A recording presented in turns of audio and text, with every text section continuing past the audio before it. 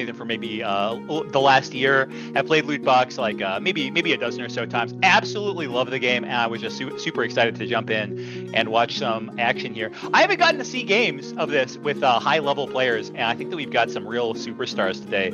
Also, really interested in picking your brain. I've been kind of looking forward to this pre-show because I'm just kind of interested in like what kind of cards you're looking at, looking forward to seeing in this game. Like, are there any pet cards that you have that you're excited for?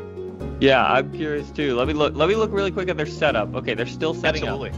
Yeah. So, early on in everyone starts with this starter deck here of these cards, and some players really like to use these throughout the game. They don't try to thin their deck. There's a mechanism to thin their deck, so I'm interested even in that part of the game. Like, will they try to get these cards, traditionally weaker cards, out of their deck, or will they just keep them, put them in the lanes and dungeons that they don't care about as much, and keep using them for economy? Before I can talk a lot about the cards, I think I have to go over some of the rules of Lootbox. It's a deck builder that's kind of similar in the mechanics of the cards to like Magic the Gathering or Hearthstone, or even things like Slay the Spire, Marble Snap. All the cards have power and mechanisms on them. And the actual game has 3 dungeons, and you're just trying to have more power in the dungeons to win either better loot or get ahead in victory points. There's also a shopping mechanic. You can dust your cards or store them for money and things like that. So we'll talk more about how it goes on, but something I'm very curious about are the 3 like brands of cards, meaning like the 3 classes. Like, there's warrior. These are the cards over here. A lot of big numbers. A lot of counter-based, some destruction, meaning controlled getting rid of other cards. There's Mage. Mage has some really unique mechanics, but it's where a lot of the draw is. And interacting with the trash, which is similar to Magic's Graveyard. And there's also like really like copying cards effects. Playing additional items in dungeons, shuffling what are called knapsack items in the dungeons. So Mage is the wild card. Like, lots of really crazy things, kind of like blue in Magic. Mage is kind of the big brain. Warrior's kind of the small brain. By the way, I don't know if you were following this. Just to interject something here, that like there's a strategy that I've seen a little bit of, like, if you're playing against a player who's like way higher level than you, you try to confuse them with a bunch of the rogue face down cards. Have you seen that? Have you seen that payoff? I just saw that, like a big upset versus DPI with a player doing that. Yeah, no, I have seen that. So Rogue has hidden cards. And there's even hidden cards in the starter deck. So having a lot of these makes it really difficult for players that are doing like card counting or power counting to really make the best play, right? There's not too many cards that let you peek. There's a starter card called Scrying or Rod of Scrying. It can let you peek at a face down enemy card, but there's very few other ones. There's something called Miner's Hat that lets you like gain counters based on it. I don't think you get to peek. I know it's somewhere here in Warrior. Yeah, Miner's Hat lets you peek on one face down in each dungeon, and then it gets a +1 and a gold for each one you do. So it's like a really good counter against them. Yeah, there it is, Mining Hat. Yeah, so there's a couple peek mechanics, but yeah, I do see, because those are rare, I do see that being an emerging strategy, a lot of hidden cards. They also do things like flip counter, like so in this card, for instance, it can transfer counters. So another sort of very hard thing to play around, because the player that gets during the reveal gets to make the choice. So it's hard for you to play around. You have to make situations where there's not enough counters out there for them to steal. Grappling Gun's another one in Rogue that's like very hard to play around because it can move anything. So these are a lot of strategies I see coming out. I'm checking on their setup. It looks like they have drawn their cards. So we're in the first turn here. Traditionally, Red has the option to ban 3 cards if they think, I'm trying to go a strategy where I really don't want my opponent to have destruction. They might ban this Trader's Knife, which is, if it's played alone in a dungeon, it can destroy something. Now, I had heard dungeon. that there was kind of a late move to make it so you could ban up to 6 items, really putting a lot of control in. All right, hands. I am back. Looks like we're off and running. Hey, Nate. I lost Clixie for a second, but I think we got him. Nate, you can help us resolve a controversy. How many cards can Red ban? 3. Up to 3. Oh my goodness, I'm already looking a fool. Okay, that's great. All right. By the way, I should always changed several note times. from the chat, music might be a little too loud at the moment. Yeah, I adjusted it. It looks like it's not playing at all anymore. Oh, it was just in between songs. Okay, there it goes. I adjusted it. Hopefully the music sounds better. We also started the chat muted, so I'll quickly do introductions again. And Nate's here, so maybe he can introduce himself. I'm actually gonna pop back to make sure that mine and Clixie in their room are good to go. Give me 1 second. Okay, well, hi Nate. Bye Nate. That was the creator of the game. I'm Tom. I'm one of Nate's friends. And I do charity streaming here and there. So I'm helping just run the stream for this loot box tournament. This is a friendly tournament. There's a small prize pool, and it's a 4-round tournament, and we'll be observing probably 1 game per round. So we're out in the round of 16 right now, observing a game from 2 players. We have, I'll put their names on the screen soon, but I believe we have Bill versus Andy. So we'll go from there. Lane, do you want to introduce yourself? Yeah, absolutely. Okay. Got it. So we're live now. Gotcha. I'm Lane Davis. I have been testing with Nathan a long time. I'm another game creator, and man, I am super excited for this game today.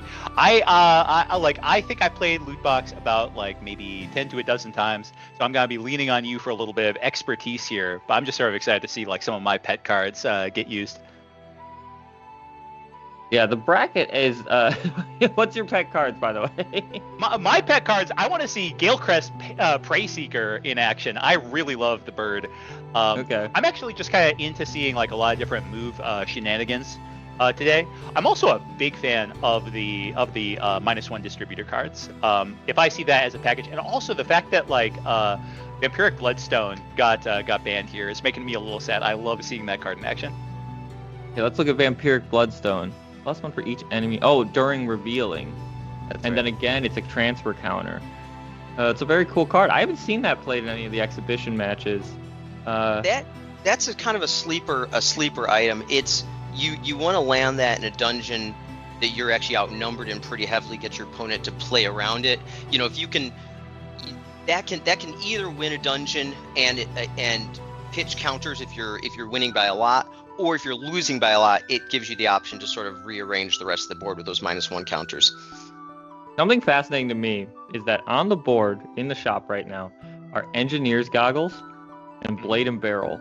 Now, some of that, those are both items I just have been messing with this past week. Buffed and nerfed. Actually, some players feel like they're incredibly strong because they have the option. So in Lootbox, you can only play in one card per dungeon per round, which means you can never close a dungeon under normal circumstances if there's 2 cards left in it.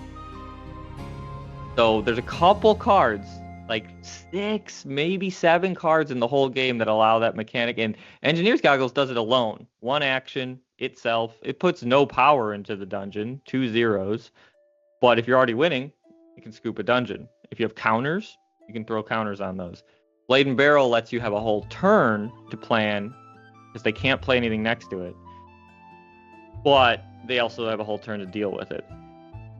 So both of these cards are special in that you can kind of get away with playing them on slot 5, or they're good at helping you close out a dungeon.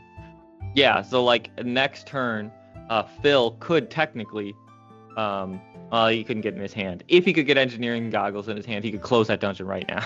It's incredible. But yeah, I'm so surprised that they're just leaving it there. I think players you'll see later,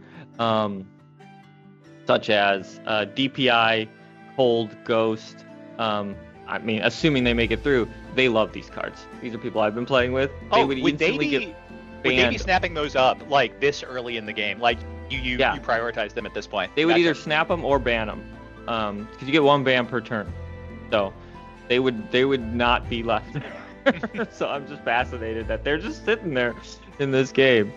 So we have a dungeon being played in right now. We have 1 power on the board. The Dusty Tome was played, gave itself +1 counter while it was played, and then we have a hidden card. I didn't catch what that hidden card was, and I'm too scared to peek it. No, it'll be a little mystery for all of us to enjoy together. Yeah, but earlier in the starter deck, it's either a 0, a 2, or a 1 that can go up to a 3 with the crossbow. I can show some of those on the other thing. So we know it's not Rogue's Cowl because it's in his hand.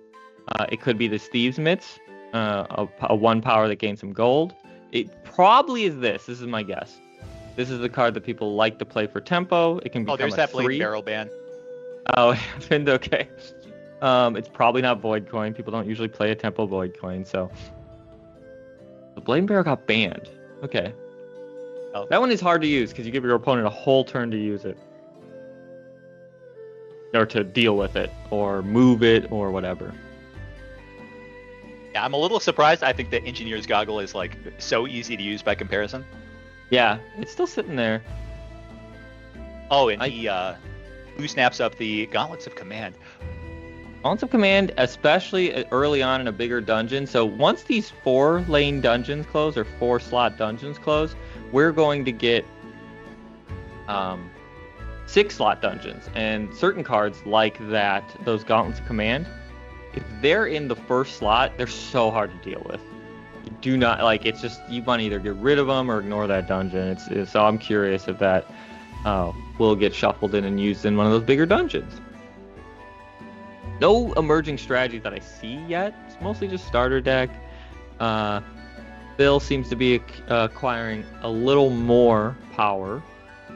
By the way, for our viewers and also for me, could you tell me, we've got Phil on the left, and then who is on the right here? Andy. Andy, gotcha. And Nate might need to clarify with me if I should be calling him Andy or LaRoupe. But I believe that's Nate's brother playing on the right. That's helped test the game. We have a couple sibling rivalries in here too. Cold and Ghost are also brothers who are both really skilled players. So we'll see how that turns out. Yeah, we have Phil versus Andy and/or LaRoupe. The Scimitar of Conduction. This is a counter distributing card. You need to have a lot of presence on the board because to get the full value, you need 4 items already on the board. Then it can suck them all up and become 4. Even stronger if they already have counters. He's blue satcheling the Vengeful Hatchet. I was just gonna ask you about that card. Like, that card seems like it is such a good mid-game card, but buying that at this point. Oh, maybe he's experiencing a little weirdness. There we go. Yeah, the deck got flipped over. There we go. Vengeful Hatchet in his hand now. Yeah, so he was drawing a little bit differently. He was grabbing all 3 at once. So destroy an adjacent item and put 3 on this for each enemy item in this dungeon. Another outnumbered card. Seems Hatchet's one of actually my favorite cards because it reads pretty broken. Reads busted. And it might be broken. But I mean, zeros are hard to get to use well. If you're playing it later in the dungeon, it's usually a 6 or a 3. You're removing. Basically, it's the enemy items are putting 3s on 3+1 counters on it, and you're removing one of your enemy items. So it's immediately going to have 3 less power than you probably read when you just look at the dungeon outright.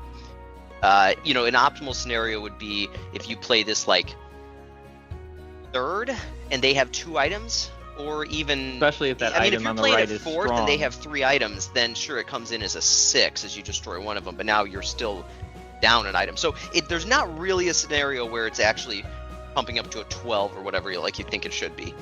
Yeah, what surprised me was Blue satchelating that at this point, like prioritizing that, like committing that big of a resource to getting this when you are at small dungeons is like it seems weird. I haven't seen it before.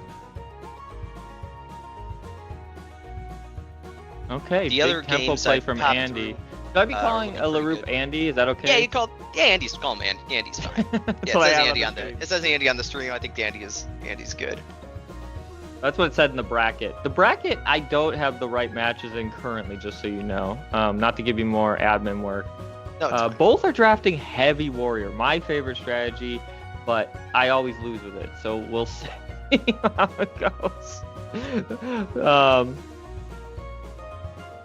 So if somebody's going heavy warrior, do either of you have like a plan that you like to go into that? Like, do you try to go into like either of the other classes to try to take advantage of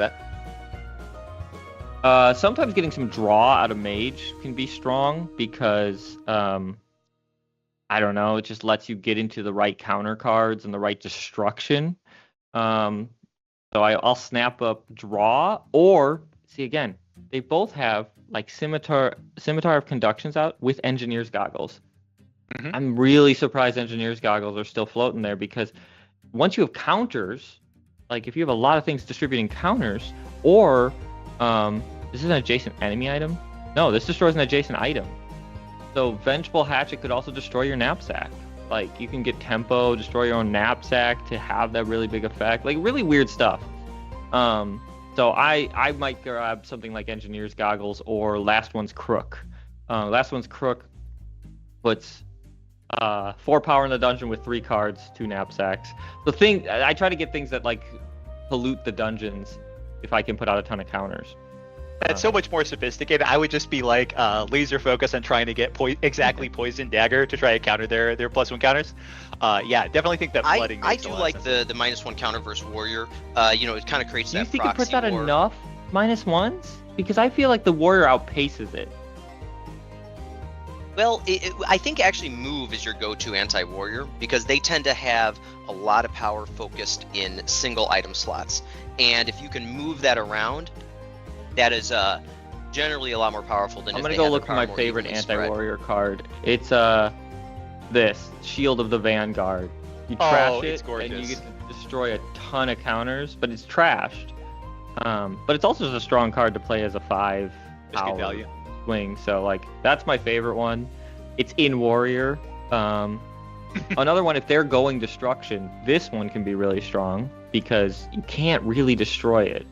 If you destroy it, it comes back as a 7. And then if you're going warrior, you can destroy it multiple times. And it just I guess it only comes back as a 7, but it is like very stalwart. And then you were mentioning one of your cards that you like is the Prey Seeker. Yeah, the bird. Yep. Yeah.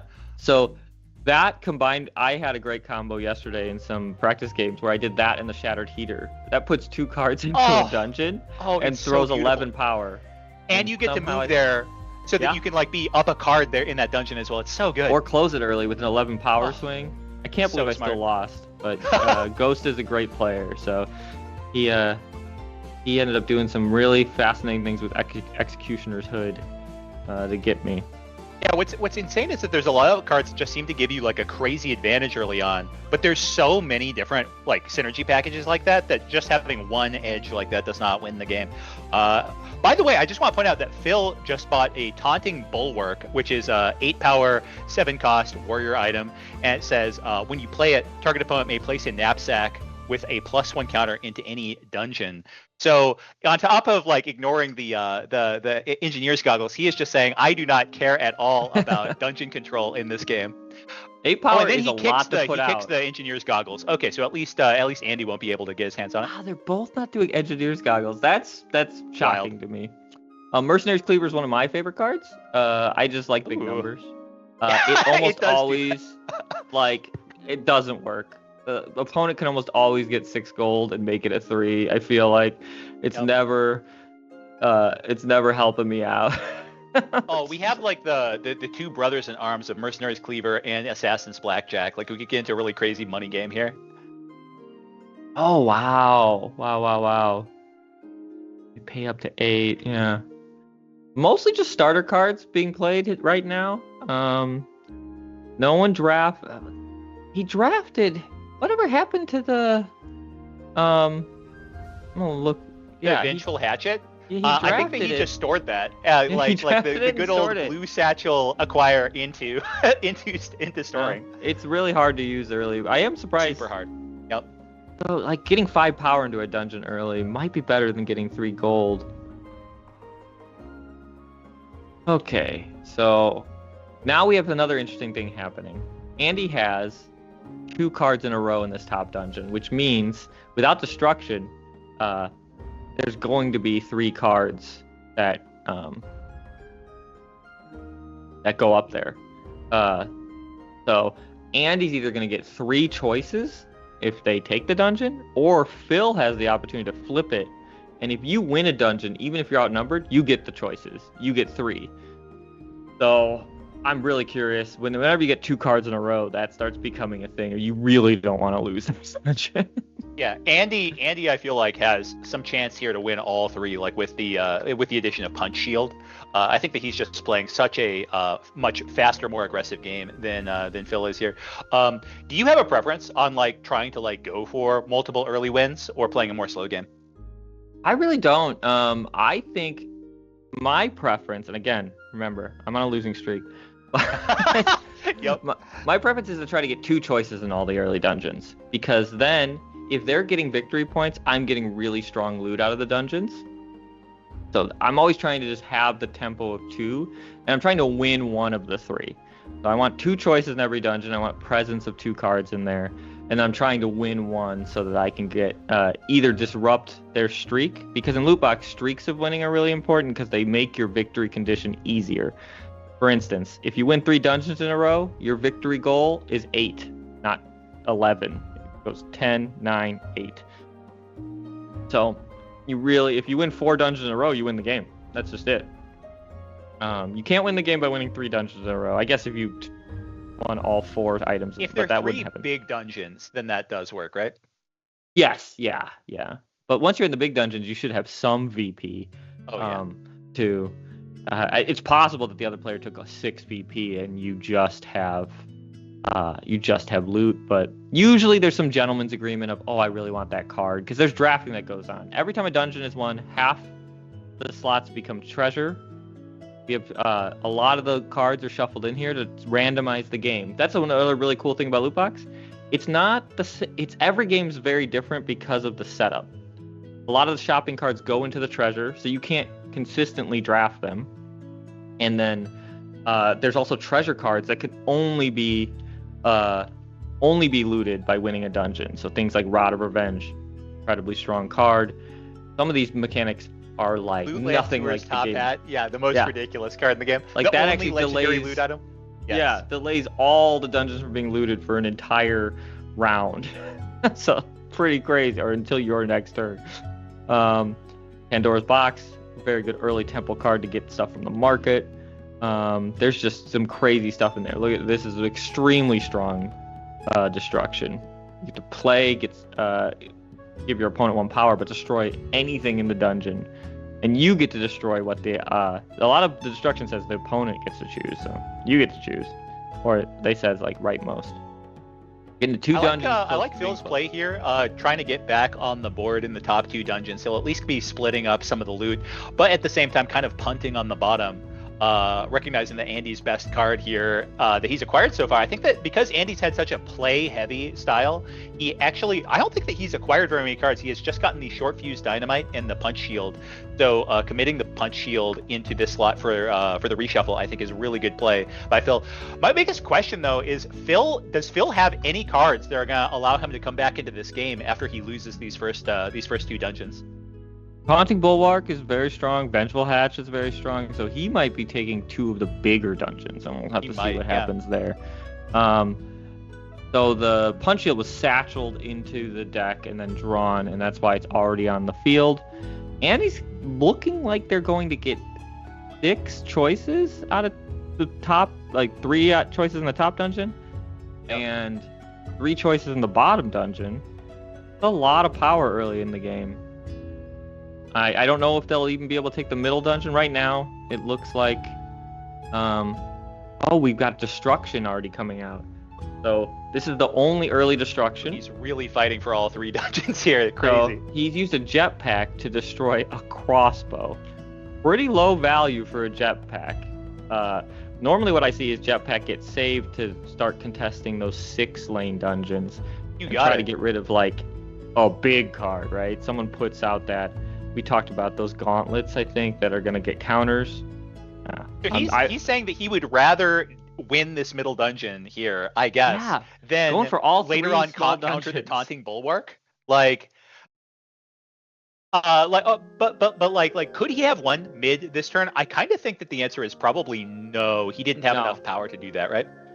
I would have sacked mid though. Just you get 2 Yeah. choices and you're gonna win the other 2, but he really wants to slow down that one. And I'm assuming map piece is going in the bottom dungeon. Oh no! Oh, interesting. He Now I put stored this it, might and be. he should be. This might be oh, like he a stored it for goofy money. idea. Wait, what? What's that? Oh, he just stored map piece. I almost always see map piece trashed or played. I don't usually see it stored. Mm.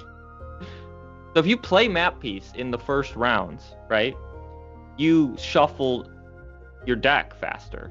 You actually get your newer cards. I think that he doesn't want to trigger a reshuffle right now because Ooh. he's about to get 1 or 2 big items from the top, Record of the top dungeon.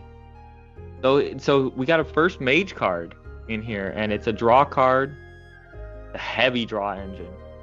So yeah, we'll see how that goes. Oh, our first dungeon is being resolved. Andy won. I think it was something like 4 or 5 power to 1. Winning the dungeon by any amount lets you win the dungeon. If you tie, the biggest tie goes to the biggest item. Biggest items are tied. It's biggest item all the way on the left. And I think there's even like, then it's just whoever has the leftmost. All right. I'm back over here. Sorry about my absentee parenting. I'm just kind of. No, you can always. Me Right, and right, Lane got it. We got our different first matches right dungeon now. being looted And, right now, Nate. Everything is going very, very smooth. Now, Tom, if this was me, I would absolutely take the Crested Great Helm right before your second shuffle, right before a big dungeon opens. I would absolutely slam that. How about you? Yeah, I think that's the one I would take. I got 3 choices though too, so that's pretty. If you take an item, you're opening up That's right. VP. So I would take the helm. Taking VP. So I think that's a snap pick of the helm for Phil, but we'll see. Yeah, easiest choice of my life, absolutely. But these are, I mean, these are hard to use. Yeah, I take the helm. Okay, the helm gets taken, and then actually, I don't like those treasures. I would dust those for. You would at this point go for the dust, huh?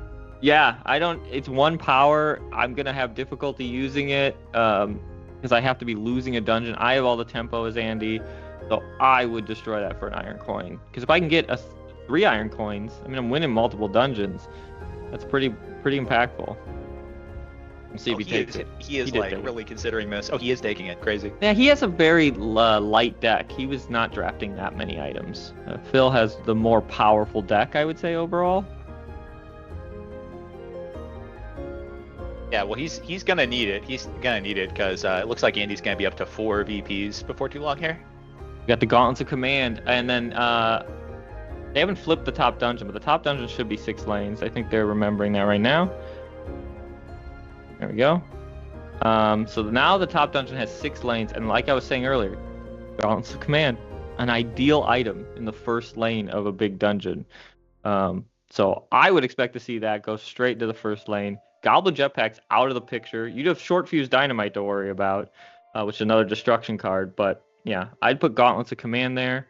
I'd probably trash my Void Coin just for the money. It would make me 5. Let me buy any 5. And I'd probably Vengeful Hatchet the Punch Shield. I think that'd be bottom? my... Red Yeah. hot. Yeah, absolutely. He's in a great spot here. All of a sudden, things are kind of turning around for Phil. The Punch Shield Vengeful Hatchet play flips that dungeon from being 6-0 to being probably 3-3. Oh, this is gorgeous. Yep. 3. 3-3. Also, would slow... you I would absolutely buy the Mercenary Ring this turn. I think that Oh. I think that card is just so hot in general, and especially with what he's got going on. They both have destruction. Yeah, Mhm. for sure. I think that would be a good purchase. And like I said, Gauntlets of Command, one of the ideal leftmost items to be played. Now, anytime Andy wants to play in that dungeon, he's giving 1 power away. Yeah, and that thing well, basically gets to a 6. If they go play for play, that thing's a 6. and it's warrior, so power tokens are also currency. He can maybe Scimitar of Conduction, put more counters on that, suck them up. He's got a lot of different things going on. Oh, he grabbed this Bear's Maul. I still can't believe Engineer's Goggles was left. Did no one ever take it? Is it sitting up there still? No, it got banned. It got banned. Oh, okay. That's my hot take. Yeah, Engineer's Goggles should be snap pick.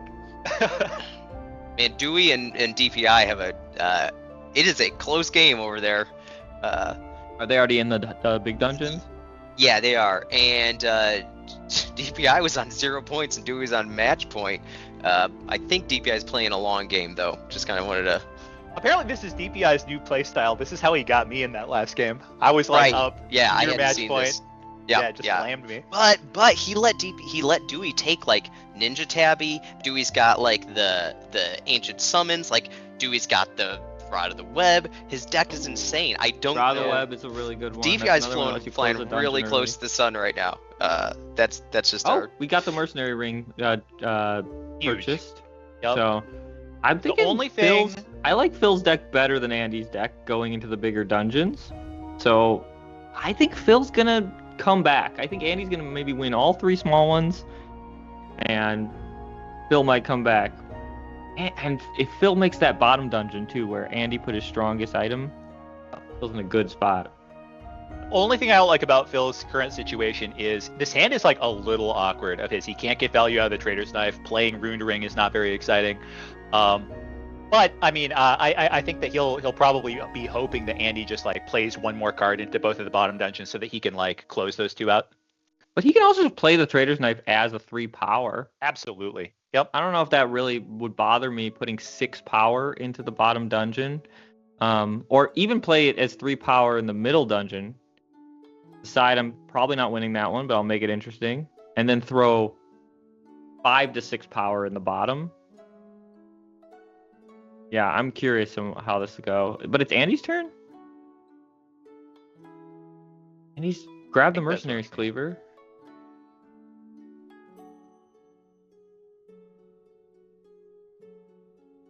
Yeah, he drew those, and what are those gonna do?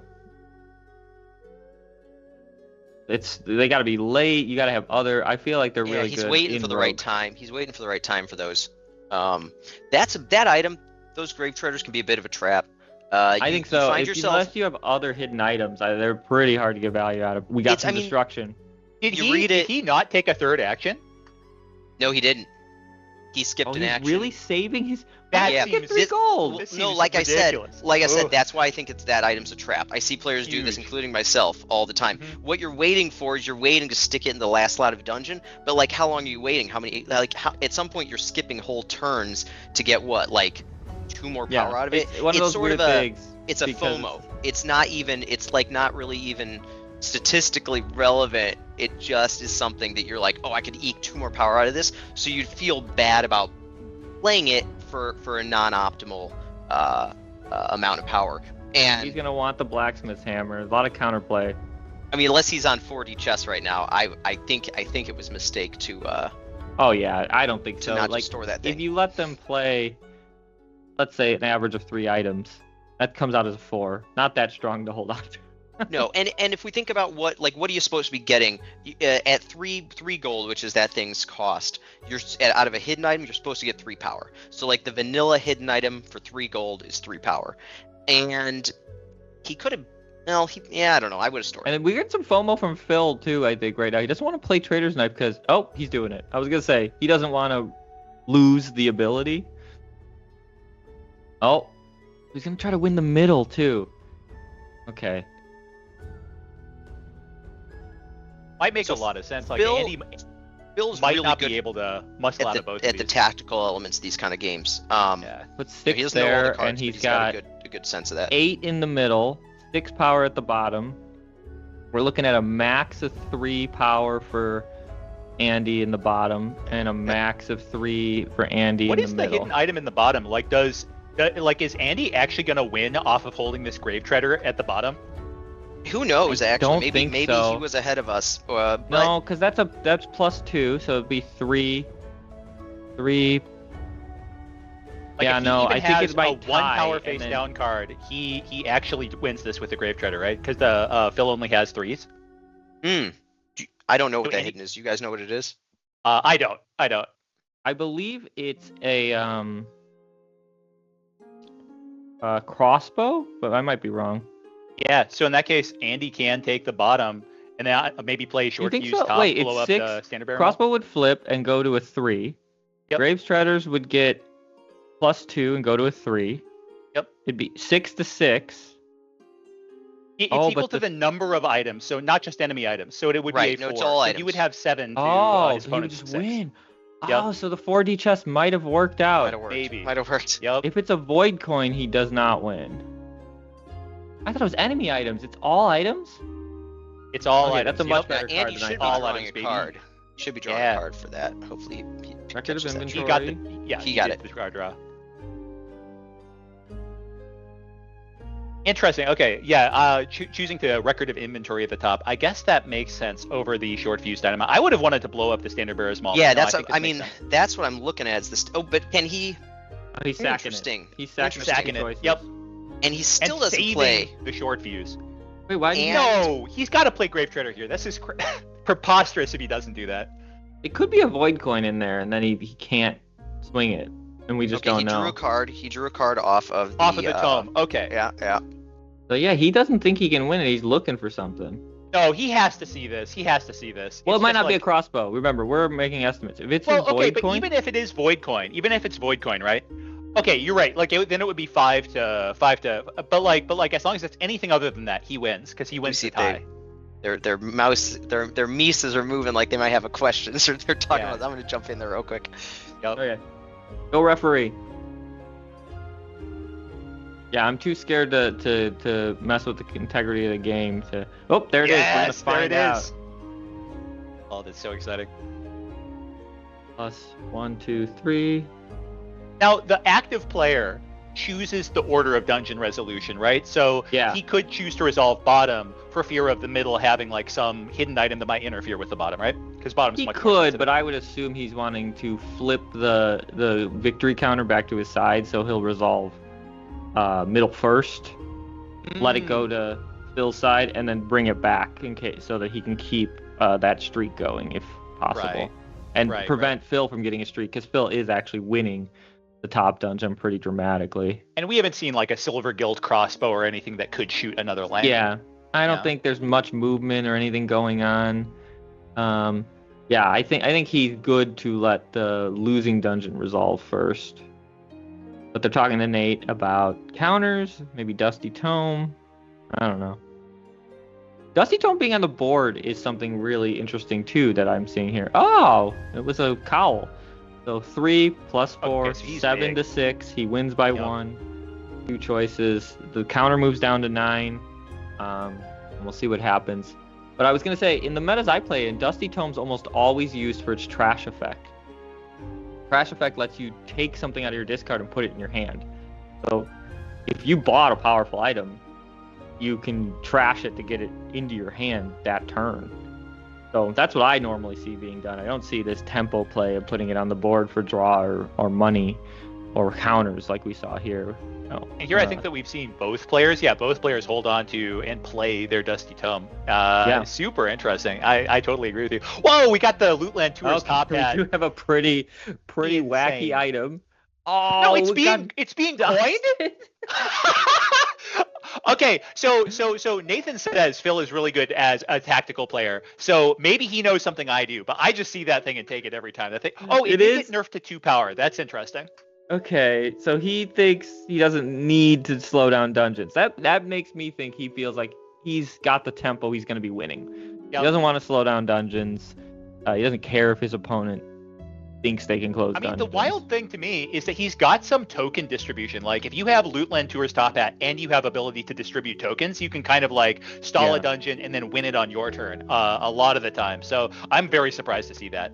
I will say I think it is a tiny mistake the order of the dungeons were resolved. I agree. Because now the thing's on the other side, but tiny mistake. I don't know if it'll ever matter. Sometimes I can change match point, though. That's a good point. Nautilus Ring, I would say, is one of the weaker ones of the treasures, but in tokens... Hey, it's pretty good. It's pretty good with Lootland Tour's Top Hat, let me tell you. Yeah, I mean, we've got warrior cards. That's the meta. Yep. Warrior or rogue it's best in. It's weakest in mage, so now we got that coming out. I know Nathan is not around, but I'm so curious.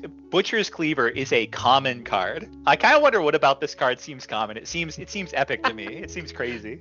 But treasure cards are sort of like all kind of 9 power, 9 cost in their way. Did they They got rid. No way. Okay, why not These people are renegades.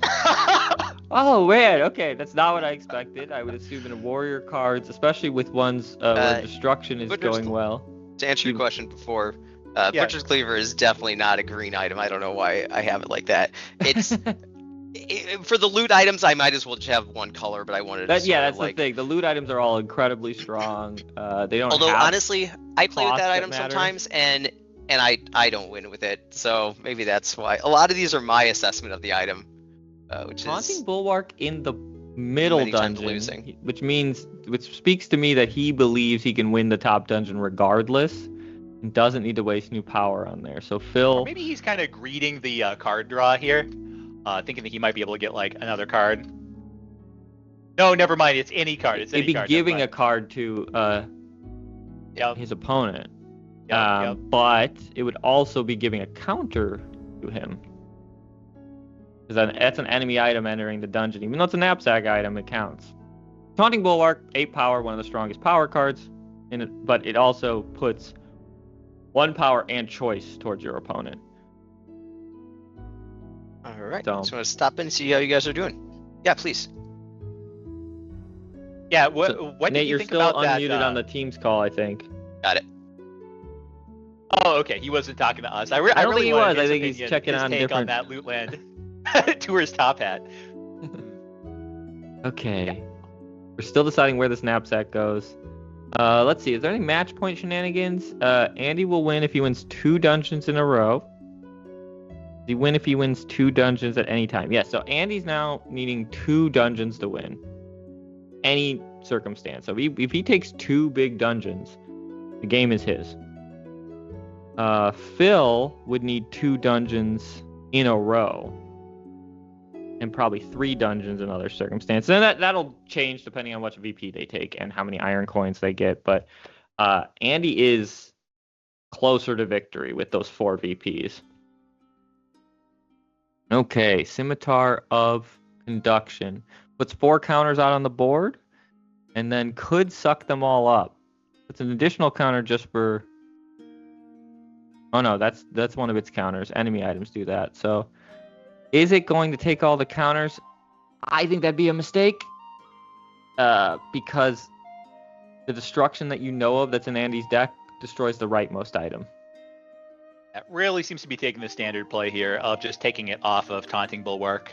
Because that thing's like powerful enough to hold. Yeah. Actually, does Andy already... Yeah, this is the moment that I was really looking forward to. Like, Andy has already used his Goblin Jetpack and won't be able to hit the Taunting Bulwark here. Well, he can get it with the Swordfuse Dynamite. Oh, that's so true. So, and the Swordfuse Dynamite, unlike Jetpack, is reusable. You play it, he can put it in that top dungeon, hopefully get it back in his hand before the game's over, and use it twice. So, some destruction kills itself. Short fuse, I've seen it destroy 3 cards in a game, so we'll see. Destruction is not permanent in Lootbox. It's very, very rare you can send something to the trash. So when you destroy something, it just goes into their discard, but it is a way to flip power really hard. Looking at the stream, checking everything out. What an amazing start to this tournament. I mean, here, like, jumping into this game where I don't know if Nate was expecting these guys to be, like, end-game contenders or not. So I don't know if, like, we're a higher or more middling player level here. But, like, this has been a really exciting game, for just, like, jumping into a random one. Like, I feel like my opinion has changed on who's going to win here a couple times. Yeah, I don't know. Yeah, because I was thinking Phil's in a commanding spot because of the better deck. But, and he's just got to win 2 dungeons. And so he can lose 2 dungeons during that. But keep in mind, Phil can get an iron coin. You can almost consider, again, if he deems those items not as effective, he can eke out, and he can essentially put himself in the same position as Andy is right now, more or less, by buying a victory point if he nukes some items. See what he does. Yeah, What and is also he Andy's might get plan 4 here? choices. Yeah. He's opting not to short fuse on the 8 power item. I wonder what his angle is here. So what is he thinking to destroy then? Maybe slow down the top dungeon at some point? Let me look at short fuse. It just is free rightmost, just in a different dungeon. Even in its own dungeon, but it would kill itself, then that'd be weird. He doesn't have any kind of an angle to win top at all, right? Like, that's just kind of I guess he's not behind by a huge He amount. short He's fuses behind by it 7. and throws out a mercenary cleaver. I know Wait, he's got sorry, that 7 power. One sec. I can't hear. Sorry. You can always mute the teams via Windows Mixer if that helps you.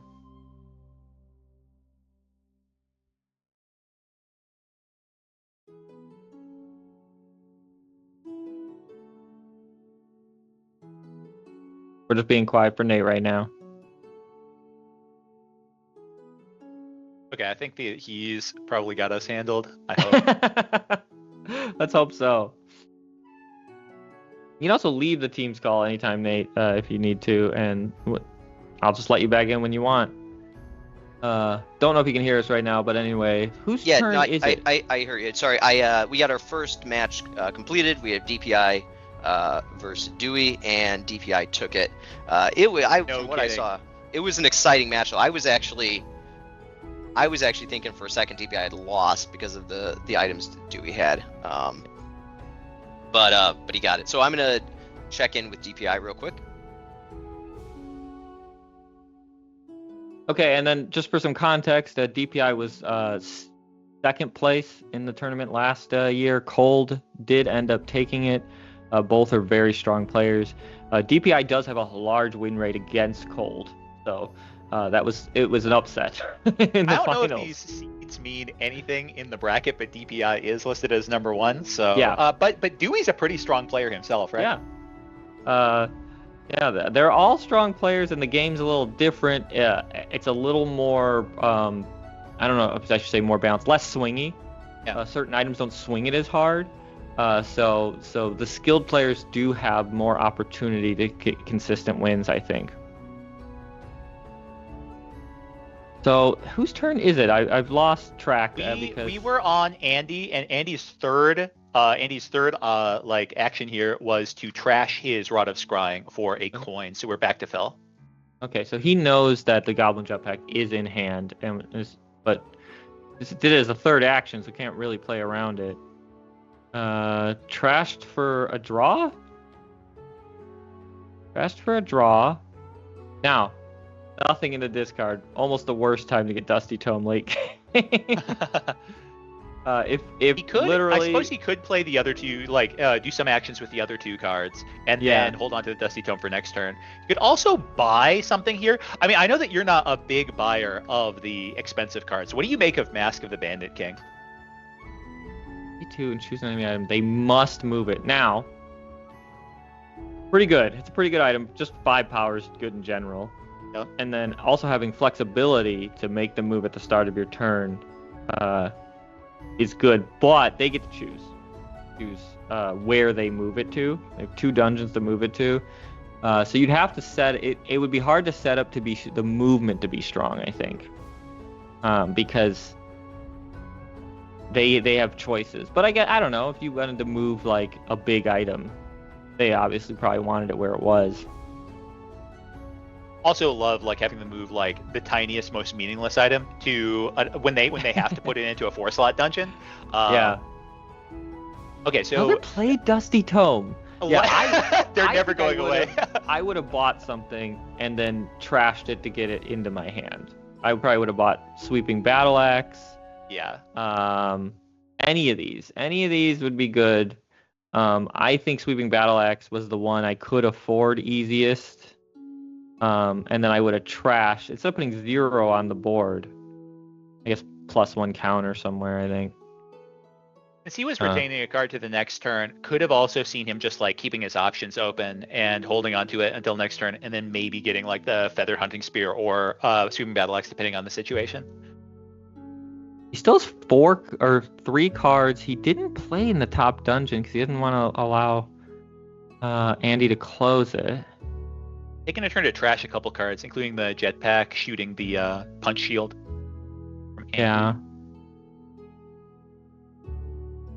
Trying to see where this is. I mean, I'm assuming Phil wins the top dungeon, but the other ones, is there a possibility of killing the Bulwark? He already kind of lost his chance to do that. So he probably has to contest the top dungeon with some destruction and strong. So that would come out as a 4 if he destroyed the Scimitar. So he'd have 7 to 8. If he destroyed the Scimitar and put the Grove Treaders in there.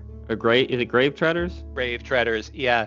I guess if he puts them top with the Nautilus Ring bonus, he is technically ahead on top, but then all Phil has to do is just play any dork up there, just like play the Mercenary Ring, and I think he takes it. Oh, wow. He just played it. He didn't do the destruction. I thought for sure he would do the destruction to both give him the opportunity to close the dungeon, because now he puts initiative over to Phil to close the dungeon.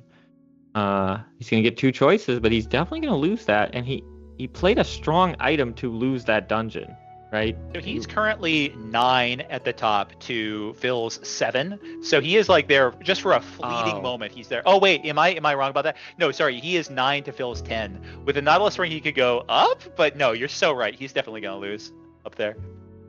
I think he's gonna try to win it though. I think he's gonna put counters on that. But giving the initiative over. Yeah. I mean, I think just with trashing Basic Sword for some counters and playing Mercenary Ring, I think you're going to flip that. That's putting 5 power up there. I think if he puts all 3 counters, it makes it close. We'll have to do some counting. It is so hard to fight uphill against a Gauntlets of Command like this. Like you nailed it. Like that card is super strong in this situation. And it's one of those like slightly luck-based things. Like it could have not been in his hand till now. He drew it right when the dungeon opened. That's what you want. Good luck with that, but he also drafted it, so There we go with the trashing of the Thieves Mets. Yeah, I'm worried for Andy here. I feel like he's throwing good money after bad with this Nautilus Ring. I feel like he just has no chance. All Phil has to do, I think, if my count is right, is just play anything up top. Yeah, I think the Mercenaries Ring would do it. All right, we had our second match finish, Brambles and Cold, and our first upset of the tournament. Brambles took it over Cold. Cold, the winner of the last tournament, Cold is out was in round the winner 1? of the last tournament, and Brambles got him apparently with an abstract strategy. We'll tune in later with them to find out more about that. But poor Cold. He's been practicing all week. it's well, I don't know. My I don't actually have any money on it, but my bet is on Ghost to take the tournament. DPI would be I think another strong player. But really, I was saying earlier, the game is less swingy than last time we did the tournament, so it really could go anywhere. I think a lot of the strategies have changed, and there's a lot more looking at the board and playing toward it. Phil just remaining confident up top, not scared of that face down card. Yeah, I think he'll easily take it here. Why do you get a +1 on Mercenary Ring? We're coming up on the half-hour mark. We're just fine in terms of time. It looks like it's because of the Vengeful Hatchet. Oh, so he just did it for money. The really. real misplay, I would disqualify him, is he didn't put a counter on his Gauntlets of Command. Oh wait, no, Oh, yeah. it's an enemy item. Oh, I'm so bad. There we go. Disqualified. You are out lane. I'm out. See you guys. Wait, why is there not a bunch of counters on Gauntlets of Command right it's now? because when Andy played the Nautilus Ring, he put 3 neggies he removed onto them. Gauntlets. Ah, All right, I but what do we still got think here? We Phil got won it, but 6, 7. they Yep, took all the Phil took power that. away too fast for me to see. I think Phil won by Yeah, one or Phil two. got that. Which was a calculate, like he could play around the strongest power hidden item, which was Grave Treaders in that case. So even though he didn't have perfect information, he could play around the strongest one. So it was just as good. Toma Power, just a solid Spicy ones here. card. Super good. Curse Doubloon, haven't seen it function too well. And what we heard just was responsible for an upset, a knapsack card. Oh, Do you have to destroy the satchel? You have You to gotta. destroy it. Yeah. Interesting. But you can close a dungeon with it. It's just a 4 power. You don't. That's the other function of it. Okay. Yeah. He's gonna take all 3 VP. Oh, he gets a 4th choice. I would assume we get all 3 VP and then a iron coin, but the satchel might come in too. It's a solid card. I don't think he's gonna put the Cursed Doubloon in his opponent's deck.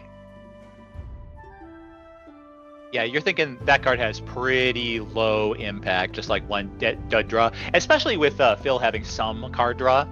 Yeah, Okay. you totally called it. If they have a lot of like mage cards and they're drawing a bunch, that can be nice to muddy their deck. But okay, so we've got Phil ahead in the middle dungeon commandingly, and again, Andy missed his opportunity to destroy the taunting bulwark. So there's that going on. We've got Phil also pretty far ahead, 6-2. No, probably 5 or 8-2 in that bottom dungeon. So I think Phil just needs one more win now. And if it's in a row, has flipped this game on its head. Yeah, after what looked like a questionable start, yeah, Phil is looking pretty unstoppable here. I guess if you were Andy, what would you be looking for to deal with a situation? Like, does it have to be like a Executioner's Helm or something that lets you kill that taunting bulwark? That's what I'm trying to think. Okay, so it's only 8 power. So Right. I might play my Mercenaries Cleaver. Ooh, this is a cool play. I like this a lot. So what is he gonna destroy? Probably the Vengeful Hatchet would be my guess. Oh, because of the situation, it can destroy. It's almost Sneaking never the gonna destroy dynamite? something in its own dungeon. Yep. Okay, so he's gonna be able to slow down that dungeon. Yeah, that is a good play. That is a Basically, put the dungeon at equal power. yeah. Also, that's Phil a good does not play. have much money. Andy might be able to start contesting mid with this. That's what I was gonna say. Mercenary I'd play the Yeah. Vengeful or the Mercenaries Cleaver, and you're getting Huge. close to power on there. Yep. He If can spend Andy, his if iron Andy takes coin. 2, that's game. So as well. Either so it's- takes 2, yeah. Right, Or and actually, he Phil must can he take the must next take one. 2. In fact, yeah. So Andy either takes both of these, or well, No, if yeah. Andy takes 1 and then Phil takes 1, we go back to. It depends on the order. Andy little resets the flavor victory. win on the Merc Cleaver. You can actually make it go negative by paying enough, so it flips sides. Because it's a Keeps the mercenary. iron coin. I think that's a mistake. You don't need the iron coin. Doesn't change your VP math ever, does it? Because if you win, the count. Maybe I'm thinking wrong, but I don't think the iron coin at this point changes your VP math. So you make that a 6, not a Yep. 7.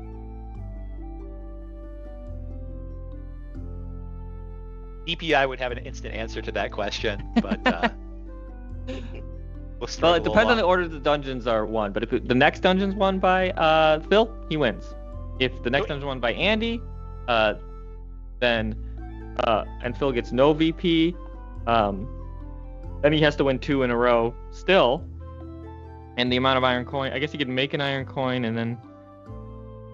Okay, no, that still makes it 2 wins in my book. I don't know, but I'm bad at VP math, so maybe he made the exact right play. Interestingly enough, we now have Andy with a 1-point advantage by my count in the middle, and probably with a tie at the bottom. If I remember what the face down item is correctly here. Phil has the tempo, but I don't know if he has a great play in the mid. Not a lot of like super high power items here. Like he might choose to risk it and just slam the standard bearer small middle, but I don't know. Raider's Knife has destruction now. Yup. But it's in this dungeon. No, doesn't. No, it's the only item, so it goes off, but then there's nothing in that dungeon. But let's see. So if you tempo play that at the top, doesn't matter. It just comes in as a 3, but it could give you that extra counter on the Bearer's Maul. +1 on any item.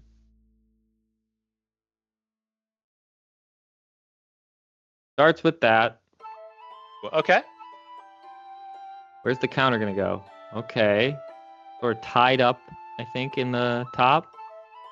Tied up in the mid. Yep. Absolutely.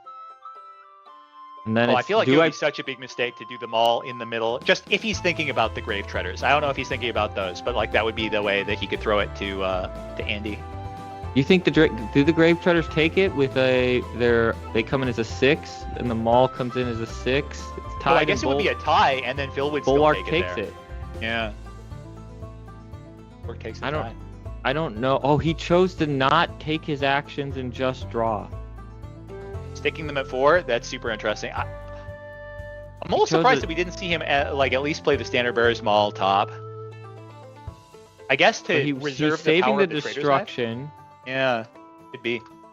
What's the scroll of warding? I did not see this get picked up. More destruction. It must have been loot. I don't think it was purchased, but maybe I'm wrong.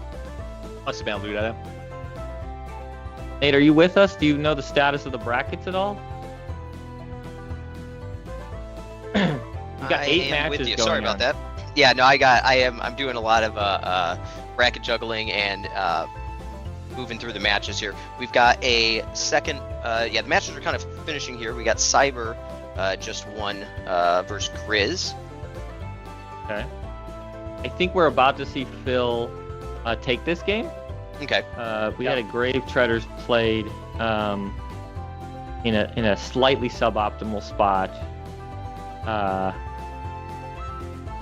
So I believe just with a triple play and closing the middle dungeon, he wins. I might be miscounting that. No, I think you got that right. I think he just has to play in the middle with +2. And he's been calculating Grave Treaders correctly every other time. So I think he also has a move where he could win bottom off of using the Scroll of Warding to trash the thing in the middle, using the Crested Great Helm to put counters on things, and then double playing to play the Snare Bearers in the bottom. You wouldn't be able to, just double playing, just 2 plays. Yeah, just Trader's Knife and. So that's what he's going for. He's going to win the bottom, it looks like. We'll see if I'm right about that. No, he's slowing down the mid. That is yeah, but this does win bottom is my case. Yeah. He can put 2 counters on, so he's gone up to what we think is. Oh, whoa, Judge, get him. On up to 2 items, not 2 counters on 1 item. Oh. Let me see some. Well, who did that? It doesn't actually matter, but yeah, this should be the end of the game. Unless it's not a tie break, so that counter could be on any item. Standard Bearer's Maul is a 5. That got its full value, strongest hidden item he could have played, and I think that 5. should be game. Yeah, that's 16. I apologize if this. Supposed to be doing this for the whole each dungeon. I'm remembering now, but I'm just doing it at the end of the game. We have an animation. Just if you weren't aware, we do have animations for this. It's been so difficult to keep up with the counting of the power that I forgot about the animations. All right, well, I'm gonna pop in there real quick. Okay, and I don't know if the bracket is correct. I am going to switch to the bracket. You can still hear us. You won't be able to see us right now. Let me see. See, this bracket is not up to date, so I might need to get a new bracket because we just watched Phil play against Andy, and I know that Cyber played against someone other than Ghost, I'm pretty sure. So I think Cyber played against Grizz. So I'll go back. If you hit refresh, it might actually be up to date. It is up to date for me right now. Oh, that's my fault. Okay. There we go.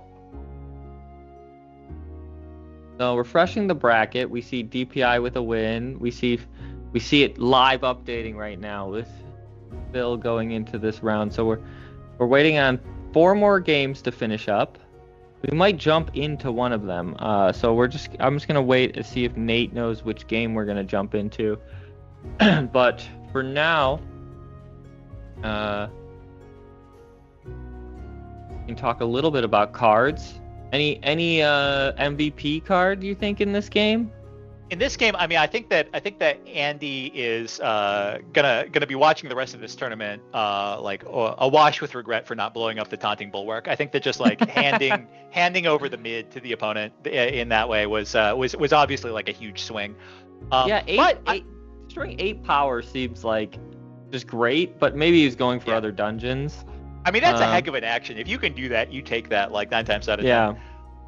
But a lot of times I do see players say like, oh, that dungeon's lost. I'm just going to focus on the other 2. Yep. But then that game evolved and he tried to take mid with the Mercenaries Cleaver. So I don't know. Most lost potential. I don't know if it was a misplay, but all those Dusty Tome plays, like I was just ready to see something scooped up out of the discard pile. Like sometimes as like, oh, I'm losing, I want another choice. Sure. But like to get a card anywhere from your discard in your hand, especially when your discard you bought 3 or 4 things, I feel like that's what you want to use it for. Or you can buy a thing straight up. Temple Glaive, for example, 7 power, just being put on the. You can put -4 on your own stuff. Let me read these keywords. This is up to 2 items, and this is among items. So among items means you can put all 4 on one.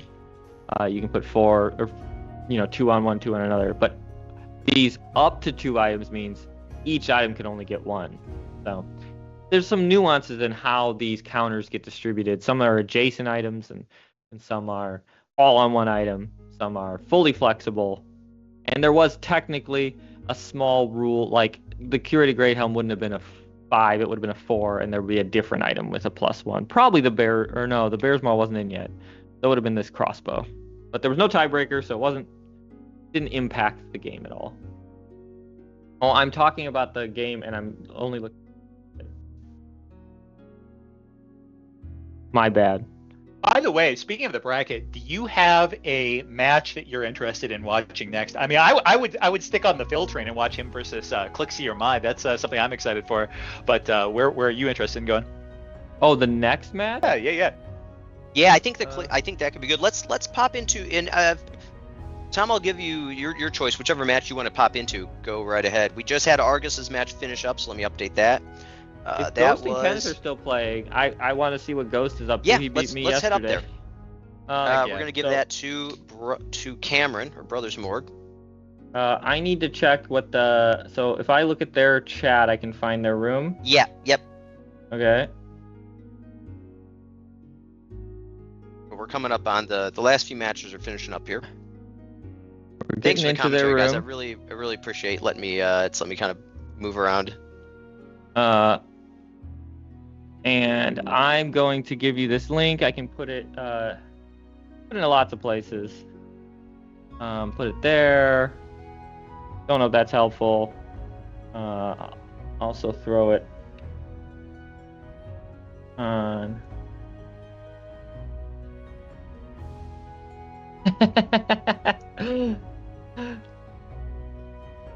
Oh man, we were doing some BP math with DPI from a previous game. Okay, currently I've switched us to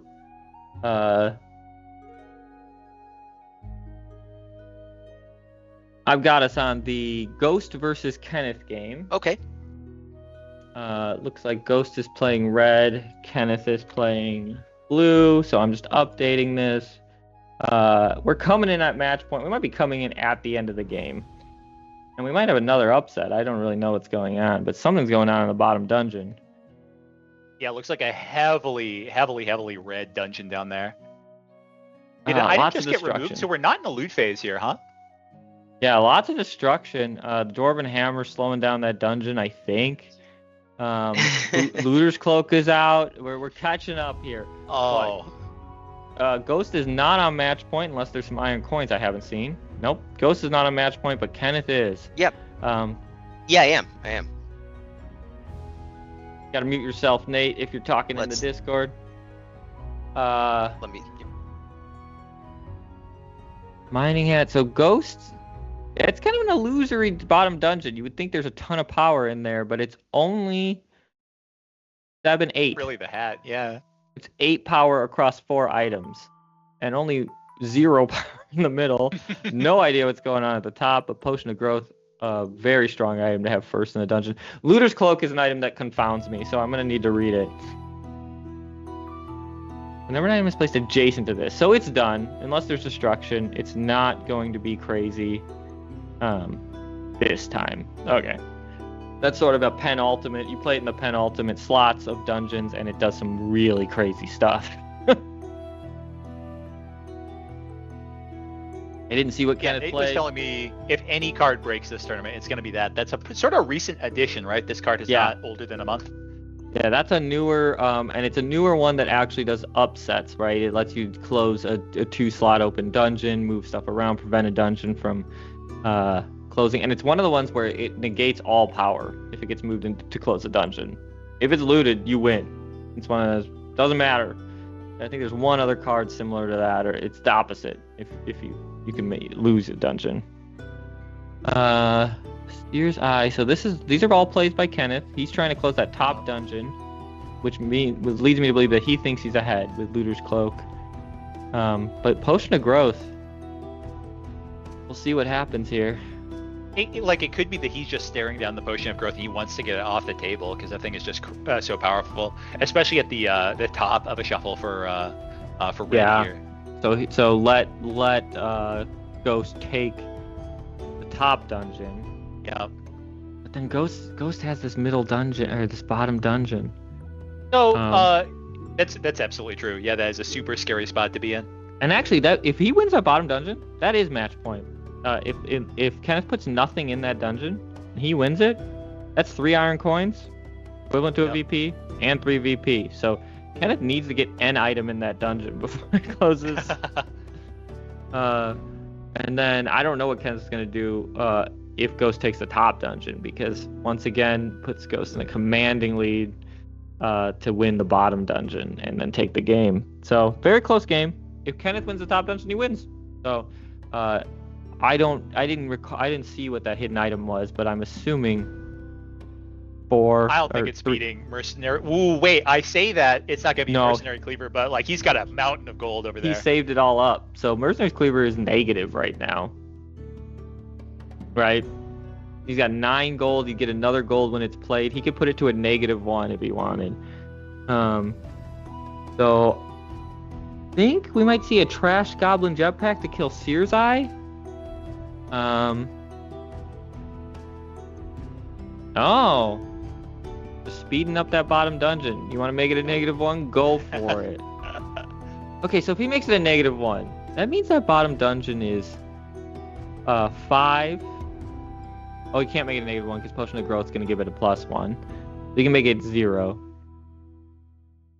Yeah, and I don't think that allows Kenneth to take it over. Like even with the Staff of Trinkets, for example, he would only have 7 power down there compared to the 8, 9 of Ghost. We got 5 + 1 + 1. It's 7, and then just 7, 8.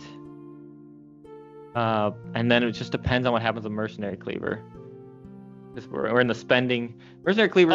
You know what? I think the math. DPI was just told me. Yeah, I think the math is off on Mercenary's Cleaver. He can tank it into the negative, so it can go all the way down to -3 this turn.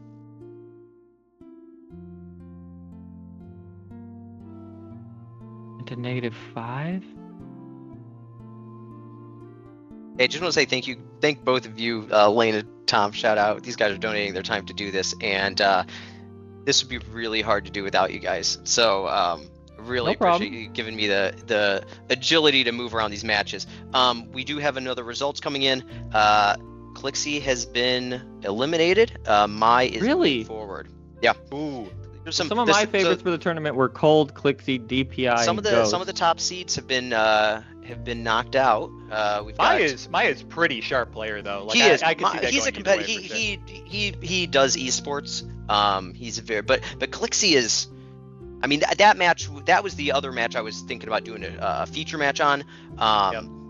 But it's just been such tight play across the board that it was a tough choice. But yeah, I've had the opportunity to kind of move match Ghost to match, is looking and through they've the all been very trash exciting. or the discard. I think Ghost needs to kill that Seer's Eye, Oh, look at and that. that is the play we're seeing right now. Now, this is a really weird situation of Ghost might lose the game right here. I do not think that he doesn't know whether or not the bottom can be flipped. But I think he's pretty confident it can't, or at least he's done everything he can to make sure it's not flipped. But he doesn't lose on the spot if he puts one item in there, right? That's the thing. He has to have the wherewithal to put one item in there. This so is like that... the hero doubloon. This is what the doubloon dreams of being able to do. A useless play like this. The cursed doubloon saying, "No, I stand against the iron coins." Yes, I am worth something. I am technically an item. Oh man. He's drawing for something. I don't know the status of the board. He might have engineer's goggles. He might have something that's gonna let him do something strange. But I don't think so. Blood-soaked vestments is one of those. Another item is destroyed. No destruction though I see around. You could see the legendary blood-soaked vestment kills itself so that Hoarfrost Hatchet can stay. It's I love How does that item. work, by the way? Does What? that actually stop Hoarfrost Hatchet from dying if you blood soak? Yeah. Because like it's an Yeah, ongoing totally. ability, right? With Yeah, Hoarfrost, so it'll yeah. just die at the next time you check for state. It would die Yeah. the next action phase though is Yeah. the problem. The next action phase. Okay. So it dies only one time per action phase? Yeah. Okay. During each Because action. I said during. right. You might need to It's clarify during, it's that. during That's a each action fringe. phase. So it is fringe, but yeah, it's each action It is. phase that happens or can happen. So it would kind of be at the start of your action phase. If it had 8 power and was still somehow on the board, it would just blow up. How much money does Kenneth have? Could he possibly Staff of Trinkets and use Shield of Templar to double its power enough to win the bottom? I mean, he can't You do may that pay anymore. equal to this item's power. I don't think so. Shield of Templar would go up to 2. This would be 4, be a 5, and then he'd have to spend. He could pump it to 11 power, which is. I think he could. I think he Oh, could. look at this. Bananas. We're about to. Ooh, we might be about to find out. Okay, that's a thing. He just plays it to punt on the bottom, it looks like. Interesting. He couldn't get Wait. it up high enough. No way does he punt with Staff of Trinkets. He holds the doubloon. He holds the power card, the doubloon. The doubloon's going to win something else for him. I think the doubloon can only sell for 1 coin though. Or No, but I something. think It only... he should have played it. Why do you play? gotta Oh play the right. doubloon. Oh, that's If you're weird. just punting, you play the doubloon, I think. It's true. True. Yeah. Although, Maybe he this wants could be a Staff of flavor Trinkets move. in his Maybe he discard. really He wants it hates back. He Staff wants of it back in Trinkets his like I do. discard. Yeah, he wants to shuffle it. That's what it is. Okay. Okay, so Ghost doesn't win. There's VP math to do here. I think he wants to take 2, but he might want to take all 3. Hey.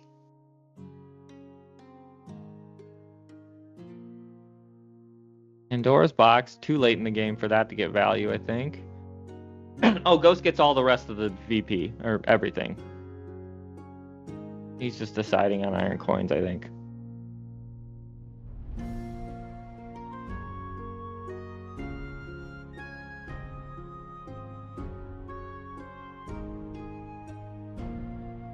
All right. Turning attention to the other cards here. Is that Hoarfrost Hatchet going to die? I feel like, ooh.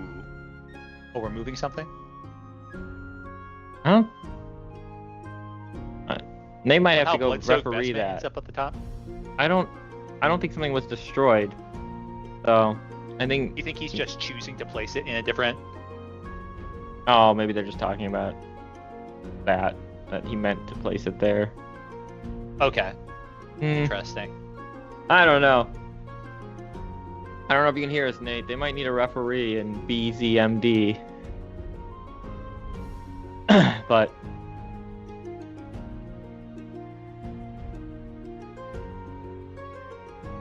Oh, okay. DPI says a illegal play happened. Oh, so they're discussing like could he have right because he played the map piece to draw and then Blood-Soaked Vestments in the middle on the same turn. Yeah. Totally missed that. Yep. oh, I That's a missed great it too. pitch. Yep.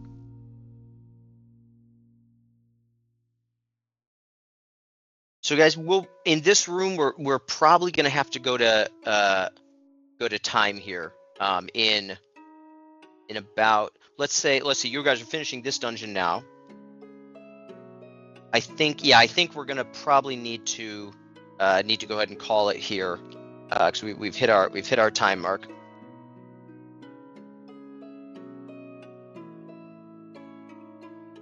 Well, I'm not sure what that means, but I'm gonna Yeah. I'm gonna look at the bracket a little bit.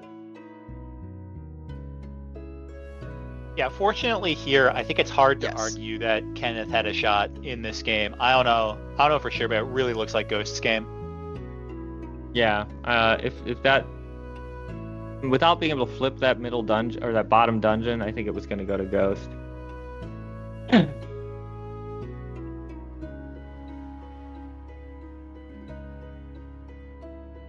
I'm actually gonna leave the bracket on the screen and go grab a water. So I'll be right back. If you have another game, if you're organizing games, let me know. But it's gonna be displaying the bracket and music and your voices. So I think we'll just go to. Are you guys okay with that? After this dungeon, we'll.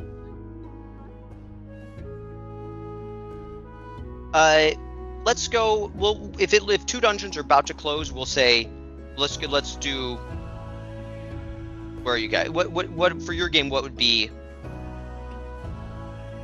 the end of this turn? Okay.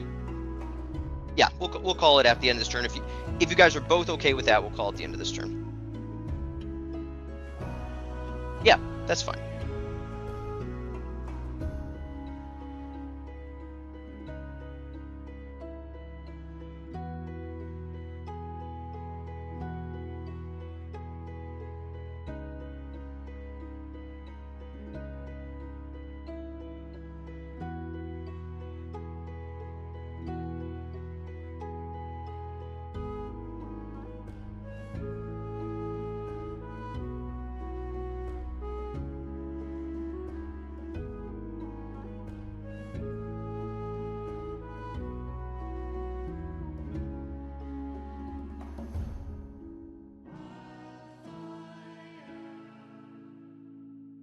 Hey Lane, can you hear me?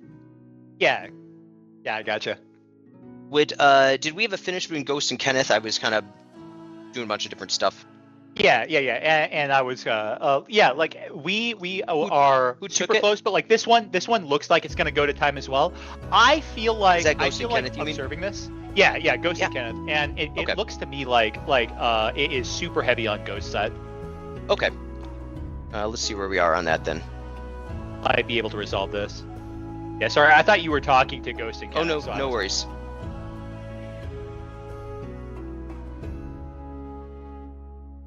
Oh, this is the end. We're looking at the end right now, I think, right? Yeah. Okay. Yeah, I think Ghost takes that.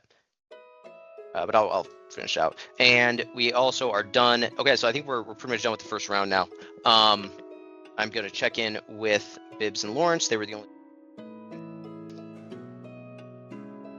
I'm back too. So All right. we're So, calling the Ghost Ghost and and Kenneth- Kenneth game. I think I don't even think we need to call it. I think Ghost just takes it. Ghost got Cool. it. Yep. All right, so we'll update that. You can play my And then seed. Bibbs and Lawrence, let me check in with them real quick and see who took this, because they went to time, so it was going to be going to the next dungeon here. or this dungeon, I believe. Let's see, be right back, and I think we'll then move on to our next round. Playing my Red Winds thing, but there might have been destruction that are slowing down. Yeah, it might be complicated. Oh, we did get to see a Prey Seeker at the end here, but unfortunately didn't really end up mattering. Your favorite card? Actually, I feel like my favorite card is actually this is such a boring one, but I really love the Plague Cape. The Plague Cape is so simple and it's just so strong, and it sort of like leans into this this -1 strategy. It's like the one card where if it pops up, you will be heavily tempted to get make -1s. So it's in Rogue, I assume. And Yeah. Is it a? I don't see it right now. It's called Cape of Venom. It's Cape of Venom. It is a 1 power 3 cost rogue item. It says play, distribute 2 -1s, and then put a +1 on this for each enemy item with 1 or more -1s on it. Okay. Yeah. I One of remember those this. Okay. cards that is both a nice synergy piece, but it's just like perfectly capable of being a great card by itself. And so this is like one of the early signs that you might want to go into -1s. Yeah. So in our group we got Twisting Knife, Oh, Necrotic Dagger, mhm. Cape of Venom, and then I think Snake Tooth. That one's a little less so, but I know Oh, yeah. Twisting Knife and Necrotic Dagger were really big. What do you with feel the about silver- Alchemist Belt? Alchemist Belt, is that another rogue card? It is. It is, Minus yeah. 1 pip. Capture that many counters. Oh wow, I think that's really strong. Yeah, it just gives you a stupid amount of control. If I get that and the Cave of Venom, oh my goodness, it's gonna be a good game. Oh, Alchemist Spell is great. It wasn't on my radar. And I'm a player that that doesn't econ enough. So that is a big problem in my games because I'll like buy these items that have cost values on them. My favorite one to buy, of course, is Gearwork Helm. Love the big numbers.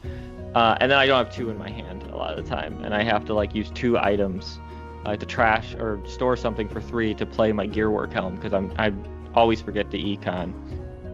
By the way, speaking of Gearwork Helm, interesting that here was another game where, like, just looking at the pile sizes at the end, we see Warrior, like about double the number of Warrior cards taken as the other classes. Kind of That's interesting. fascinating. Yeah, will we see that trend keep going up through the top? Yeah, because working on the exhibition matches, it was Mage all day for a while. Then Rogue emerged as like a sort of you don't know what to mess with, and I was the one losing as Warrior. But the last 2 days, people were drafting Warrior and beating me with it. So I don't know. I've always liked it. I love big numbers, and Warrior has the biggest numbers. So I'm a green Magic player. That's the kind of stuff I like. You said something a while back that made me curious. You said that the game is like less swingy now. I'm wondering, first, I'd love to hear more about that. But 2, if the game is less swingy, does that mean that there's more of a concentration of power in just like big, dumb, efficient warrior cards?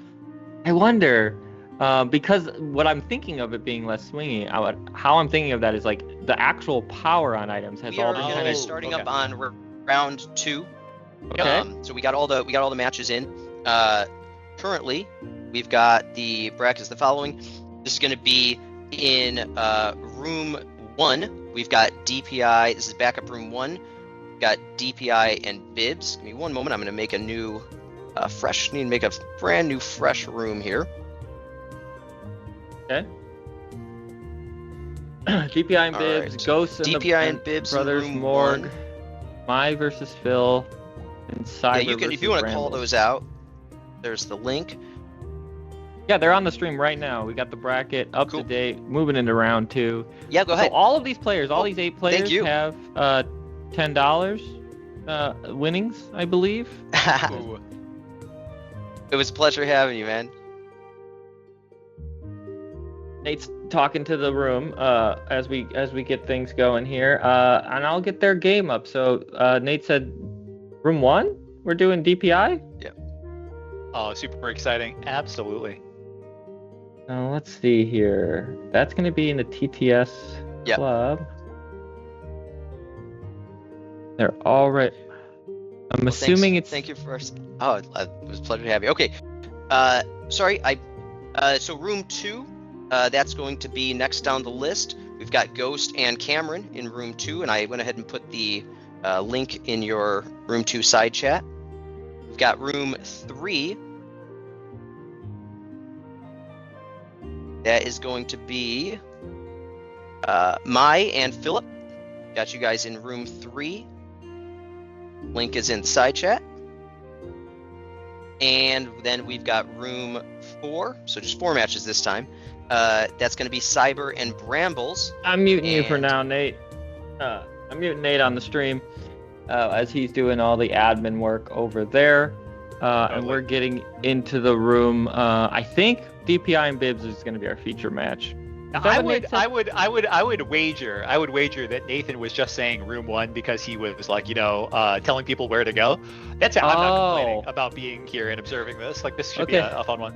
We're starting here. I think Nate might pick someone else because he just wants to try to feature as many players as possible, and he's expecting DPI to make it through because DPI is a very strong player. I mean, upsets are possible. We have seen a couple of them already. Yeah. So Ghost is going to be getting into room 2 at some point. So we're looking at this opening right here. I say that, but I haven't switched the stream yet. Banning the Bloodsoaked Vestments. That's such an interesting one. Like, that card is such a nothing on my radar. What do you make of that card? It is it's an anti-destruction, but it has to be in play. I don't know. I've heard it's strong, but I haven't seen it be effective. I think where it's most effective is like things that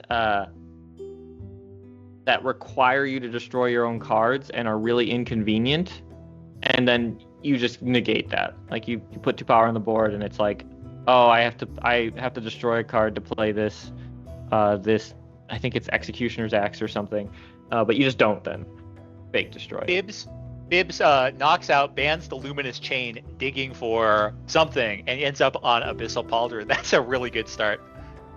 Let's look here. Luminous Chain, I think is just a solid card. Just draws. I like it. At this phase in the game, very well rounded. But I feel like Abyssal Pauldron is like, I feel like if you're digging in here, I'm not too cued into the meta, but there are about 6 cards that have Acquire It to your hand out of the cheap mage deck, and all of them give you more trashing efficiency. I think that he may have been like, this might have been exactly what he was looking for. The one problem is, why I wonder is, Abyssal Pauldron is so strong if you get to saturate both of those -1 counters. Is it ever worth it to just play like a slow greedy game? He just jetpacked it immediately. Okay, yep. No, you paid money to get that to your hand. I'm not letting you have the tempo. That's crazy. Good call out. Yeah, I missed that. Oh, that's huge. Wow. And then look, all 3 of them are here. We have Abyssal Pauldron, Nether Maul. You can't acquire that one to your hand, but the trash economy ones are right here. I mean, there's Noxious Cauldron somewhere in there too. These are the trash cards. You can have a really, really powerful deck. You're getting extra action sometimes too. Can't find. There it is. Noxious Cauldron. Another acquire to your hand. No action cost for that one. What kind of a thing are you looking to do, Nether Maul? Because what I've seen people do with it the most is just the very honest play of playing it to your trash and then putting it into play, and it's never really impressed me playing it in that kind of style. So so like what are you looking to do? I've got an answer to that actually. Tom, do you want to pull up the World Between Worlds with all the cards? Yeah. We've got Nether Maul and I've got where's Noxious Cauldron? There it is. Yeah, so there's a couple ways. Nether Maul, you play it from the trash. It doesn't go into your trash on its own though, so really you're doing 2 actions to get a 6 on the board. Like, that's fine. It costs you 3. There's an argument for that anyway. But one way you can get it free onto the board is by Noxious Cauldron it out of your discard into the trash, into a play. Costs you money. It's not 100% free. The better way, actually, if you go down to the 7 costs, you're going to see the Enchanted Blade, which is literally kind of like the sister item to Nether Maul. It's that purple axe. And it trashes an allied item for play. The dream is that you've actually you have Nether Maul in play. Or sorry. So you have Nether Maul in play.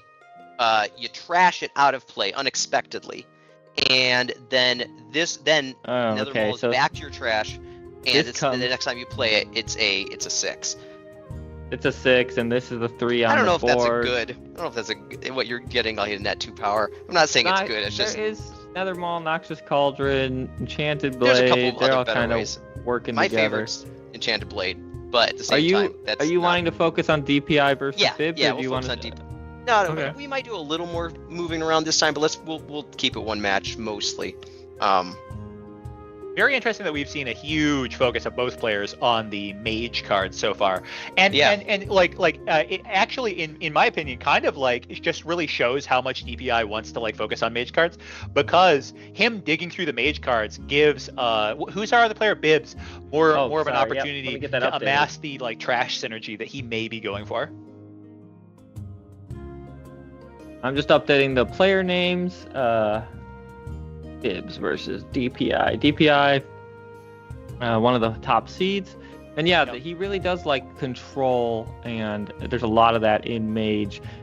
We saw some real. I think it's fascinating too that the Goblin Jetpack instantly knocks something out again. Like not waiting for the big dungeon. Who did that? I missed that play. It was DPI to the turn 1 Abyssal Pauldron from Bibs. We had Abyssal Pauldron well, that makes sense. drafted to hand. I don't want to see a turn 1 Abyssal Pauldron, so. Yeah. They're digging. They're both digging. So what do we got here? We got Guards Bracers out with 5 power from DPI.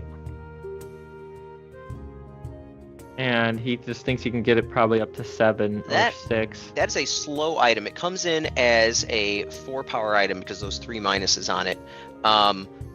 You get money once per turn to bring it up to 7, but it takes a while to bring that thing online. And you've paid 7 for a 4. You can't play it in the last slot for this reason.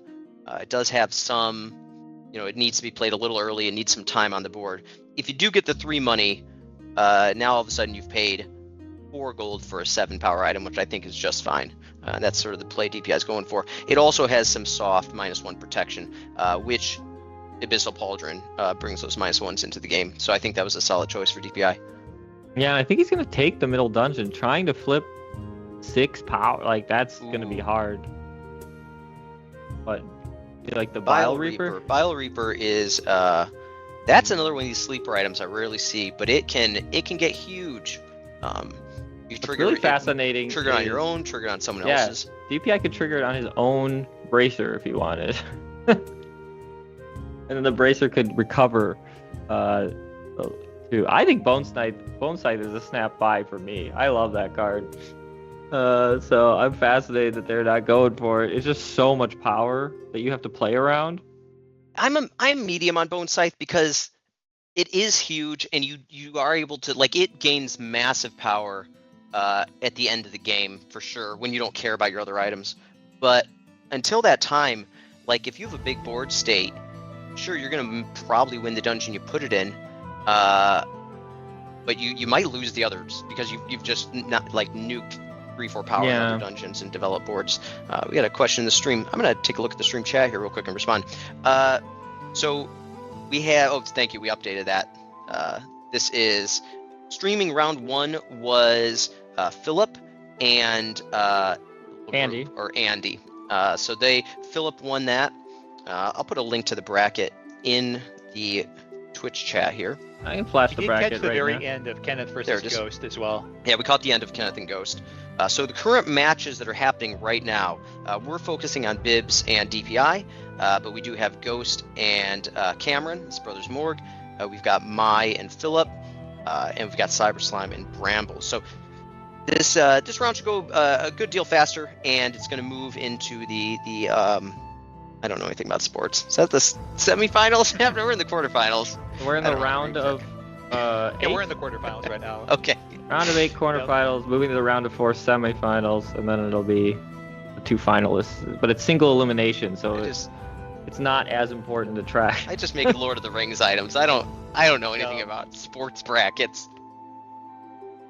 So Bib's looking to lose the middle dungeon, but is he gonna get a free $7 off of that off of Thieves' Gloves?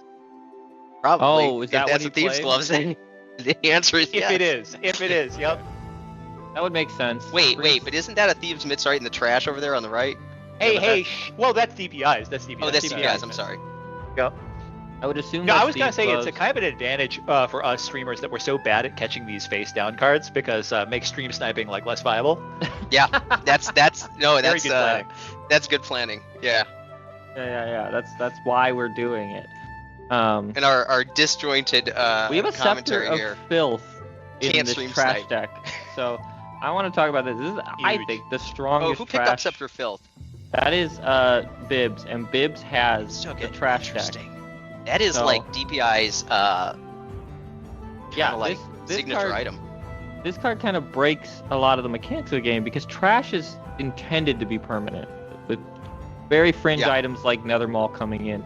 So the fact that you can start grabbing your trash starts making some really, really powerful combos. Yeah, this So- is one of those cards that was made in like, I would call this like a I mean, this card has been unchanged and rarely played, rarely tested. That so card has Scepter led Filth- to other cards needing to be changed, is what I've seen. Wait, why is there a money being put on that? I think that was a mistake, meant to Oh. be. There we go. But Just playing it as a essentially- 1? Now it's He's- saying Scepter of Filth may be super strong and just doesn't see enough play for me to have balanced it correctly. I'm not sure. It's one of those wild card It's items. definitely really strong with very specific items, but there's a lot of items like that. Like we were mentioning Prey Seeker combined with Shattered Heater, incredibly strong. You already mentioned Nether Maul combined with that, what is it, like Runic Axe or something. There's things that work together so well, but it's hard to get 2 cards in your deck. I'll be a little more stickler on the round time this time around. I figured first round was going to be a little bit loosey goosey, but now I think we can kind of tighten it up. I haven't okay, been we paying got them attention going. at all. We're at about 12 minutes in now, so Are you seeing Bibbs? He is playing to lose on both Yeah. bottom and middle, right? But losing the early tempo over to- dungeons, losing the early dungeons isn't so bad. Like, Not that bad, yeah. yeah, I say that, but again, I'm on a losing streak. But, I like, think if you you're don't trying want to- to lose all three. If you lose all three, then you're Ooh. essentially on match point. Huge. Like, But look you at can- these 2 strong Two high items. impact items, yeah. Yeah, so it's like DPI now can't Instant take the VP, pick. and he won. And then here's the thing: you're gonna get 1 VP anyway. No matter, you got 2 choices, so take the Nomad's Cloak if you want it, right? You Yeah. can't get like you should always touch that item. This is a lesson DPI actually taught me, is that if you see this situation, you always want to, like, you're gonna get a VP, so don't take the VP because you're giving the opponent a choice. Oh, Either throw Yep. the item or take the item. right. You're gonna get a I think VP DPI anyway. is going to take the point here, but yeah, giving him the Yeah, option. he's telling him that right now. Yep. I just saw his little mouse. He's saying, "Don't do this." You would have gotten the VP anyway. Yeah. It's his favorite lesson to teach. I Yeah. still, Oh, you know that DPI is going to take the first point because he wants to get to 4 and then get to 7, right? So like torturing DPI, a little psychological torture of making him explain that. Maybe he has so much fun explaining it that you're giving him the upside there. it took my brain a long time to actually wrap itself around with that concept. I don't know why, but it did. No, it's complicated because you always want to take VP. It feels like because that's the reward for winning. all it's else, like- all else being equal, though, you don't give your opponent a choice. I guess is the way I boil that down. Yeah, exactly. Yeah. Designing this game has basically been me designing it and the DPI explaining it to me. Like, I've had Ghost and Cold explain things to me too. Like last night with playing Ghost, I gave him a VP because I was like, oh, it doesn't change your match point. It changed my match point. I should have taken the VP. I wasn't counting my own VP. I was only counting his because he was ahead. It was so all right, so we do stupid. see, we did see Bibbs throw the minus counters there onto that Zone central thing? dungeon. Or no, was that? I'm sorry. Excuse me. DPI. That was DPI. He put the minus counters onto the central dungeon by trashing his ring. He pulled a minus counter off his own So he's bracer. still using that bracer to That's gain value. Yeah, so he got another gold out of it, and left he's now minus gotten counters. 4 gold out of it and is still ahead in the middle dungeon. So we see up at the top a couple strong wizard items. The Rod of Jest, one of my personal favorites. It's a quick cast item, so it doesn't take an action if you choose the quick cast option. You just toss it out on the board and destroy one of your own items. and you get to draw a card Ancient and gain 2 money. Summons is crazy. I'm surprised DPI hasn't grabbed Ancient Summons. I think He he doesn't doesn't have the take econ. that item that often. Oh, really? He loves move, I feel like, but... I've lost Hey, to that item plenty. There's the Bone Scythe. I was saying, I love this item, and DPI agrees with me. We got Scepter of Filth. There's not anything that interesting in trash yet. Definitely not. Yeah, he doesn't even have anything that's like good to. I'm gonna do a round real quick on the rooms. Okay, go for it. I might sure to mute mute you yourself. if you keep talking. Okay, so he's trashing to find anything in his discard. This is the play I was talking about that was missing from some of our round 1 games. It's just so powerful. It's such a select, like, so now he gets to choose Imp's Bauble. He's going to draw with Map Piece, I assume. Might trash and draw a little less.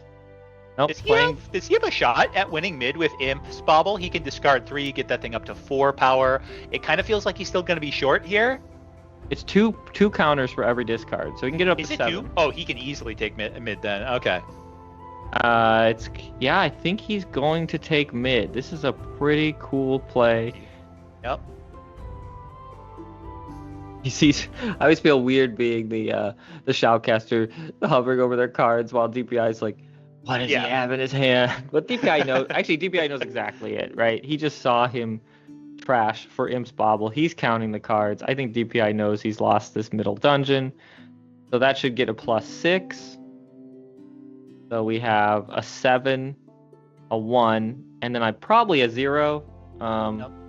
Might be a 1. And he gets the $7 there from Thievesmiths. Yep. So huge tempo card, or tempo play. Takes the dungeon, gets the 7 money. Wow. Oh, this is the time. I'm remembering this time. So that was Bibs. Look at that. I got my animation of blue winning. Oh, it's gorgeous. I forgot that I'm supposed to play that at every dungeon. Ooh, Crown of the Fey Court. How do you feel about that? These 2 items here. I've never seen Prismatic Jester's Cap played face down, so that's weird to me. A little weird. Yep. It's just drawing 2 cards is usually what you want. Now, remember, we just saw Imp's Bauble and its strength. Yeah, that's what I was gonna say. Huge. You might want that draw. Yep. Discarding 2 cards, another allied item in this dungeon, and you can move it. All these players are shying away from move, so I'm wondering if that even gets picked. You need a card draw just to back that up. It's a pretty expensive move, but it does have a lot of freedom. You can move any of your items, but you do need a way to replace those cards that are part of that discard cost. Otherwise, you're eating actions essentially. Oh, but again, toward the end of the game, get rid of that. Sometimes that's fine. Very rich over here because of that Thieves' Glove swing. Oh, we should actually, I think, interfere with this because Bibbs should not be shuffling his deck right now. What I missed. Am I wrong about that? Is this the 3rd wrong call I've made? That like you only reshuffle your deck when you have to interact with your deck, right? Yeah. So Bibbs is inappropriately shuffling his deck. The reason I bring it up is because he actually should be able to buy before this reshuffle. Yep. I see. Yeah, it's actually hurting him, but I'll let him know. Yeah. I see, because you want to get golden everything for in me. there. You want to buy. You want to get. He's your got loot. $1 million, so I just want him to be able to purchase some items before they get shuffled in. Yeah, well, he chose to do it this way. I don't know why he's holding on so much money, because he doesn't have things like I don't know. He's not a mercenary's cleaver isn't threatening him. That alchemist belt's not in play, so I would be holding on to money. I'd be getting like Helm of the Enforcer, or Shield of the Vanguard. Would you ever use Shield of the Vanguard to remove? See, here's the thing: Shield of Vanguard, very strong with Scepter of Filth, because that is such a powerful trash ability. But you're only supposed to be able to use it 1 per game. So if your opponent's regularly putting tons of counters out, and you can trash that more than once, very strong. What does DPI have that you'd want to be almost removing nothing counters from? Yeah, just the prison nothing cards in this bracer. Like, oh, you can't get extra money off of this. Yeah, it's not. DPI's mostly draw and like control. Siren Stone, I think 1 of 2 cards that lets you control another card. Only once in this case, because the Scepter of Filth is already in. Oh yeah, that's deck. Oh, there it did is. DPI Helmet take of the that Siren Enforcer. Stone? He's got the Siren did. Stone. He's got the helmet of the Enforcer. We were saying we're super surprised that Bibbs didn't shop, having over 12 gold. Oh, okay, wait. That is. Oh yeah, that's clearly DPI's dungeon. Well, Bibbs doesn't need to shop as long as he shops before the reshuffle here, so he's in like a pretty good spot here. Okay, and then Nether. He might do the double play on Nether Mall with the Abyssal Pauldrons being out. So I think that's what we're gonna see. There's Necrotic Dagger. We talked about this, but neither of them are Necrotic doing it. Dagger, right before the reshuffle, right when all the dungeons are open. Well, I guess seems pretty strong to me. It's probably like effectively a 6. But they're dusting it. They're staying to their specific strategies. They're really staying to Gotta trash respect and control. Not looking for other counters. Not looking for big power swings, I think. Though Bone Scythe is sitting in DPI's. Yeah. Although Okay. DPI does have this like package of stuff that puts -1 counters on the Bracer, right? He's got Helmet of the Enforcer and Bone Scythe, so he's got real big self -1 synergy. Hammer of Deep Earth, I think, has become a loved card. It used to feel that's a good weak. point. Good. Yeah, DPI is kind of hedging himself with those -1s, kind of sort of using the Bracer to wriggle out of some of those -1 costs. That's a good way to do it. I gotta ask Tom though. I want to hear more about this Hammer of Deep Earth because, like, I've only seen players despise this, just like never. Yeah, no, this is kind of your big green Stompy that dies to Doomblade, and everyone's like, it's terrible. No, I don't think so, because in the meta I've been playing in has been a lot of self-destruction warrior and like I said, those snap picks of engineering goggles and last one's crook. So that's the synergy I've been seeing lately, is like last one's crook and the Hammer of Deep Earth and putting 16 power on the board. Just weird stuff like that. Or like there's I don't remember what it's called. It's not Shattered Heater, but there's like a buckler that gives a huge counter buff. It comes in as a -1. So I've been seeing it used effectively lately. Oh yeah, okay. The play functions being like cycled by it have been. There's another. I can't remember the names of all the cards, but there's like an armor that gives +5 counters when it comes out. I've seen Mercenary Hammer of Deep Vest. Mercenary Vest getting destroyed, and then withdraw. So like this is draw Mage Warrior hybrid is what I've been seeing in some exhibition games, but it's based on both decks lining up for you. Let me cut in with a tiny bit of play-by-play here. So we see the Abyssal Pauldron come out. Perfect moment to get this on the board for Bibbs. Bibbs has almost nothing in his trash pile, right? So this would be perfect for him to kickstart his trash synergy. And what card is in DPI's hand? We got the Dwarven Hammer. So you think he's going to do it? Oh, yeah. I think for sure. Oh, my gosh. Okay, so Bibbs just purchased the Totem of Misfortune. That thing is the one item you can use to trash your opponent's item. So now he has the Totem of Misfortune and the Scepter of Filth. He can trash so the Totem of Misfortune, I should mention, when you trash it to trash your opponent's item. But if you can bring that back, he can keep trashing his opponent's items, which means they're gone forever. Like you can delete his opponent's deck. Yeah, you can usually only get it like 3 or 4 times. Right. I mean, that's kind of the. But it's still really strong. So do we only seen one play? Am I What did Bibbs do besides Abyssal Pauldron? He did. I think he like. I can't stored... see his trash. I think he trashed the double Rod of trash. Scrying. Yeah. Okay. I don't know what the third action was. I just skipped it. Fire Kite from DPI, more self-1 synergies. I love to see it. It's such a cool package. Okay, so he's doing like -1 control on his own cards. He's trashing that to peek. Does that do anything? That let you peek? Yeah. Get your opponent's hand, so he's getting to see everything. He sees that the Goblin Jetpack is there, which I think is pretty important. And then we're seeing that Dwarven Hammer play to get rid of Abyssal Pauldron. Poor Bibbs. Both times, Abyssal Pauldron, front of the dungeon, Right ready to go. Destroy item. It gets destroyed. Oh, twice in a row. Yeah, here we are seeing the like trash heavy deck with 4 cards in his own trash versus his opponent's 8. Not where you want to be. I think it's so funny because this is 2 different communities that Well, play I that do the same thing for how you label a controlled item is with the sideways flag. I think that's Nathan really has funny. exercised like an iron fist here, though. He has like cracked down and says that that is the way that you're supposed to do it. So I think that we're seeing one community win over the other at this point. I see. Yeah, it's over in the FAQ. If you feel like zooming to the right, it does show that now. Oh wow. Okay, it's literally labeled. I was gonna say Codified. Yep. we used to put them side oh yeah, by I popped side, that over on the and FAQ. then now it's got the cross. That was just I guess they must. I didn't That's how catch this, but Bibbs has 3 iron coins too, something to keep an eye on. He has 1 more VP than is showing. Oh. And he's still a rich boy.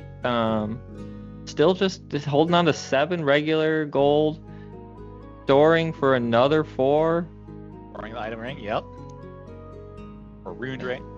And what's he Interesting looking note, for? just a note. So right now the most advanced match is Cameron and Ghost. Cameron is actually on match point and looking Already? strong in a dungeon. And that on the bracket, Cameron is who? Cameron is Brothers Morgue. Sorry. Brothers Morgue. So that's the other match on this top of the bracket. And you think Ghost might be leaving the tournament soon with $10 of winnings? Am I right in that saying that, Nate? He might be gone. But there is a prize pool. The details are on the website. So Nate's putting up some of his own money just to reward a lot of these play testers for helping us develop this game over time and helping, hone in all the cool mechanics. Are we just seeing the trash and play? Elf trash on the, yeah. 2 actions feels bad to do on 1 card. I don't know why he's drawing. I think he's just... So when you see these rotations being kind of weird, that's because this game is played both here on Screen Top and in Tabletop Simulator. And in Tabletop Simulator, the hotkey to shuffle is rotate in this game. So you'll see people who play heavily in Tabletop Simulator accidentally rotate. They're not trying to draw attention to their cards. They were just trying to shuffle their deck and flipped it upside down. Is what usually happens. Okay. I have a hot hand from DPI here. Definitely think that the Prison Guard's Bracer is super strong. Yeah, there we go. Triple play. What was the invisible card? I wasn't paying attention once again. It was not an exciting card. I could tell you that. I don't remember what it was. I'm gonna finally. Oh, I can't rewind the stream. You wouldn't. You're gonna break tradition here and actually know what a face down card Yeah, is? I was gonna rewind the stream, but it's apparently not set up for me to do that. So I'm gonna say it's a 2 power. It's not Bone Scythe. I know that. So we got Bone Scythe would have been too exciting, but we did get a triple tempo play, already removing some of the -1 counters, but a weak draw, a really weak draw from DPI. I'm pretty sure it's the Hood, whatever that thing is called. Yeah, Rogue's Cowl or something along those lines. 2 power. Usually in the starter deck, you're looking at 2 max 3 power out of the played invisible cards. Very occasionally, you'll see 0 a Void Coin be played. It's only for I need a choice. I'm throwing away a dungeon a lot of the times, or I'm winning this dungeon by so much I don't care. Like I said, Hey, look at that! A face-up Prismatic Jester's never gets Cap. played face down. It's crazy. Never seen that before. Quick cast on the Cold Iron Rod. Yeah. Which is weird because he's so rich. So I guess it's helping with draw tempo. Yep. So Cold Iron Rod. If 4 you quick cast cards, it, huh? every time you play, Oh, you for the can huge draw. Imps Bauble possibility. Does he have any actions left? He has 1 action left, right? He That was does. a quick cast. Yep. Yep. So We there's can a actually final just take over the bottom here. final 9 action power. is gonna be a 9 power card. He might choose to make it a 7. Nope. Oh, you think he was gonna hold on to maybe the Void Coin? Yeah, something like that. Like just keep some tempo going, or maybe even the sword. Trash the sword, get +2 on something. Yeah. I don't know. He's got a trash mechanic. Okay, Scepter of Filth. I'm not gonna poke through his trash right now. I don't think there's anything super impactful in there that he would want to I've been bring like back. watching like a hawk the whole game. I've been watching like a prey seeker, and there has been nothing that he's gotten that's like a hot trash item, except for the scroll of warding. He does have a scroll of warding, so he can start like destroying DPI stuff with the like if he wants to. Yeah, there was a. That was gonna say. Isn't there a Totem of Misfortune in his discard right now? That's the one that I would think you would want to bring back. But Yeah, Nope. How powerful is that ooh, combo? By the hold way, on. Oh, Iron no. Stone, I believe, is gonna steal the bauble. Yes, he's stealing. DPI is stealing 9 power here. I'm almost positive. I don't think there's any way that it can be prevented. He's not even stealing it yet. He's holding it off so that he has Well, choices in the future. He's only allowed to do it at the start of your turn. So I think that okay. I think he's got to do this. So Bibbs has like a moment to try to wriggle out here, but like as you were saying, I don't think he has anything that lets him. If he has the if he gets the totem, he has a lot of draw. Yeah. But he's used most of it already. Is the problem. Don't think he. So if he got the Totem of Misfortune, he could trash that. Wait, hold on. He trashes it from play? No, it still makes the effect go off. The totem. Oh yeah, it would trigger the effect. But the totem also takes the turn to start. It's the start of your turn trigger as well. Okay. You're back. Yep. How the other matches going? Looking good. And okay, brothers, we just had Cameron and we just had one match finished. Let me see. Cameron and Ghost finished up. Cameron and Ghost. Brothers Morg. Ghost is out. Ghost is out too. Well, lucky I'm not into sports betting. I would have just been out right away on my fantasy draft for this tournament.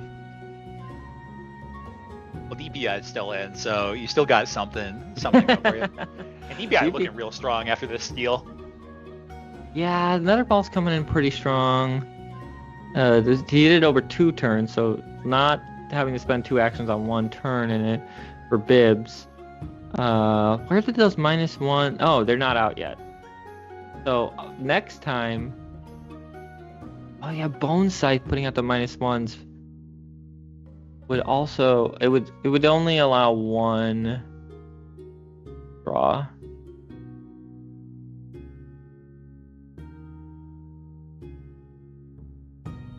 Bibbs has some really powerful combos, but I think DPI is slowing them down enough.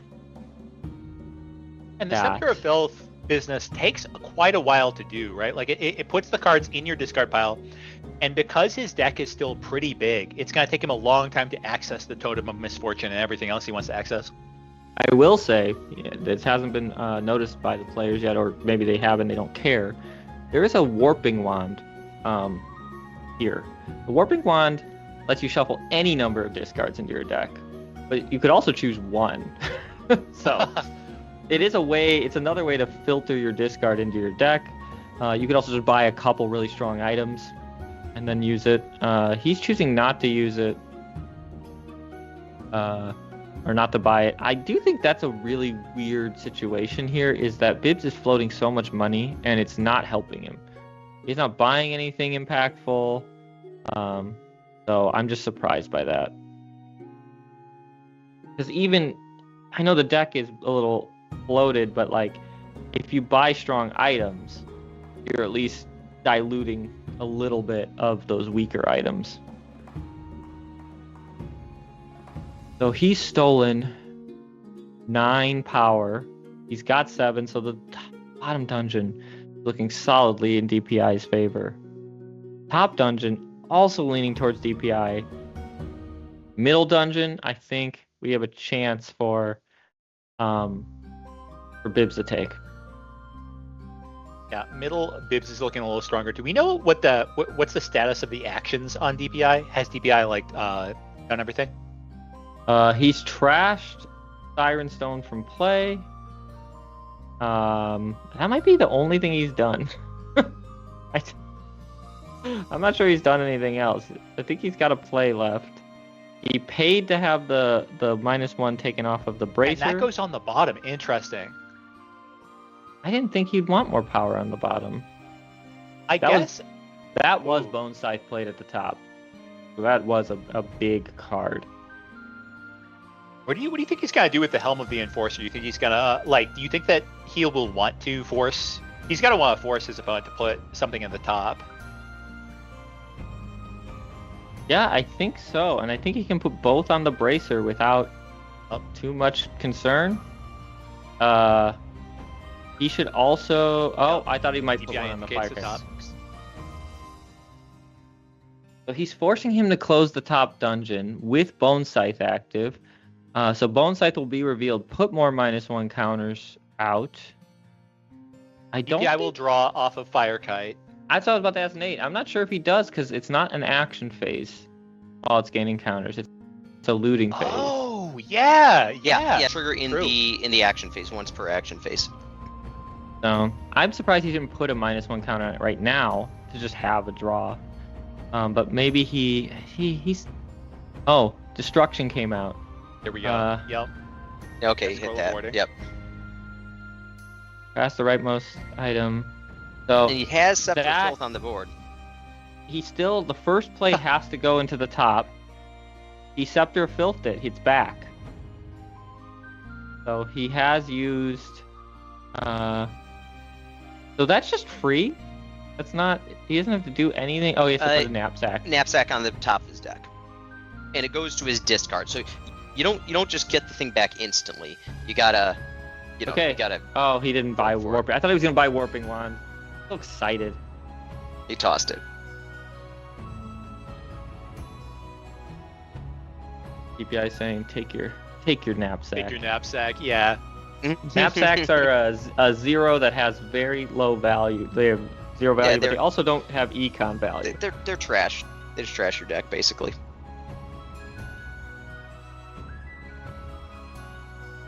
Those were Thieves' Mitts we just saw played at the bottom, right? They were, yeah. So it should be another $6. I mean, we can both see how desperate Bibbs is for cash this whole game. So But it why? really makes sense.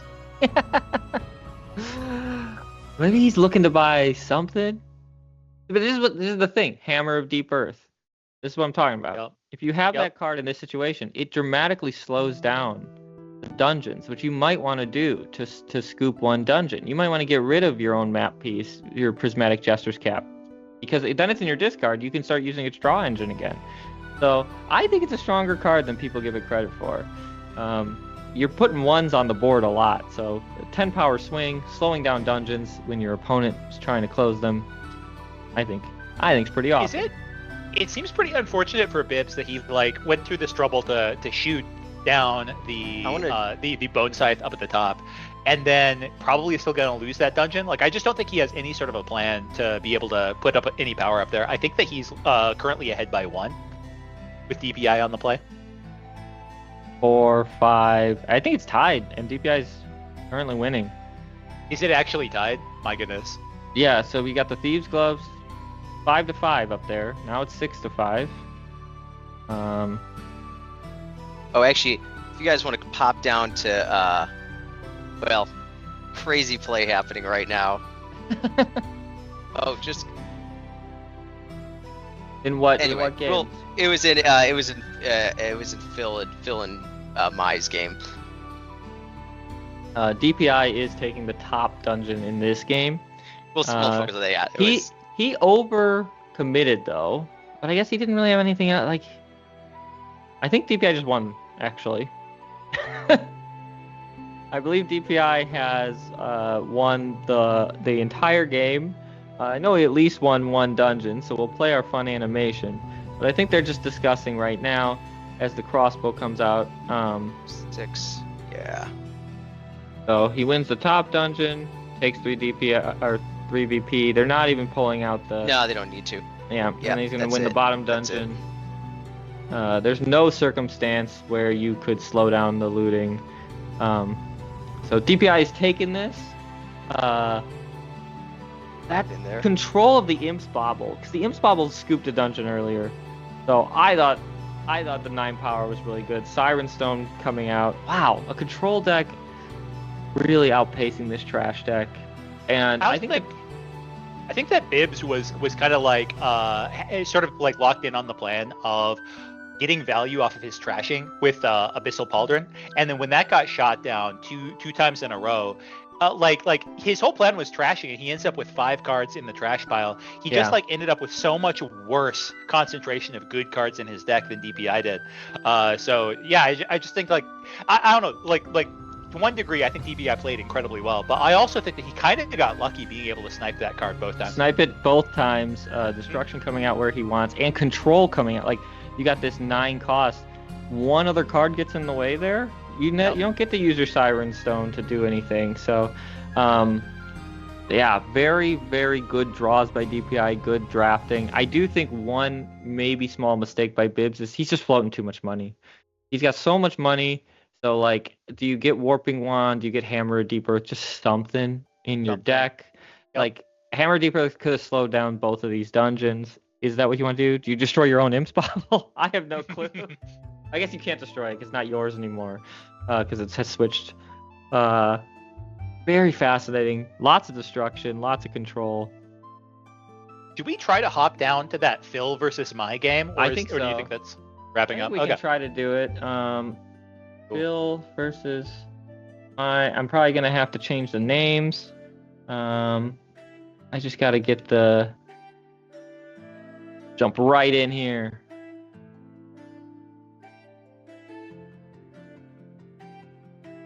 They're in the 3 big dungeons, and it looks like Phil is on match point. I've got to update the stream.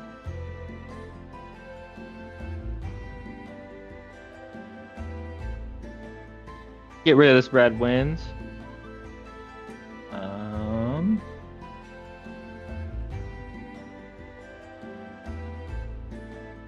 I'm not sure it says my on the bracket. It does, okay.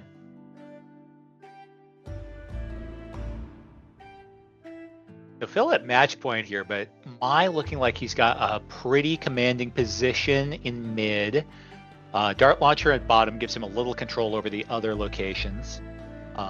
Phil, though, with Gauntlets of Command at the top, like probably is a favorite to win top. If he can like rush that down before anything else happens, he might be able to take this. But I'm just looking through what they've chosen to trash this game.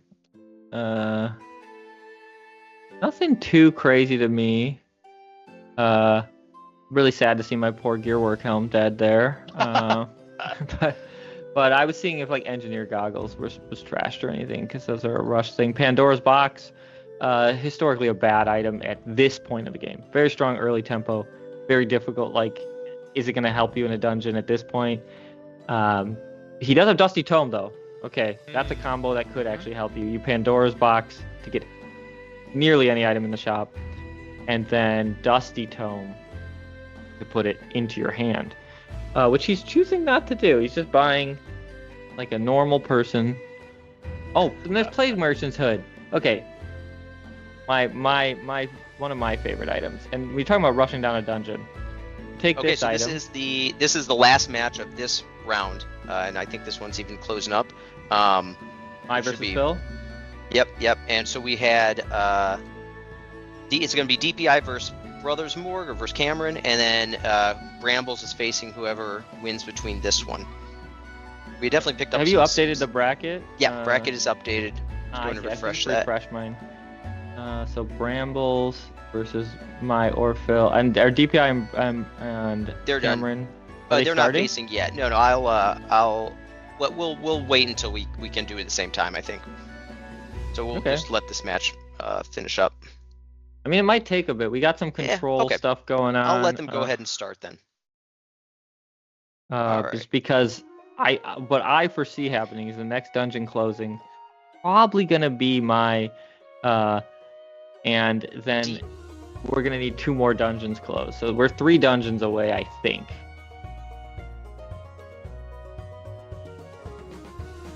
It is possible that Phil does close this bottom dungeon fast enough to win and slows down the middle one. But I just don't know what to strike. Oh, Dwarven Hammer's there. Oh man. Oh, I can't watch. You'll have to commentate this next part because like, oh, I can't watch another beautiful item get destroyed. This is this is too much. It's probably gonna be. No, there's nothing great. It's only item in this dungeon. So dart launcher. You want to destroy dart launcher? Or do you want to destroy helm of? He gets to choose, right? No, you get. I'm thinking. Oh, is it Red's turn right now? It's Phil's turn at the moment. I actually don't know. I don't know. I don't think all the actions have been done by Mai. Okay. Okay. But I'm not positive. They're not using the action counter. So Mai is doing Pandora's Box, getting some destruction, but did not use his Dusty Tome. Oh, he did use his Dusty Tome to get Necromantic notes? I don't know. Nate was talking to us about the brackets during that time, but I think the Necromancer Lab notes came in.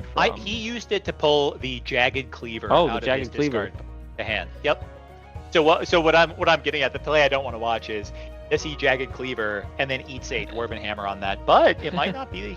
No, he's going a different direction. It looks like. So he's gonna draw most likely. Puts the scroll on top. Beautiful. Then draws it, and now he has destruction. So, like I said, I think Mai's going to be able to take this middle dungeon for sure. More destruction. Vengeful Hatchet. Wow.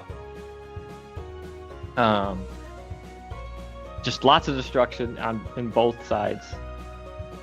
Oh, he's got to wonder if Mai is over concentrating on the middle dungeon. I don't know, but it feels like he might be setting up Phil for like a great chance to win top and bottom and close out the game here.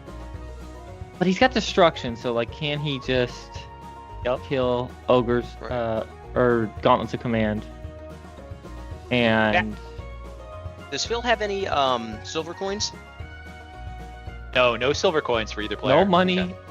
No money out at all.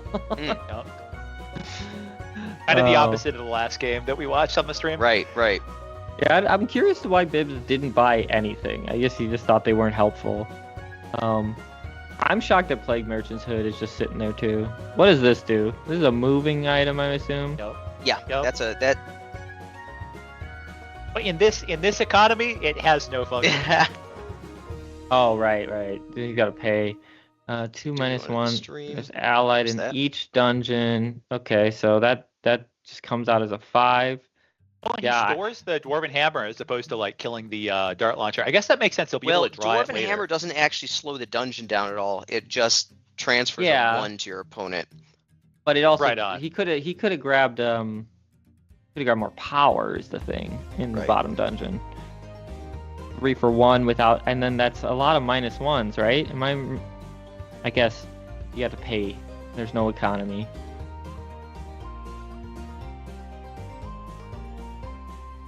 Okay. Yeah, so sometimes you do just want to sit by the market with some cash in hand, banning.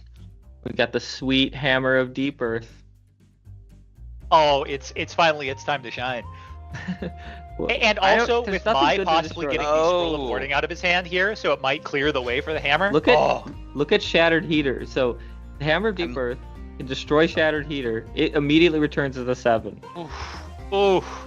So that is a 19 power placed onto the board. He's gonna have to kill his own cleaver too, but a cleaver 0. Phil has a tough choice though. Does he go for the tempo by killing his heater for the cleaver, picking up an extra knapsack, or does he kill the heater with the hammer? It can do both though, right? It can do both. Why not both? Good call. Why not both? Just keep killing it. It'll keep coming back to the. It loses its counters every time it's killed. Yeah. Sure. But it'll still be a 7. Yeah, that's always active, right? Not once per turn. Yeah. Yeah. Actually, Phil's asking me a question right now. I'm gonna bet it's that question, but let me pop in. Sorry, I was muted. Go ahead. I'm muting you on stream if I can. Yeah. There's a way to do it. I just have to lean over there. There we go. Okay. they're discussing destruction, most likely. Mai's probably. I mean, it'd be insane that. Let's actually count this up because now we have the Hammer of Deep Earth. Can Phil swing this middle dungeon? I think it's Mai's turn. So he can just put the 5th item in. And he's just talking about trying to control another dungeon. But in a weird situation where Mai feels so confident in the middle dungeon, do we think Phil could swing it? 6, 7, 8, 9? I think he could. I think Hammer of Deep Earth would do it. He just had a question about the Helm of the Enforcer. He's making Mai play in the top dungeon. He put some -1s on his little saddlebag there, and is telling Mai that if he's going to play this time, he has to play first in the top dungeon or anywhere else. Interesting. Okay. I think he just plays Scroll of Warding. I think you just play that. Oh, on the in mid. Yeah, he's just got to close that mid dun. Okay, I don't understand what's happening. Whoa! Well, okay. The reason he played that, you're asking why he played the axe up top. Yeah. No, I'm asking why he didn't play. So he's not gonna get to loot this turn. He's handing mid over to his opponent because his opponent could play Hammer of Deep Earth mid. I think this is gonna be crazy, but I do think Phil is going to swing the middle dungeon, Dude, flip it, and the win Hammer the game. of Deep Earth, like you called it, man. It is its day. Yeah, I think the middle Interesting. dungeon is gonna no, swing. Mai is ending his own career. Yeah, that's what we were reacting to was the hatchet play mid. The scroll at the bottom forcing him to do the hatchet mid is just Which is weird because shocking. it doesn't really gain him anything. That like you win the middle by more, maybe. Yeah. You want to sell 6 choices, but that's 4 VP versus 3.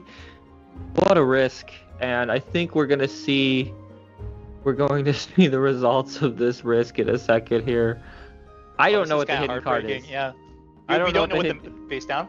Yeah, it could be a bone scythe, maybe, but We know it's not a bone scythe. There's a little clue that it's not a bone scythe. Okay, it might not be a bone scythe. I think it's gonna be a boring item, and I think that hammer Yeah. is just gonna crush mid. He's just figuring out.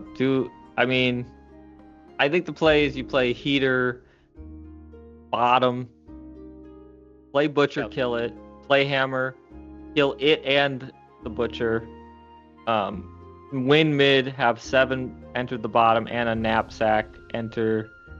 You want to speed up any? I might suggest that you would actually kill the knapsack and the butcher's cleaver so that you can be at like 4 on each. Yeah, here we go. He We'll is see. kind of having to play around this scroll of warding at the bottom, which is going to turn off the text on something.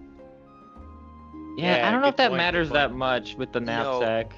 I think he's Well, trying he's- to just punt bottom here. I think he just hammers play the the- middle. Yeah, basically. put butcher's cleaver.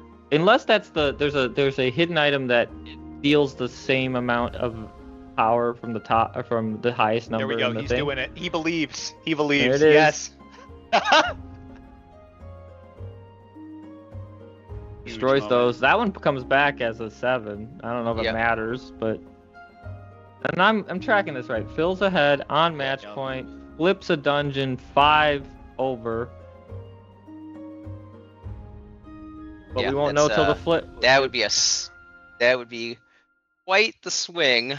I mean, it's looking like I'm not pushing the red wins thing until they flip that hidden card. so my can pay some amount of money to stick a -1 on the hammer, but I don't think that's enough. I don't think he has any money. Oh, he may not. All right. Well, Cultist Garb, what is it?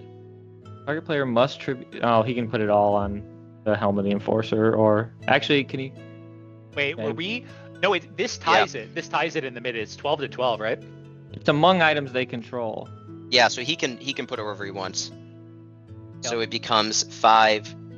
That's 5, Sure, but like 9, setting aside 10, the distribution, it is 11, now, 12. 12 It's to 12. tied. Yep.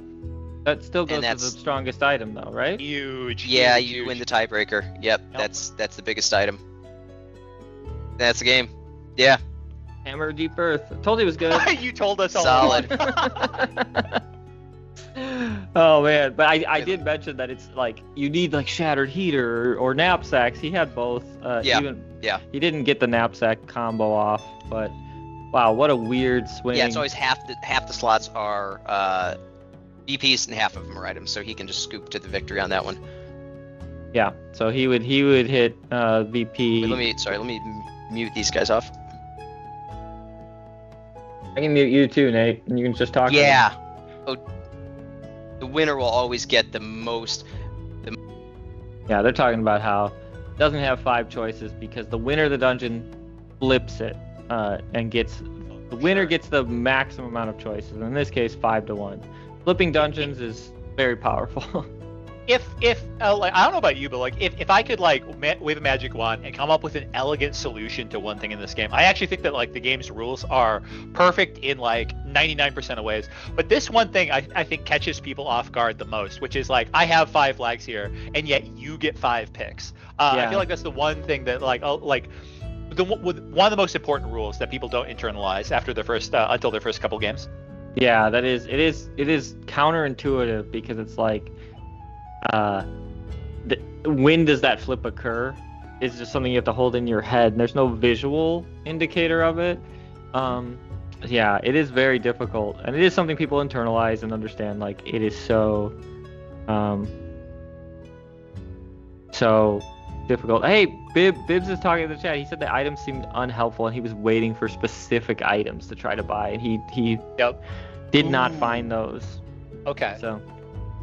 That was the game where he had 12 to 15 gold, and I still think Bibbs, if you're listening, I think you could have got something weird going with Hammer of Deep Earth, slowing down other dungeons, slowing down dungeons you're in. But that's just because I love big numbers. And then Warping Wand is also something that kind of synergized with your deck because it let you put your discard into your hand. But they're all really slow. I think DPI probably had you because it was just going too slow for what you needed, and you got unlucky, I think, too. Every time your Abyssal Pauldrons came out, instantly got scooped. Your big Imps bottle instantly got taken. Like, that's just bad luck. He always had the counter. Wow, I didn't think it was going to be that close with the Cultist Garb. Wow. Hide and Hammer takes it. What's fascinating is if he played Scroll last turn, he takes that 5-1. The game goes on. And then Hammer's a really hard choice to play because you don't want to give more time. Yeah, I don't know. I don't know what happens then. Yeah, I think that this just kind of like goes back to the point of like the hatchet is pretty awkward. But yeah, I do think that like yeah I don't know. It just seems like he should have played. Let me find them. Oh, sorry. I know what's going on. They're lost on an island over there. Who's lost on who's? You're talking to us on stream. Yeah, now I'm again. sure they're just chatting. They are done though. That is okay. Yeah, they muting you on stream again, Nate, because you're. I think you're just chatting. And Bibbs is just saying DPI has a good mind for it. Yeah, he has a great mind for the game. Okay, we've got our bracket all the way into the semifinals. We're looking at DPI versus Brothers Morg or Cameron, and Mai versus Brambles. What do you think? Like, if we go to the bottom, we know, I think, almost for sure, the bottom is going to take longer than the top game. DPI, Morg are going to be pretty fast players, and Mai and Brambles are going to be a little slower. Do we go with the fast game so that we get to see both results? Yeah, I don't know. They might have already started too. I don't know. Nate was mentioning like maybe letting DPI and Cameron start to keep the tournament moving. I don't know. Yeah. Let's look at the Discord to see who's where. If we look at room 1 and I bring this up, they look like they're in the game already. Oh, they're off to the races here. Oh my goodness. Yeah, so we'll probably just jump right in because they're already kind of going. I gotta log in. I logged in twice. And we see a whatever. classic DPI position. We got him with the Soldier's Tabard on the empty the empty big dungeon. Great spot to be at the mid game. Okay, let me try to join this one again because I did it wrong. And I'll get it on stream. And we're in. Okay, so we got them started in the other room, so we can just hop down there. We're in the DPI and Cameron game. DPI. I'm fixing the names right now. DPI is blue. He joined as Cameron, but he's also Brothers Morg. It's Cameron. He has a couple different handles, and I just put him down as I have him as Cameron now. But they're already closing big dungeons.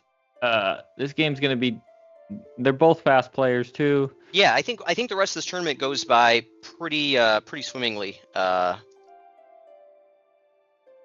Oh boy, I'm so glad well- we got to see a Hammer of Deep Earth. I think we will swing. hit our. We will probably. I think I had a suspicion we were going to go over a little time, but I don't think we're going to go much over 3. Oh, okay. Well, I still think an average loot box game, like with players, not getting too unlucky, goes about 90 minutes. But there's a lot of thinking there and counting. Yeah, I mean, if you're really try-harding, maybe, but the first round took a while. That round was pretty Math snappy. is hard, man. He's playing for +3 for every allied item in play. He's got 5 items in play. Is that DPI? No, that was Cameron. Cameron has a ton of power. DPI has been allowing his VP to lag early games. It's a tempo I haven't really, I play with him all the time. It's a tempo I haven't really seen.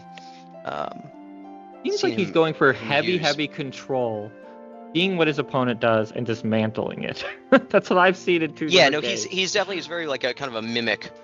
He's really kind of watching and responding. He's not being super aggressive. His game against Bibbs was like, I thought Bibbs was in some commanding spots, and it was impressive to see DPI dismantle those. Talon Cleaver, is that destruction? And hey, I want to just shout out to everybody watching. I really appreciate you all. This is it's been kind of a labor of love, and it's really nice to see everybody here. And so yeah, thank you all. Back to the bloodshed. Everyone in Talon the Cleaver tournament just picked up by DPI. You may pay 2 if you do destroy an item in another dungeon. So once again, not DPI to DPI. Yeah, More DPI's control for him. on the left. Cameron's on the right. Cameron getting a 4 pick. Already has 3 iron coins too. So Cameron's sitting on 2 VP, gonna get 2 more for sure. 5 VP with his iron coins, almost 6. He has 1 choice in another dungeon. That's a lot. It's a lot of VP going over the Cameron. And we know DPI absolutely disrespects the 5 victory point slot here. So I think that he's probably giving this away pretty cheaply, considering that he doesn't think that that's worth very much. Ooh. What is that? Concoction of liquid gold. That is the draw item. You just pay for your cards. You can get basically another turn if you pay 3 money, which is now that I think of it, pretty good deal. Not another turn. You don't get the actions. You just get the cards. I might be doing this wrong, but I save my iron coins all game until I'm close to match point because you get flexibility.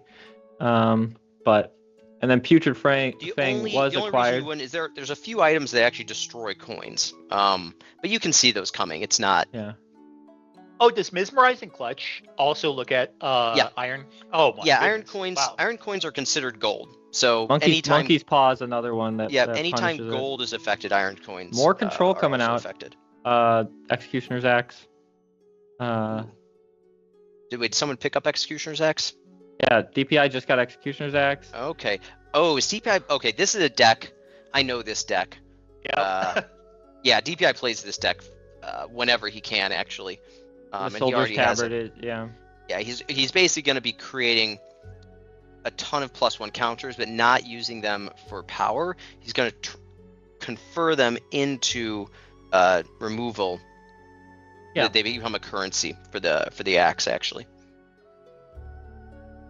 And then just a Witch Doctor's Mask. Kind of, it's it's a nice splash. It's never bad to throw 3 power in the dungeon and then threaten your opponent with a couple of dead draws. Especially when you have a lot of card draw, which I don't see a ton of card draw. Cameron has anti-destruction right though now. with the Shattered Heater. That's a strong. And actually, anti-destruction. I'm looking at the top left there. We can see the Bloodsoaked Vestments up in Wizard.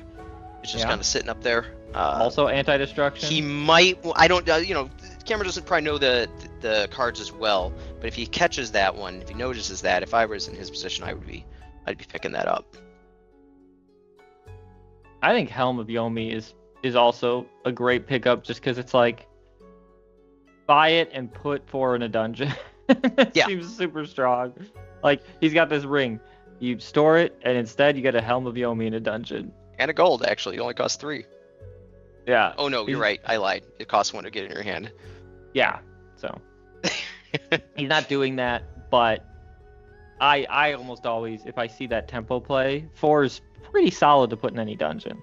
I'd probably put it in the middle, but he's just getting money. Why is he building up money? He doesn't have a Minotaur, or he doesn't have a Minotaur Scepter. I don't know. Helm of the Enforcer, very good item. I think DPI might pick it up next turn. Got 5, so he can only get to 8 gold if he wants to play Witch Doctor's Mask. Cameron eyeing the Blood-Soaked Vestments. Is he gonna go? Oh, he saw it. Yeah. We'll see if he takes it. Well, not only does he have to know that he needs it, he has to know that DPI. Like, there's a couple layers. He saw the Executioner's Axe most recently purchased. I wonder about Blood-Soaked Vestments. Like the way that card reads is, ooh. You mean insanely? Cinderburner. But it's like Blood-Soaked Vestments like reads this really bad. It's like they buy a good card, and I buy this Blood-Soaked Vestments, a inefficient card to stop one of their destroy events. He got Cinderburner. Like, okay. Yeah. He didn't draw it though. He can destroy the Scimitar. Tom, can you pull Blood-Soaked Vestments up for us real quick on the screen? I mean, it's right there. So I'm not gonna go on the stream. I'm sorry. It's on the stream. Got it. Oh, it I'm is. not going to go into the admin view. I just wanted to read it. Okay. So it's anti-destruction, but it does a lot of the anti-destruction that you really like is the bounce, being able to bounce the cards. This one just stays in play. So like Shattered Heater doesn't do its thing. Doesn't trigger it. And like things entering your discard don't trigger. So what do we got going on back here? Let's see. I didn't catch, of course. Oh no, it's all good. Okay, so DPI. Standard. I think it was a cowl. It was something really boring. He put the Witch Doctor's Mask. So right now DPI has, what we want to count is how many counters does DPI have across his items. In total, he's got what, 2? 7. Okay, yeah. And in order to destroy with the Executioner's Axe, he only needs 4. Now that's a good. Actually, that gonna destroy Witch Doctors, maybe? Not sure, but at least the siphoning pick there that Cameron just played, because the counters that are on it, if it leaves play, it transfers them somewhere else. So it hedges a little bit against destruction. He's deciding whether or not to destroy Witch Doctor's Mask. Goblin Jetpack cannot. Difficult to destroy your own items, but is he outnumbered enough in any dungeon? Huh?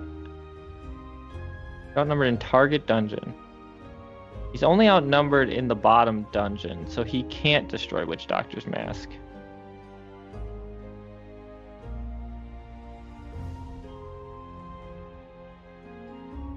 So that's what happened. I believe he tried the Goblin's Jetpack and get Witch Doctor's Mask, but he's not outnumbered.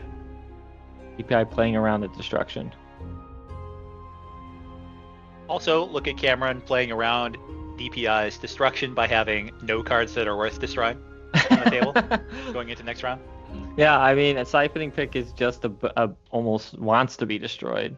Yeah, I think he's got. But here's the thing: Blade and masters. Barrel lets DPI control the top dungeon because you can't play next to it unless you use something like Shattered Heater, which you already used. So Blade and Barrel gets to control the top dungeon while DPI probably wins the bottom dungeon. So what is the actual power? I mean, the question, he could just leave these +1 counters and have the power. He's that's what I'm saying. He doesn't need to use his destruction. 10. We don't know what that is. Let's see what he does. I think he's I just think this makes sense. Strong flag planted in the middle, and he can win bottom with only Talon.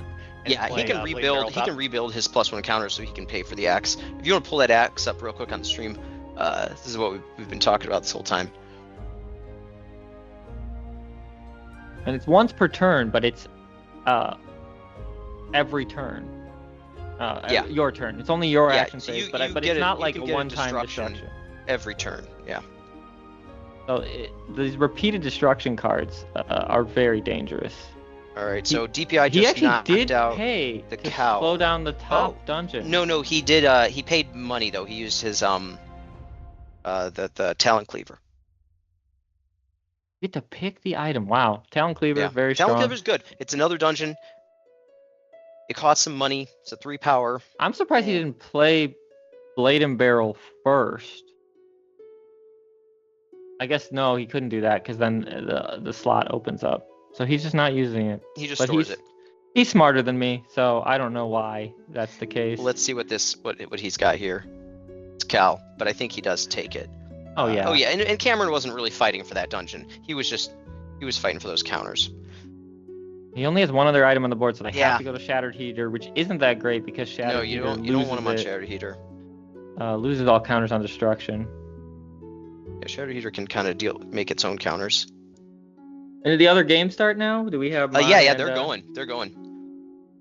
We're heading into the finals. Yeah. So it'll be whoever wins this game versus is it Mai and Brambles? Who's over there? Right. No, I think Mai got kicked out. It is Phil and Brambles versus DPI Cameron. So the bracket for me is a little mislabeled and said Mai. Is it still saying that? Let me see something. 1 second. Refresh it. Go ahead and refresh it. Switch to the bracket. Refresh. There we go. Bracket is now correct. It should say Phil 2. It does. Phil 2 versus That's Brambles. regular Phil. That's regular Phil. I just I typed in the name. I actually put Mai through, and then I had to rename them, and I couldn't name. Anyway, it was a duplicate name, so I had to name Phil 2. You couldn't name, so it's Phil 2. It's regular Phil, but his name is now Phil 2. Phil cheating in the tournament by entering twice. Right. So he was playing 2 games at once. Cameron is putting a -5. All right, yeah, that's good. He brought back. Now, see, the thing is, his Druidic Warmaul took a big hit as he lost board presence. The Druidic Warmaul, when it comes into play, I think the trash mechanic is really strong. Yeah, well, it's both are good. I mean, basically, Druidic Warmaul, though, it comes into play, it gets +1s for each allied item in play. So, just how much stuff is on the board, that's how strong it is. It could be up to. I mean, there's a lot of slots on the board. It has the same play effect as a 7 cost robe, but it also has. You kind of got questioned for a moment in the mid game though, where all 3 of the locations could be relevant. Like as soon as one tips over into one player's favor, Druidic Warmaul doesn't have a trash ability anymore. Yeah. Right. Right now, actually, Cameron is maybe thinking of trashing it, and he is. He trashes it because it's going to give DPI only one option. When you trash this card, your opponent chooses where 5 +1 counters go. But DPI doesn't DPI just put them on Jagged Cleaver? He did. Oh, right. No, it actually didn't do anything. Yeah. Okay. There.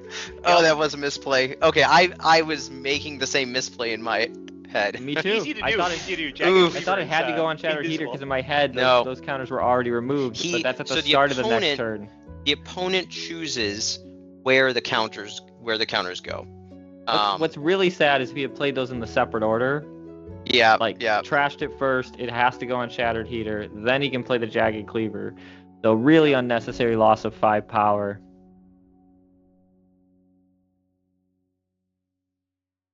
Hard to see though, because when I play Jagged Cleaver, I think those counters don't count. They're going away. Oh, DPI in a commanding with position. and a huge bank of +1 counters for that execution. Yeah, so he can destroy anything he wants. He has to spend 4 power on it. He's probably gonna peek the hand. Looks like that's what's happening right now. Cinder Burner is a randomizing card. Makes everyone discard at random. Not as important in a low draw game because it's a lot of times you're discarding 1 to 0 cards. You had been telling me that you think that Cinderburner is sneaky, one of the best cards in the game. Is that because of the way it attacks big draw decks? No, I think it's really great to close dungeons. I think it's just a solid 5 that people forget about, and it's just a lot of power to throw in the end of a dungeon. And it doesn't have an ability if you do that, right? Right, it just goes away. I guess you both draw, but I got so many. I forgot about it. I got so many dungeons closed. I saw 2 different games. There are other 5-cost items. There are other 5-power items though, but maybe none that only cost that 5 and have no like major drawbacks, right? Exactly. Like it's just a solid, but only if you're not only for closing because equalizer. You're both drawing. You're both discarding at random. Yeah. So it's a good hedge against someone collecting a bunch of card draw. Basically. Cameron over here wondering why all the streamers are looking at Cinderburner in his hand. Oh this man. is cool. Well, in terms of the actual raw power in this dungeon, so he destroys it, it comes back, it loses 2 counters. So here's now that undid the misplay in a lot of ways. Yeah. Because if he had gotten 5 counters on that, he would have just lost them anyway. This feels so bad if you're Cameron though that you have to be winning by over a full item because at any point the axe could swing. Yeah, but Cameron does have destruction in his deck too. And Cameron's average card is actually like pretty high point value now, but DPI is going to be able to fight back with a potion. Now there's a question here. So that is a okay. I was gonna make sure they did the +3 because Shattered Heater actually re-entered. Yeah, it did. They added it to it. Oh, that's incorrect. I think that should be a +3. No. It is correct. It is correct because only 2 items have entered play: Shattered Heater and Vengeful Hatchet. Yeah, but Shattered Heater left play when Vengeful Hatchet came in. That's right. 1, 2. He has not played Cinderburner. He's not played. Yeah, it's only these are. Yeah, it only returned to play. Yeah. Yep. Yeah. I hear you. But is returning to play not entering play? So okay, Standard Bearer is for each other item that entered play this turn, right? He's played 1 card, Vengeful Hatchet. That destroyed the Shattered Heater. And so that's number Vengeful 2. Hatchet entered play, Shattered Heater entered play. Yeah, Those are the 2 other items that entered play. Yeah, it doesn't Standard count Bearer for doesn't itself. count itself. No, doesn't count That's itself. right. That's right. Oh, okay. Yeah. I was like Standard Bearer is the 3rd item, but okay. Well, I think we've been playing that wrong in our exhibition matches. I'm realizing. Ooh, okay. We've been playing it with one extra counter. Okay. Potion of Growth. Oh, this is so disgusting. Goodness. He's got so many points. So Potion of Growth is kind of your He's grabbing points essential Cleaver. +1 counter spreader. It's only a 2 on its own, but it comes into play, puts a +1 on everything you have out, and everything that comes out, it puts a +1 on as well of your Standard items. Bearer. He says, please destroy Standard Bearer. This is gonna be a slow game though, Nate. Just so you know, with all this destruction. Yeah, it's a fairly heavy destruction game. But you let them start early. Yeah, he hits that. Talon Cleaver also comes out, so this is doing something. See, this is doing more than one where... thing. It's also protecting Executioner's Axe from some destruction because it's no longer the rightmost item. And he's hitting that. Yep. And now potentially Cameron's going to be looking at the Bloodsoaked Vestment a little more closely. Oh, it's still there somehow. Yeah. I mean, I guess the Bloodsoaked Vestment would have saved one item out of the 2. One of those items, yeah. His own destruction is making Blade and Barrel not usable, which is ironic because he can't get it into a dungeon that he wants it. Scimitar also good. This is I haven't seen this strategy in a long time. This feels like a DPI classic. Yeah, this is a classic deck of his. He just, if he sees the parts, he's going to pick them up.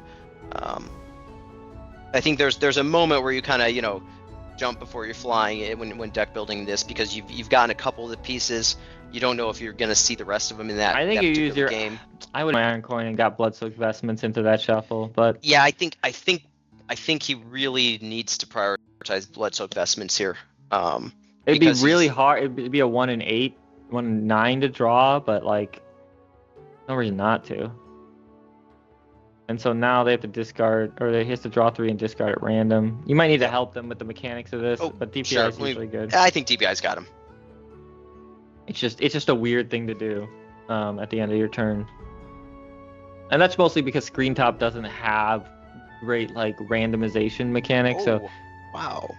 We got quite a game, man. It might. I don't want to jump the gun here, but Phil is on match point in the other game already. No way, already? Yeah. Crazy. Yeah. I was gonna say this game's going slow because of Yeah. all the destruction. I can get ready to jump to the other game if you want. There are 35 minutes. No, I think let's just see what happens. It's not over yet.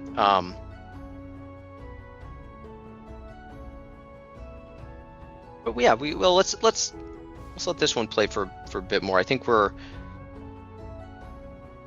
1 dungeon, 2 iron coins. These guys are 2 dungeons out, so I think it's 2 dungeons.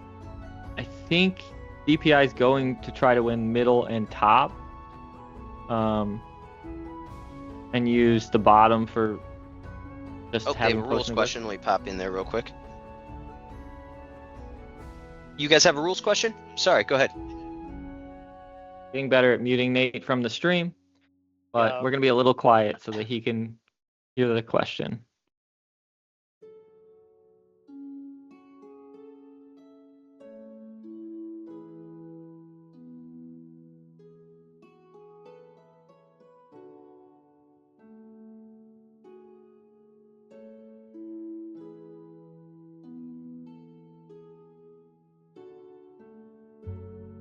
I don't know if it's about quick cast.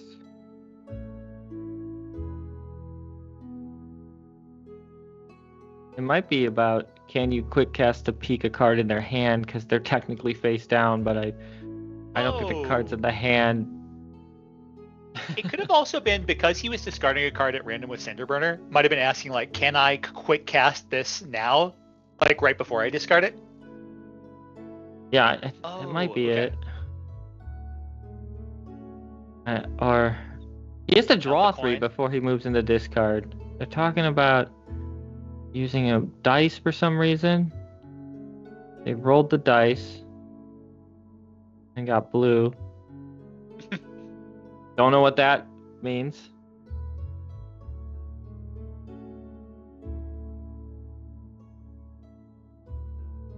Sorry about that very weird moment. The question was, can you quick cast? So first off, let me back up. We see the Cinderburner. The Cinderburner is going to make him discard at random, right? Yeah. He wants to get rid of that card in his hand. Yeah. He doesn't want that in his hand when he draws because he doesn't want to have to discard a random card. So what he was asking is, can he quick cast it without a target? Can Yeah. he just quick cast it but not have a card to peek at? And Oh, look at this. And DPI No. picks it. There we go. all right, but it goes anyway.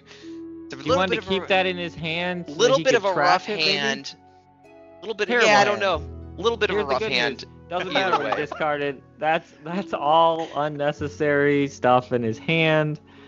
Wow, I don't think he can get anything going with that. The good news is he might be able to mess with DPI's hand as well, because there might be a discard at random. But knowing DPI, the Cinderburner makes you draw, so he's 1 card up now, more than he would want to be. What is this Witch Doctor's Mask doing? So Just it's just when you just play next to it, you muddy the deck and with a knapsack. yeah, you just stick some knapsacks on top and bottom of their deck. Top and bottom? I think it's 2. Pretty sure it's 2. That's wacky. Super solid cards. It's wacky. Should be part of any knapsack oriented strategy, and I think that's why that's DPI what Cole splashed it. lost to a while ago. Is in the beginning of the tournament, I heard there was a knapsack. We haven't seen much else of it. Yeah, there was a knapsack rush apparently that occurred. DPI is putting all his counters near the gold for some reason. I'm gonna grab a drink. I'm gonna be right back. Yeah, chopping the cinder burner. So that means he does not need to discard at random. So that goes off on the discard phase. DPI is now winning all 3 dungeons. We have a weak hand coming up. Is Cameron not up? Yeah, Cameron's up just a little bit. He's up by 3 at the top. Unfortunately, his hand is so weak. There's just nothing he can make happen here. Oh, he spent the counters, making him win in the top dungeon. I see. Yeah. But he will be able just to purchase more. But I would assume Cameron doesn't want to play there. Okay, he was able to trash to get a little bit of a draw and get a card that is a little better. If he went for it with the maul up top, is that good? Like, I think Scimitar is going to end up being able to be pulled in at a 6. Yep. And end up taking that dungeon. Even if Maul comes in as a 6. Minotaur Scepter puts 1 on itself. And Scimitar is effectively a +4 or more if he wants it. It'll be like points a +7. Yeah. Because it's 1 on itself, 4 more be put out. Yeah, he could put 7 power, I think, in the top dungeon. And that actually puts him 1 above. Think? Oh, he's not even going for it. Better play, I think. Yeah. He knows he doesn't want to let DPI have the initiative to close the top dungeon. But also, it's one of those hard things. Like, does he have anything? Yeah. Top and mid both look like they're so wrapped up in DPI. If he can do both of those before the bottom, he's just the game is his.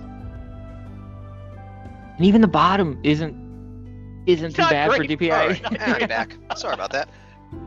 No problems. We're just talking about heads up play by Cameron, though, not to give initiative over to the top dungeon to DPI. I think he would have lost that dungeon by doing that because of this play right here, the Scimitar ability. It won't suck up all the counters this time, but it would have, I think, in taking the dungeon. I'm going to pop down to the other game. It might have just ended. Give me a moment here.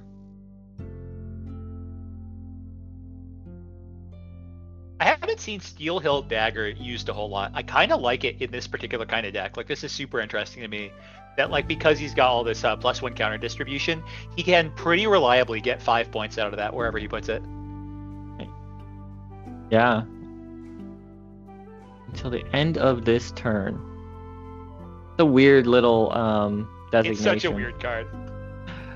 Like, I've been looking at Steel Hill and been like, where on earth do you what on earth do you do with that? And I guess it's in this kind of deck where you have just like so much control over distribution. I was gonna go look at it in the admin view, so I don't really freak out DPI. Steel Hilts, there it is.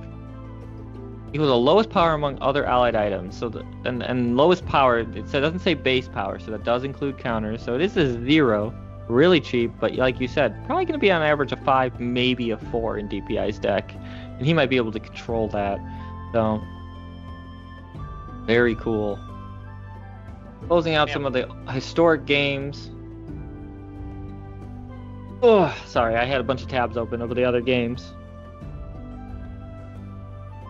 Dude, I don't know about you. Executioner's Axe just looks so disgusting this game. It's so scary. And don't forget Talon's Cleaver too. Like, he has money. So he has double destruction every round. Yep. Double destruction every round? Yeah, so like he has Talon's Cleaver. He's got the money for it, so he can pay 2. But that's an on-play effect, right? Oh, okay. I thought it wasn't. I thought it was going crazy. It's still a nightmare scenario for Cameron. So slightly. The other match just finished up. Phil took it. So that's going to be Phil in the Phil came in with no expectations. That's going to be Phil in the finals versus the winner of this, and I think this is coming to a head. Yeah, I think DPI is cinching it here. He's got the destruction, so Cameron has to be ahead an entire card. Macro game question. It's something that I am currently designing. There's those There's those knapsacks. We love to see them.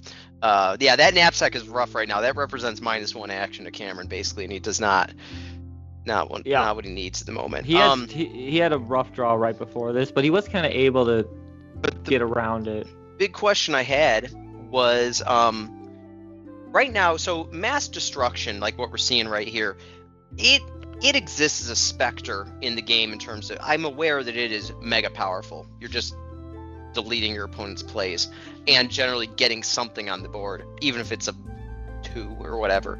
I recently made an item called the Rod of Revenge. That's a loot item and then we have items like the Blood-Soaked Vestments. But big destruction is an archetype that I'm wondering if I need to make another anti-destruction item. I'm just wondering if another one or 2 need to exist. DPI believes he's won the game.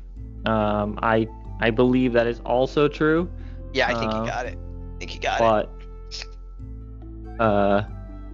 I haven't counted. Nathan, if you're asking our opinion on that's your opinion, and chat, and anyone. Based on this game, it looks real good. He obviously got a huge synergy package for it. Got a ton out of Minotaur Scepter with it all game long. But to me, in this game, it kind of looked like a lot of these items that you want to stick really get value out of them. They don't also protect their own lane, and that's the thing that Executioner's Axe kind of does. That works kind of like the like old Planeswalkers in Magic, where they like are give you value turn after turn, and they protect themselves. And that kind of is like where we're seeing with Executioner's Axe, and we see Cameron violently gesturing at that. Well, I'm gonna pop down there and then we'll kind of reconvene. Some of the we may take 5 and then we'll do the finals. I think we're gonna end pretty close to 3. I think we're gonna stick right on time, guys. Hey, I really appreciate everybody. Like I said, kind of, especially shout out to my Rockstar volunteers, unpaid, just paying in blood and time and the time they could have been spending with their families. I like watching Lootbox. Having a lot of fun here. Appreciate these guys. Appreciate these guys so much. But yeah, let me go make sure that what we see is what we're displaying on the screen here. And one moment. I'll try to refresh the bracket, but no promises on if it's accurate. Let's see here. We got Phil there. I'm gonna take like 2 minutes. I'll be back soon. Yeah, go ahead. I might just play the Lootbox little commercial while we wait. Welcome to Lootbox. In a land riddled with dungeons and rife with treasure, you'll balance strategy, force, and guile as you manage a trove of powerful equipment for your guild. Lootbox is a tactical medium-weight area control deck builder for 2 to 4 players, in which you'll compete for supremacy of the dungeons. 3 dynamically expanding lanes. The goal is simple. Have the most powerful equipment in a dungeon to win first pick of the spoils. The rewards are legendary. Draft your deck from over 150 unique cards, each representing a piece of equipment. Collect these items as loot from the dungeons or by purchase from the market. The turns are intuitive. From a hand of 3 cards, take 3 actions in any order and any combination. Even repeated actions are allowed. You may play cards into the dungeons to equip your guild members and stake your claim on the loot. But remember, you can play only 1 card in each dungeon per turn. And beware, some cards may be played face down, hiding their power and effects from opponents.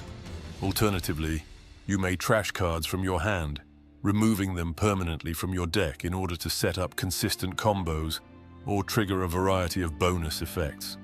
Finally, you may store cards for later by discarding them.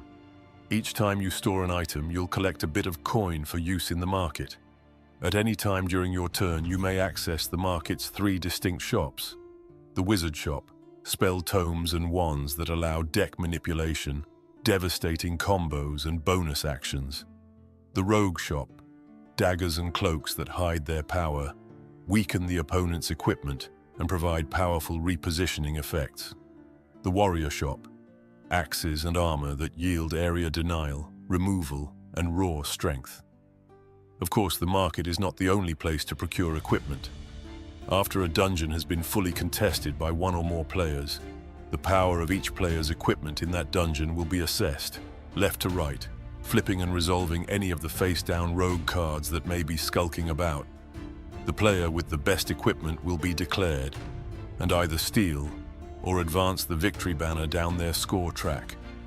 All players will return any items they played into the dungeon to their discard piles. And then, the loot box will open. A rewards draft will ensue. Starting with the dungeon victor, each player will draft a number of cards from among the offerings according to the number of items they played in the dungeon. Will you take victory points now, or forgo them to bolster your arsenal?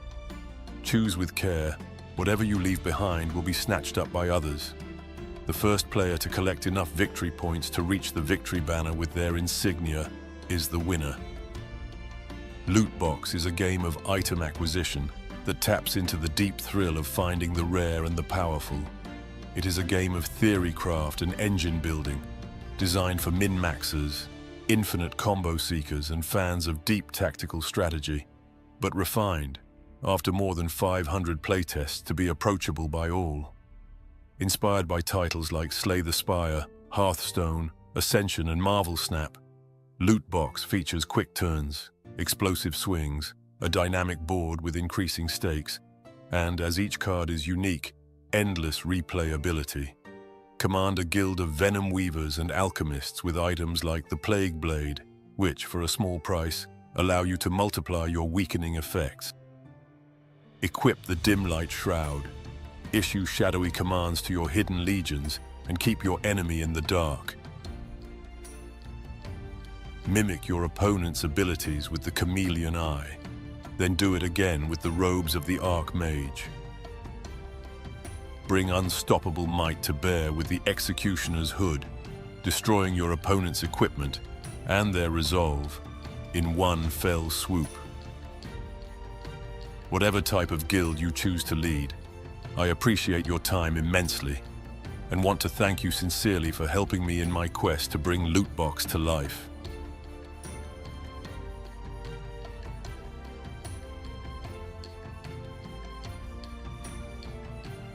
Welcome to Lootbox.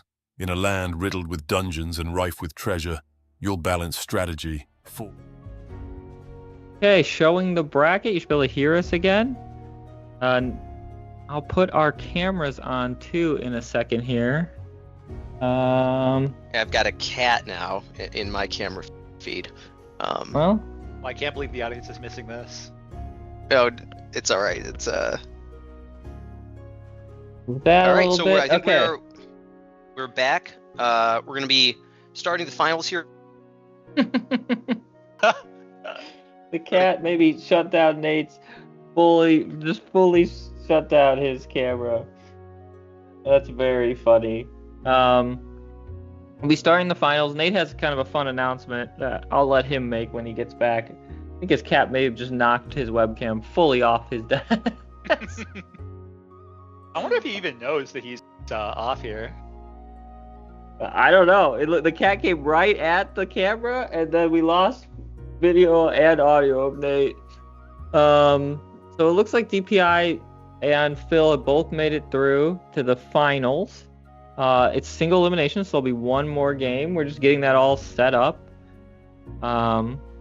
Thanks everybody for joining us. I'll look through the fun cards again a little bit here. Still playing the Blue Winds animation. And then I don't know which side's going to be which, but I'm just going to guess for now, and then I'll flip them if I need to. Now, if you were, I don't know if you have a spot you want to start with this item look through, but I'm kind of thinking if you were Phil and you were going up against number 1 seed DPI in the finals, what would you be thinking of doing? Like, what kind of items are you going to be looking for?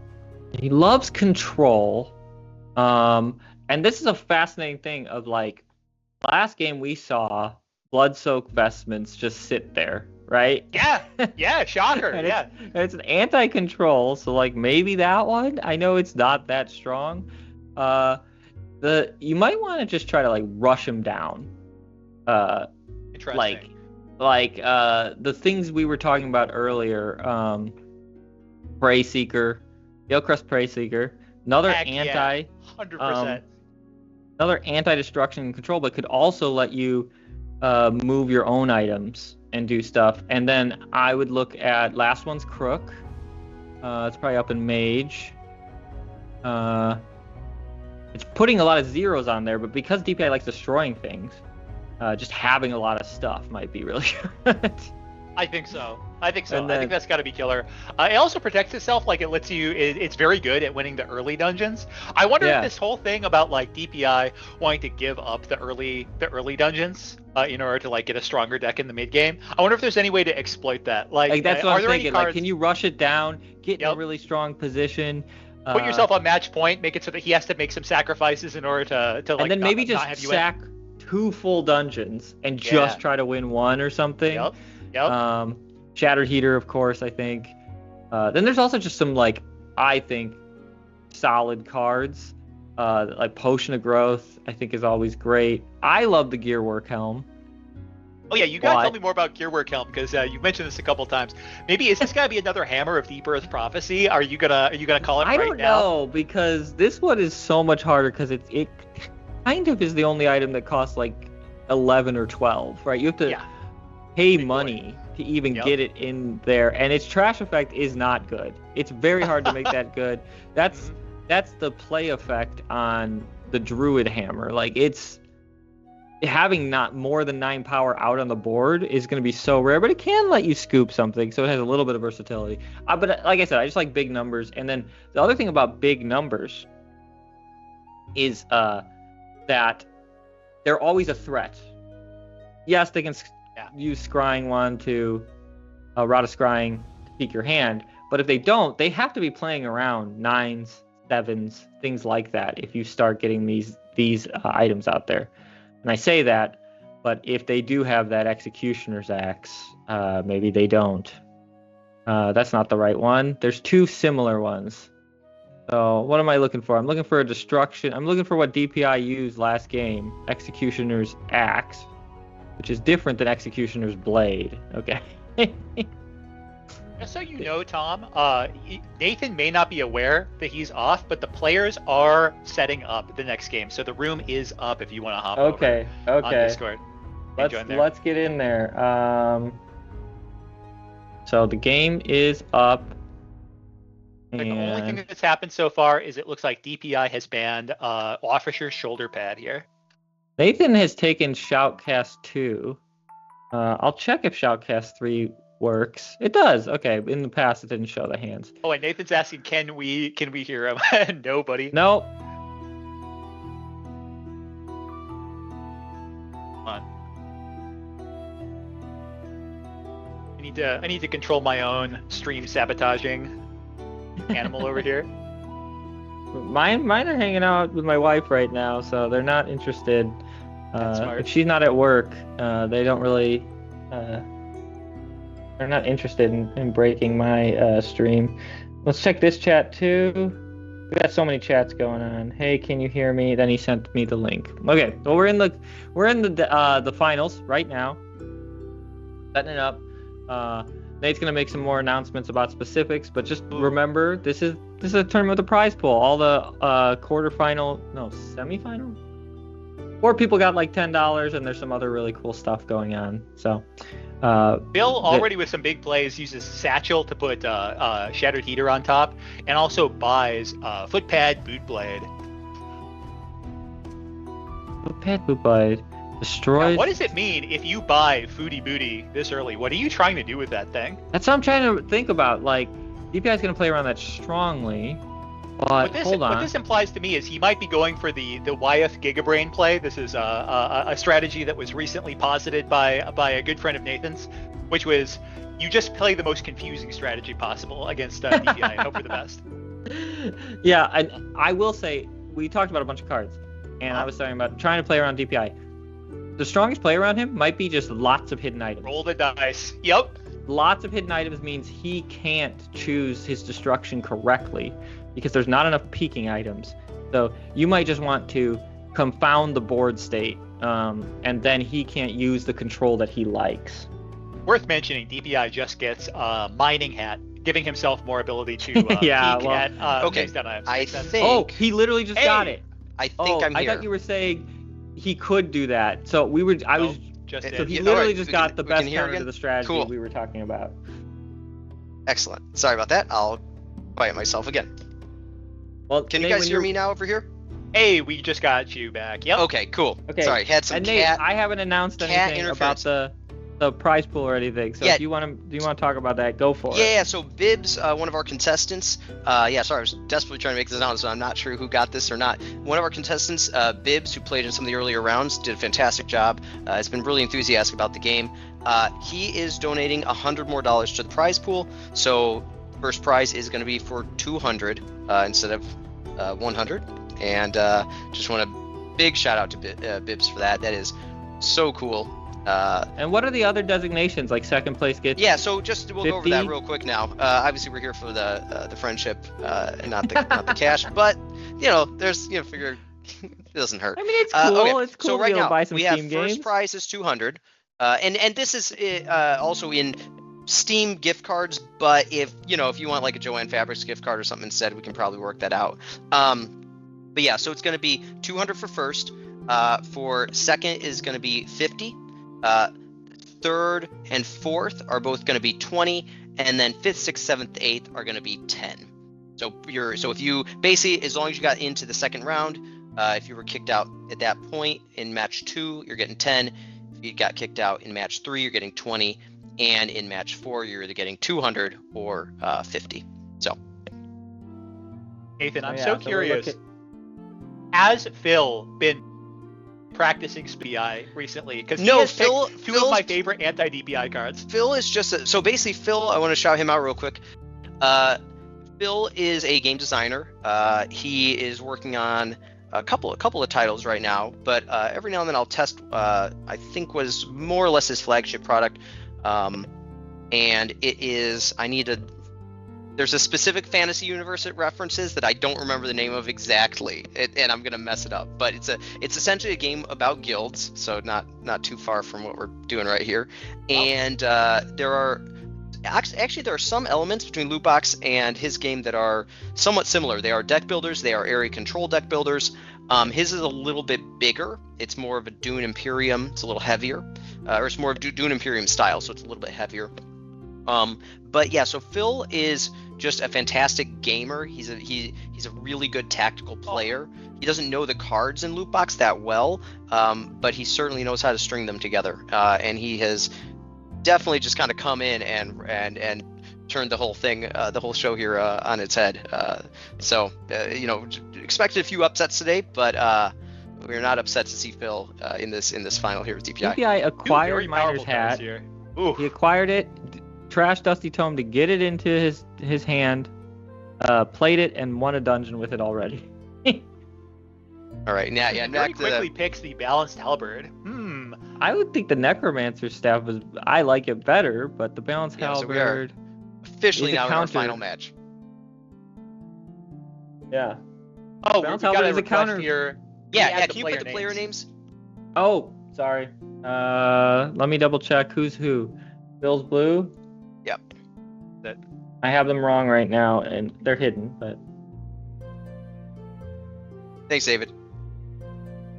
David, gentleman who just let us Saved the know stream, really. about saved our stream. Really, yeah. He has a fantastic game called Long Live the Empress. It's kind of like a deck builder. It's a no luck, no turn order strategy game. I would ask if you have any interest in deep strategy games. Talk to David after the stream here. But back to the Bill's on the left, blue player. He went first, and DPI's on the right. Went second. That's determined randomly, and then you get a little more ban activity if you're going second, so that the other player can't scoop all the good items from the store necessarily. But otherwise, we haven't seen any. There's not like blue wins more often or anything because how the dungeons work. If you're playing consistently as blue, the initiative to close the dungeon goes to red. So there's not necessarily an advantage that we see in any of the play tests I've been in. But pulling Booty to his hand, and like, what is he gonna do with that? Shuffles the cards in his hand, can play multiple cards face down this turn. The bamboozle is about to happen here.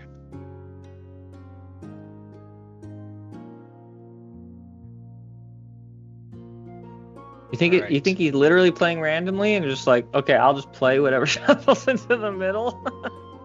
Oh, so he's trying to intimidate DPI. Like, I totally have Boot Blade right here. Gotta respect it. So, sure, I'm officially muted. Okay, yeah. So Boot Blade itself is one of my favorite items in this game. Essentially, it goes down, it's face down. When it flips up during the looting phase, whatever's to the right of it gets kicked out of the dungeon and replaced with a 0 power card.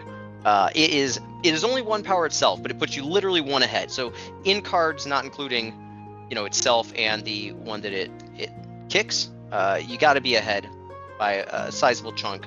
And it replaces it, so no matter how many counters they put on it or whatever, right. it's just going to be a 0. Item, it'll swing a dungeon. Okay, I am so happy to see DPI take the Rod of Fantasia. This is one of the goofiest items, I think. Knapsacks. The kids are just calling it better Rod of the Web. I think it's worse Rod of the Web.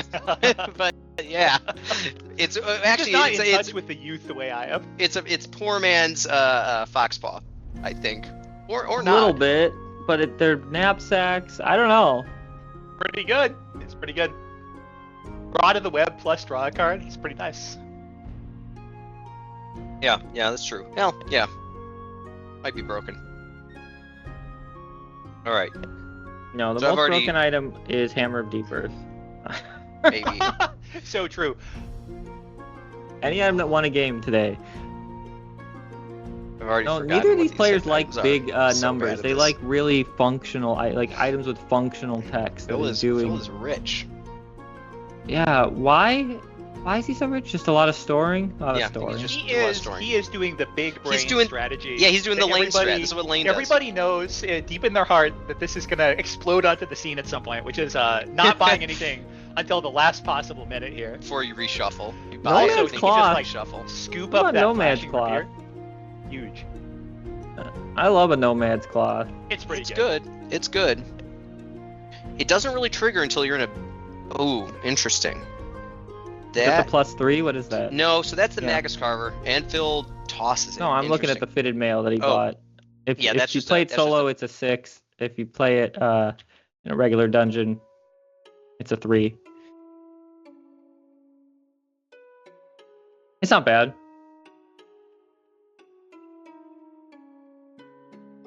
What else are you buying? Grimoire of Dusk.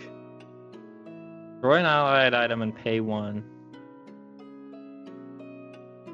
Not too good. Man, that's doing a lot of stuff.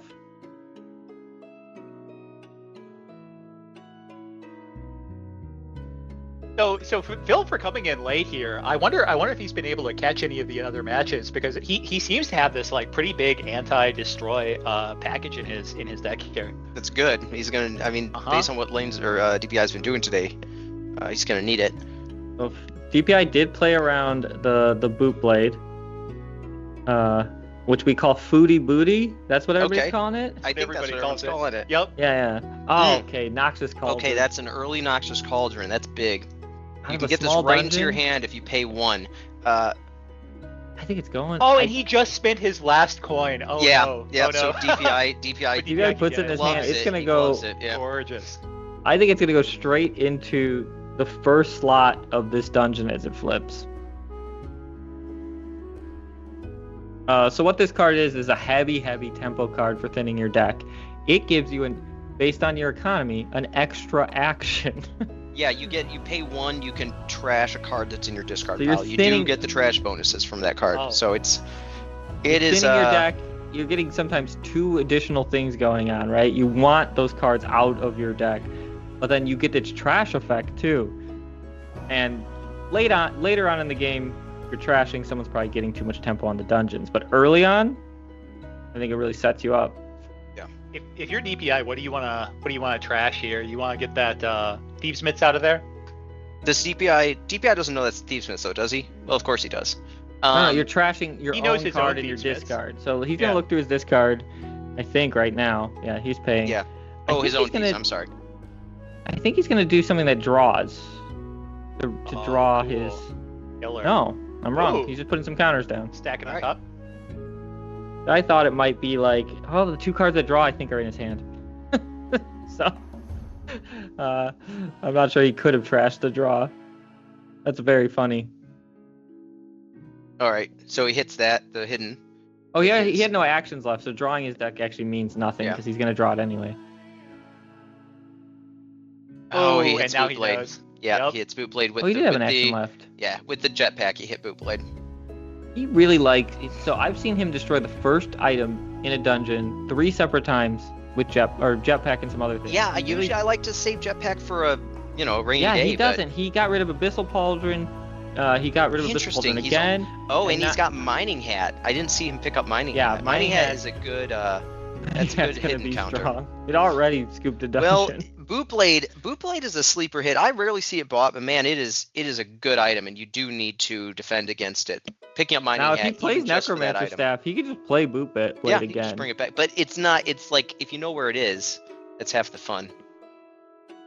I guess it still But what if shuts he down what if that he pulls dungeon. it to his hand, shuffles his hand around, and pretends to play another card? Like, He doesn't have. If he had other invisible Well, cards, it would but- be awesome. but does DPI DPI doesn't know that? DPI doesn't know that, Ooh. and that's probably what we're gonna see. Oh, here we go. I Yep. guess he could also hold that in his hand for a turn. Yeah. Look, there's the shuffle. Yes. Is he just gonna play? Is he just gonna do? Is he gonna be that brash? Just gonna put it right back on the board? Right back in the same spot, but you can't know that that's it. I'm just gonna play this crossbow. I mean, whatever this card is. Well, okay. So here's the thing: DPI may not be able to count it because he has nothing in his discard. It really could be anything. It could be anything. It's gonna Yeah. make DPI second guess himself for the whole game. Oh, I'd love to see this. Well, okay, and this is the thing. Even if it is the Boot Blade, even if DPI knows it's the Boot Blade, that's the dungeon DPI wants to play in because he gets a draw, he gets a counter. That's where his Does value Seer's is. Palm, does Bootblade cause Seer's Palm to give him 2 triggers, or does the replace not count as entering? Let me see. That is action phase. It's not going to do anything because it's in looting phase. You got it. Okay, perfect. Okay. Oh, how'd he peak? Miners. He peaked with a mining hat. Yeah. All the like shuffle, Blade. everything goes off, and then he just peaks. Yep. Gotta love mining Oh, what a hat. moment, though. There's some items I've like rarely seen DPI buy, let alone like I don't know anyone. So this is I like seeing mining hat come out. Great. We were talking about Well, how man, like your you might opponent be. goes in Phil- from turn 1 playing Phil anti-DPI. Phil has some combos here. I'm Yep. looking at the Yeah. the Grimoire of Dusk and then the obvious Shattered Heater target. Get 2 7s on the board is what that reads. That's real good. What is this? Bellerite Blade. During reset phase, discard down to 1. Oh, that's rough. It's a Kinda 7. works with. But he has piece, map though. piece. He has Yeah. map piece in his hand, so it's actually. No, it's actually during nothing. reset phase. You can have 50 cards. You're gonna discard down to 1. He's Yeah, discarding you down to discard map down piece. to the map piece, and then And you then can the have next legit play time you three Yeah, cards. you draw, That's and what then, he's doing. then you still get your 3 actions. You just Yeah. one of them's a map piece. Oh, he's got to get the rapier here, right? Yeah, there we go. That's our DPI. Okay. The enemy item enters. Whoa. Phil 4 is other good. effects. I just haven't seen Phil play much because he hasn't played a ton, but he's good. It's too sharp. Yep. All right, yeah, he got some items. He just tosses right down to map piece. Makes sense. Yeah. I don't think there's another item that would draw enough for him. Okay. Trashing map Phil piece for a little trashing bit of map draw. piece. Yeah.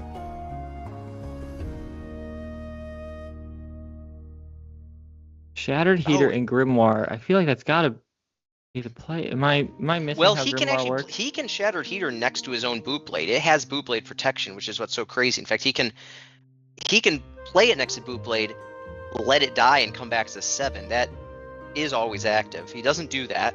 It looks like he's going to compete for the bottom dungeon instead. Get a couple 7s that are gonna last, as opposed to trying That to fight for that. bounces. So Shattered Heater tech, they're not going through the motions, but Shattered Did he have Heater 1 was gold actually, to pay for that? He did. yeah, he got the Okay. 1 gold by trashing map piece. Oh, right. He's going to discard 1 of those. Okay.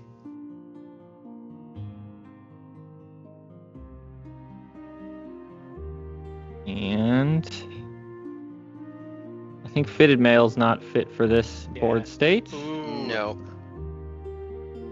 Okay. Nap And now- piece, and then DPI doesn't even know what his turn's gonna be. No. Yeah, rolling the dice here. Yep. Ooh. Did he draw? Why'd he three? draw a 3? Oh, Oh, Sears because Palm. of Sears Palm. Sears Palm. Yep. We don't know. Oh, what's going on. Rod of Fantasia. Hello. Okay. What is this gonna do for him? I don't. Let's I don't. close the top dungeon. Let I him do built this whatever it card. wants. I built this card on belief, not because I understood or believed I could play with it. I just He's believed gonna close the top somebody could. dungeon. So I think the right play is put your boot blade, or not that. You put your knapsack in there, so you get 2 choices. Because otherwise, he puts his knapsack in, and So- he gets 3 choices. Here. Oh, interesting. Don't 'Cause you, he- as Phil, play? Yeah, Right, so I guess just this for the is- audience, let's talk about this item for a second. Rod of Fantasia, it's a quick cast, doesn't take a turn action. You just throw it on the board, pay a gold, you draw a card, and then your opponent must place a knapsack, one of the 0 power items, into any dungeon. It's under their control, and then you can put a knapsack into any dungeon. So you get the benefit of choosing after you see the new board state where your knapsack goes. But the board advances essentially by 2 0 power items. Yeah. Speeding up That is a item, but complete it also lets you. utility item. It's like it's unclear if that doesn't just help you on its Well, let's face. talk about it this time because I think it's DPI. preposterously strong. I think in this case, Phil has no place to play. That's benefits good. him. He doesn't want a 0 on the board. Yep. Yeah, and DPI But did not want. He may. It's a may. He Or no, wanted sorry. the top dungeon opponent closed. must. Right. So he's winning it. He wants it closed. He wouldn't have been able to close it otherwise. He can't Right. get 2 items into that dungeon this turn. And now he can guarantee to close it while he's ahead. Because Yeah. even with the strongest hidden item that DPI or that Phil has, Phil has, yeah. DPI still wins that top. He got all the draw that he wanted. Yeah, I think this is a good use of Fantasia. And DPI is deciding, I think, whether to put a 0 down still. Oh no, Noxious Cauldron. He's got a Cauldron play. Still. He's trying to figure out what he wants to trash from his discard pile for a coin. And Void he's coin. gonna go with the Void Coin to get 6. Paid 1, got 6, bought a Treasure Scepter. This is a pretty exciting game. This is Yeah, a good one. I'm curious on the choices. So DPI doesn't really care about. I feel like his information is you want to be at 5 VP or 7 VP, right? Yeah. Does he go to 3? No. He might only take 1 VP because then the next dungeon he goes to 5. But we'll see what happens because they are going to be losing. Phil had an inter. Okay, lost. so we're waiting for him to come back. Yeah, he had an internet issue. Okay. Hmm. Like I had a cat internet issue a moment ago. Phil had sent me a Yeah. message. He's like, small internet issue. Sorry, doesn't look. Sorry about the unprofessional No. look. Meanwhile, I'm like fighting with a cat and not online. You And gotta put a stop trying to this, host a Nathan. tournament. Phil, You're you fine, gotta Phil. get out of this tournament, buddy. Unacceptable. Unacceptable. It is. We run a tight ship here. No, So no, let's, no. let's dwell on Rod of Fantasia for a second because I feel Yeah. unjustifiably confident about this card. It's gonna be too strong. And Sure, I say sure. this like I have no idea if this is gonna come true. But what it looks like to me is like if you play it at the beginning of your turn, if you quick cast it at the beginning of your turn, then you get to like react to those, we look at that, and your Rod? opponent has to commit without any information. And so you get to do your play choices afterwards. I feel like Right. it's just going to be like a really good tool. I feel like its power level seems to me like it's above Rod of the Web. If I were to guess, Sure. it seems Oh, very looks very like good. Phil made it back. Ugh. Yeah, no, I think that's a fair analysis. I have yet to actually see it work in the wild though. But here's the So- thing. Okay. Rod of the Web would have given, in this circumstance, Rod of the Web would have given DPI 3 choices in this dungeon. Because Yeah, Phil still that's got true. to put his knapsack in and get a choice. So I think Fantasia is more powerful because it's a quick, or it's not just a quick cast. It just speeds. If your choice is to speed up with knapsacks, it's speeding it up more. You get to react, all that stuff. The boot blade, Oh, they might have a they question. may be Yep. Is that a question? Go ahead. That is the owner of the boot blade. Or no, sorry, reverse that. It is the owner of the item. Excuse me. They keep their. He's answering questions about the boot blade destroying something, about how many choices go into that. So I think the question, and this I think is a very reasonable question. Like looking at boot blade, I feel like it's not like totally clear when you read it that the original owner of the item owns the knapsack, which is super important. I need to. I'm gonna modify the text on that just so it says, your opponent, or no, not your opponent, that player. Sorry, it's gonna be that player replaces the item with a knapsack, or the controller of that item, whatever. I'll figure it out. But yes, you don't change the banner. Yeah, replace that item. Replace that item. Replace the controller's item with a knapsack under their control. That's hard to phrase, but I know what you mean. I got it figured out. How are we feeling about Enchanted Blade here? I mean, that's good. Usually Always. pretty exciting. I don't know. I like that item. You may trash an allied item from play. I think DPI probably wants it because he has Noxious Cauldron. Oh. To do interesting. DPI just taking both of the VPs though. No, he doesn't want it. Phil's having a little bit of internet trouble. We'll give him he's popping back in. I was gonna say it's really cool because you can trash from play to slow down a dungeon if you have Noxious Cauldron out. Can you do it for free? No. To blade trash. That is from play. It starts in your trash. If this is in your trash. Enters play. So you swing the enchanted blade into play, it swaps places. Basically, it comes from your trash and pulls something that was in play into your trash. That's not an action.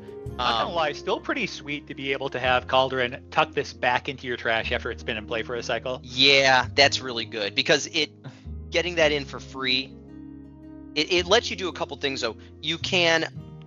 Yeah, I don't know. That's crazy. I don't really understand how that would like interact with each other. I'm trying to think if there's any other cards we should look. I'm gonna go to the admin view and look at it's an old game, previous game. The admin view. Isn't there some other like really intense trash cards like Abyssal Pauldron? The ones that like trigger on trash. Yeah. You got Abyssal Pauldron that probably Phil would love to have. And then what's the crazy one that we were talking about? To the in the rare section or the epic section, you've got the Soul Reaver, which it gains power based on the number of items in your trash. It's all the way over. Now that one's a little weird because you need to play it earlier in the dungeon to really get full power out of it, but it can land as a 10 or 12 pretty easily. Yeah, that's a pretty good one. I'm looking for any other like trash synergies here. There's a bunch in the common mage cards. So we're going through here. Hitting Rod lets you. Oh yeah, your opponent discards a card. That's a good one. If you can land one of that trash effect for free, or essentially for free through Cauldron. Nether Maul you can play from your trash. There's plenty of good targets for it, Cauldron. Imps Bobble's not one of them. I think this is one. Yeah, there's the draw engine. You're about to hit the nastiest one. Actually, I don't see it here, but like the Wraithbinder. Oh yeah. That's. I kind of think that with the Cauldron is one of the more like actually awful. We're giving Phil just a minute. He's having a little bit of connection. To be on the other side of. He'll be back momentarily here. Yep. Yeah, and you can put it right into your hand. So I would assume you'll be cycling we'll see some cycling of that mage. In truth, Wraithbinder is my kind of like, it's like my pet.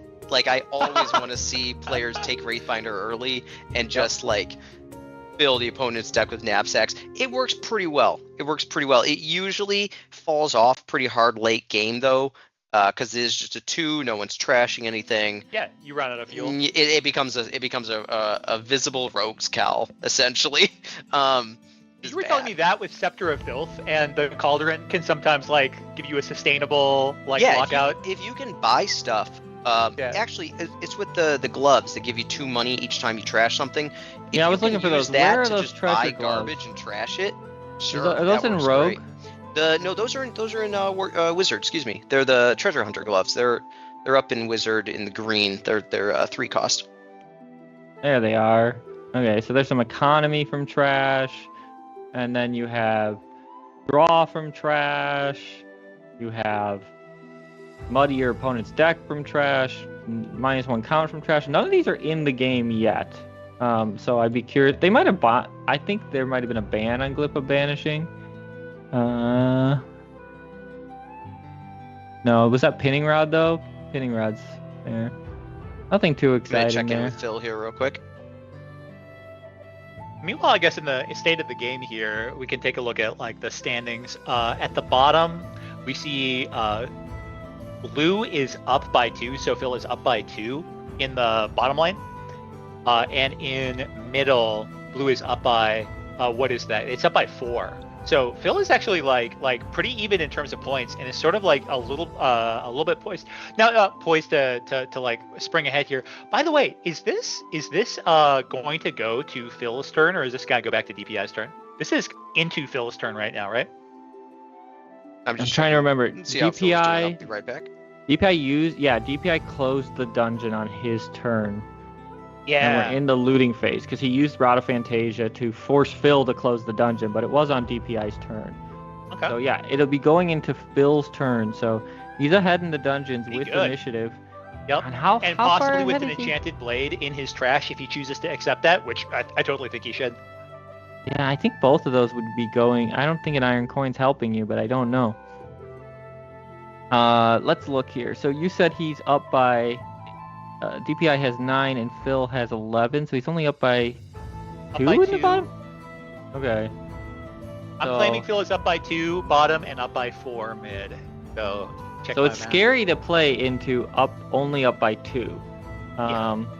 Because but you do have initiative. So if he puts Peasant Tunic there, he's now up by 6. That's about as strong as he could be up by. Does he think DPI can throw 7 power into that dungeon? I don't know. Not unheard of. And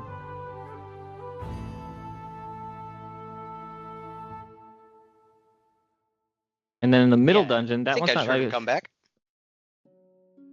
Yeah. I hope so. we're just talking stream stuff. You're in Discord, Nate? Yeah. Okay. I'll let you deal with Discord. Sure. I'm gonna mute you while you talk to Discord people. Okay, you muted yourself. No, I don't know. That's the real question. Do you put 6 power in that bottom dungeon or whatever you put? How many? Oh, what's the most power that Phil can put down there? Is it just the Peasant's Tunic? I think it's just 4. I don't think he has anything else. Okay, so he could trash Silver Coin. Yeah. And look for something. Yep. I kind of have a feeling like he might play the coin just so that he could like enchanted blade it out of there if he needs a draw later on.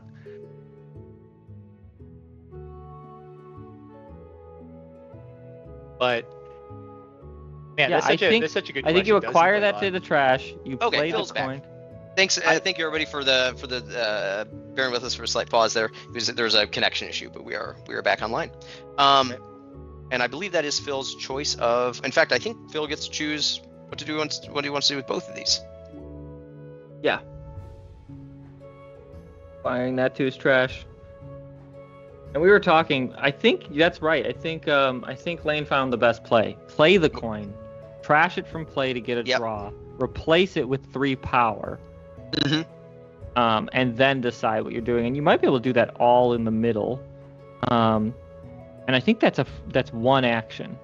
Yeah, I think it's replacing 2, is right? not if you play and the replacement's not an action. It's a replacement for free. Oh, you don't spend an action. Yeah, this thing can play literally the just come out of the order shop. trash with it? Yeah, this Wow, thing can just come out of the shop and fly onto the board. I think so there's a slight unless he wants that on the board. He just trashed it. Well, he may be. I mean, he can do it later. He may want to do it later. Reserving the axe for later kind of makes sense too. Okay. He got Jetpack.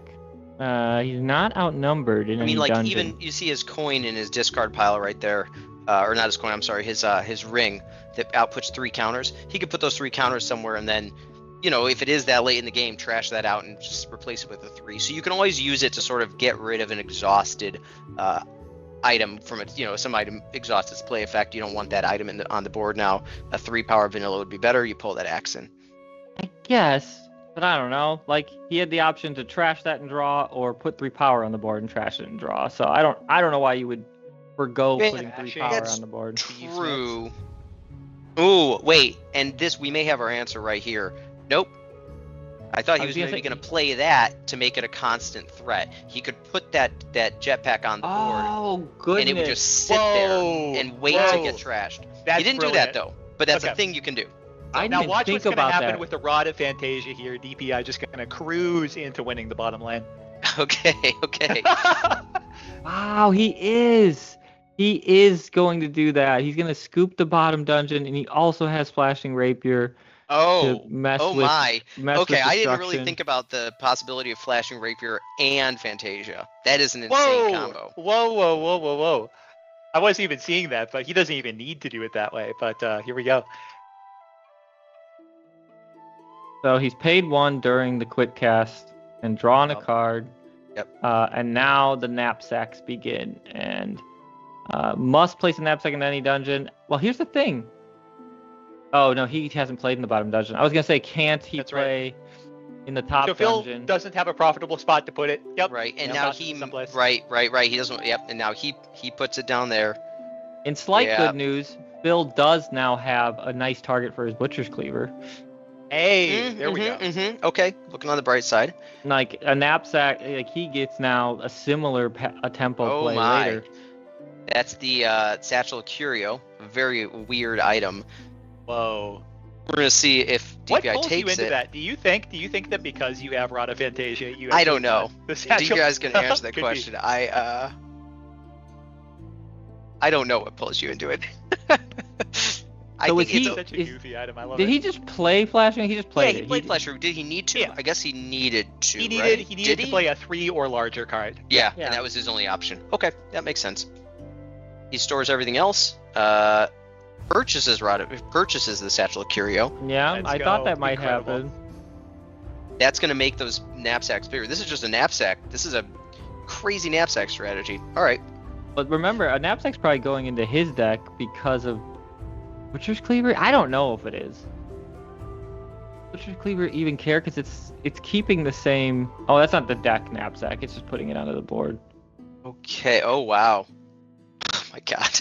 Top hat. Freaking top hat coming out in the final round. I need to destroy DPI that. with item. I a hate top it. hat. Let's go. Does he take it? Oh god. Yeah, DPI. So with a top hat is a crazy item. It's a very strong item because it makes it so your opponent doesn't get to loot on their turn, and you can just screw around with dungeons that have 6 cards in them until the end of your turn, where they do actually get looted. To be clear, that means we don't enter the looting phase. Right, it just goes right to reset. It's not like we flip and see the rewards or anything. It's just in the action phase, you skip this looting phase. So Yeah. all the 6 cards just sit there. You can move them. You can Well, destroy okay. them. To be fair, we do see in Phil's hand, he's got the scroll of warding. If he sets that scroll of warding down next to the top hat does nothing. It's a 2. So hopefully, we'll see what. Well, I mean, it's gonna, DPI is gonna try to protect that top hat. I mean, we'll see. DPI's I'm on sure match DPI point. knows he has that item. So we'll see whether he can make this work. Regardless, DPI's on match point, and Phil needs to win 2 dungeons. So Phil is ahead strongly in the middle dungeon, and there's not destruction currently available. Now, Phil- should be noted, DPI is on match point right now. You just noted that, right? Yeah. Okay, got it. But look, Just- Phil just can re- speed coming up. coming up with the. Sorry, go ahead. Phil can speed Phil up the would- middle dungeon really hard. Mm. He True. could destroy the knapsack, put a knapsack into the middle, right? Yeah. Yep. And then he could play a 4 power in the middle as well. So now he's ahead by what?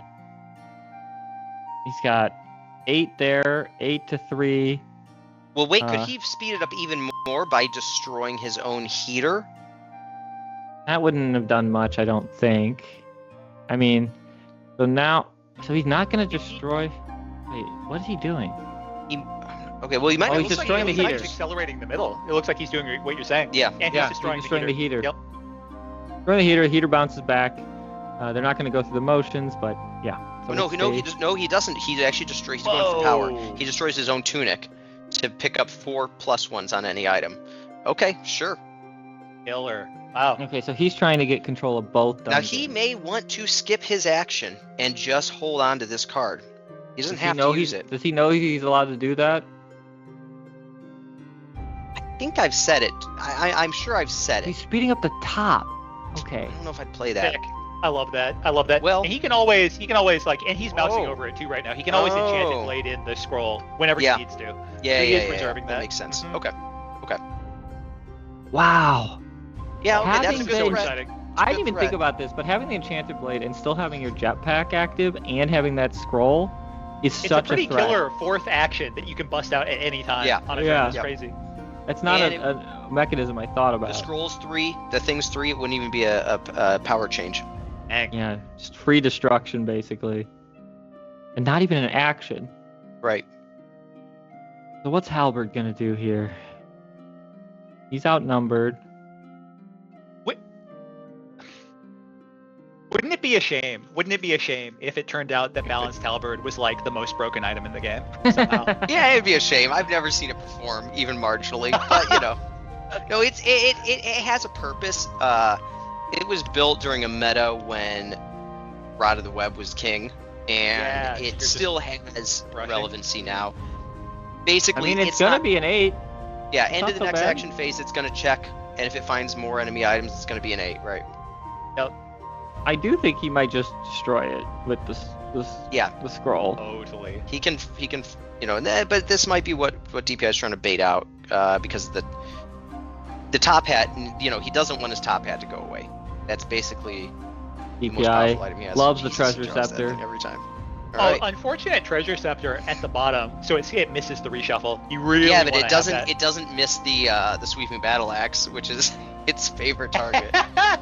Yes. That might be one of the best So targets. yeah, the treasure scepter, you play it, you copy the power of an item in the shop that's worth 7 or less, and then you also acquire that item.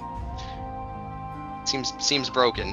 I think treasure scepter might sometimes, be. Wait, is sometimes it sweeping is. battle axe literally the biggest, or is it Ronin's No, armor? there's mercenary cleaver and treasure scepter, or excuse me, mercenary cleaver and this and Yep. sweeping battle axe. Either. What about Ronin's armor? Ronin's That's armor's an pretty good. 8. Yeah. An 8 and mercenary Imagine cleaver. embarrassing to get only 8 power on that thing. Embarrassing. So it's So I think hard to DPI's actually. thinking here. It's hard to get a ton because it also muddies your deck if you don't want a battle axe in your deck. Right. That would be. But yeah, the battle axe is not a I terrible think item. you could tolerate having a battle axe. So if he doesn't destroy Halberd, DPI will scoop another dungeon with Fantasia. I'm pretty sure. Well, it was impossible to predict. Nobody was coming. I think he's got to do it. I think you guys shoot the 8 when you get the opportunity. We saw that in the first game. On Yeah. the stream. Does he knows he's got the enchanted He's- blade. He made it. Do I need? Yeah, Phil was just mousing over the enchanted blade Right. at the end of DPI's turn. He knows. So He if he knows. destroys the halberd, if he doesn't destroy the halberd, he not only loses the dungeon, I believe he loses the game. It's So- so painful here because DPI can just make 9 power with the treasure scepter and then put a knapsack wherever he wants. So it's super scary for Phil right now. Yeah, but destroying it slows it down enough to let you answer, so he won't be able to do that. You know what? You're Um, absolutely right. I guess the scary thing is that Phil has to recognize that he can't set either the top or the mid to 4 right now. The Oh 4 items. yeah. Yeah, I can't play in mid either. He has to forego mid and top. Yep. That's the thing. Oh, I would have totally made a mistake. I destroyed top. I would have gone mid. I'm winning mid, right, in my head. And the DPI Okay. comes in with the 9 points out of nowhere. You saw him pick up treasure scepter. So a really Yes. big brain play, banning battle axe. Yo, that is brilliant. Yep. It's very, very good. It's a very like he had Treasure Scepter technically, Yeah. and is he doing it? What's the average best play with Treasure Scepter? I mean, here we see otherwise he could do 5. I think you grab a Oh, there's the big brain play we talked about. big. there No, we it go. didn't do. Oh no, it did do It's something. so that cool. that 9 is not So this in the running. Enables take that Phil to now shoot the balanced halberd out of there Mhm, and play mhm. top and not lose. Because Yeah. like before he couldn't have done that, but now that he did the big brain play, the trophy skull is not big enough. Can he get a 6? Take top. No, he can just get a +5. Wow, I don't think I would have seen that at all. It's hard to remember Treasure Scepter. It's hard to think about Yep. like how many, but there are very few warrior cards that cost Yeah, no, that 7 was or the- less with right. large power. All right, so he trashes. He gets 8 money. Oh, he's trashing the void coin. He's picking up he's picking up the skull for 7. He's just buying it? Yep, he's just buying it. This guy's so- crazy. I don't know. All right, so Hey, then Where's he gonna play action it? 2, he puts it middle, There's Oh, a -1. plays you it can out play of it his from discard. pile. Yep, so he's got Tro- one more There's a action couple left. cards you can play out of your discard pile. This is one of them, but it is played as a 4 instead of a 5. And then I feel like he's gotta kill that halberd. Yeah, I think he. Okay, if he interesting. doesn't kill the halberd, he loses the tournament. Yep. Right? Because it turns Yep. to an 8. Yeah. What I see. And then Yes. Fantasia flips it. Fantasia finishes Well, that. all right, here this is it. If he's gonna kill the halberd or not, let's. Oh, he's reaching for his deck. I don't know. Don't. Come on, it's gonna get a +4. Wow. Fantasia could close things early. He had He the doesn't, big he brain doesn't play with Scepter. necessarily. Maybe he's playing. Yeah, there it is. DPI just whips it out like that. Oh. I think That's- he's. I think that might be. He has to put a knapsack somewhere, but then DPI gets to put a knapsack somewhere. DPI also gets a play. Is there some sort of thing we're missing? He can't trash at any time. Yeah, He he's can only supposed to trash put the on counters on that because he is. He is behind. Yeah, he does that. And And does then he get probably Treasure enough? Scepter, but it Yeah, doesn't. Treasure Scepter into a 5. He's gonna pick up 5.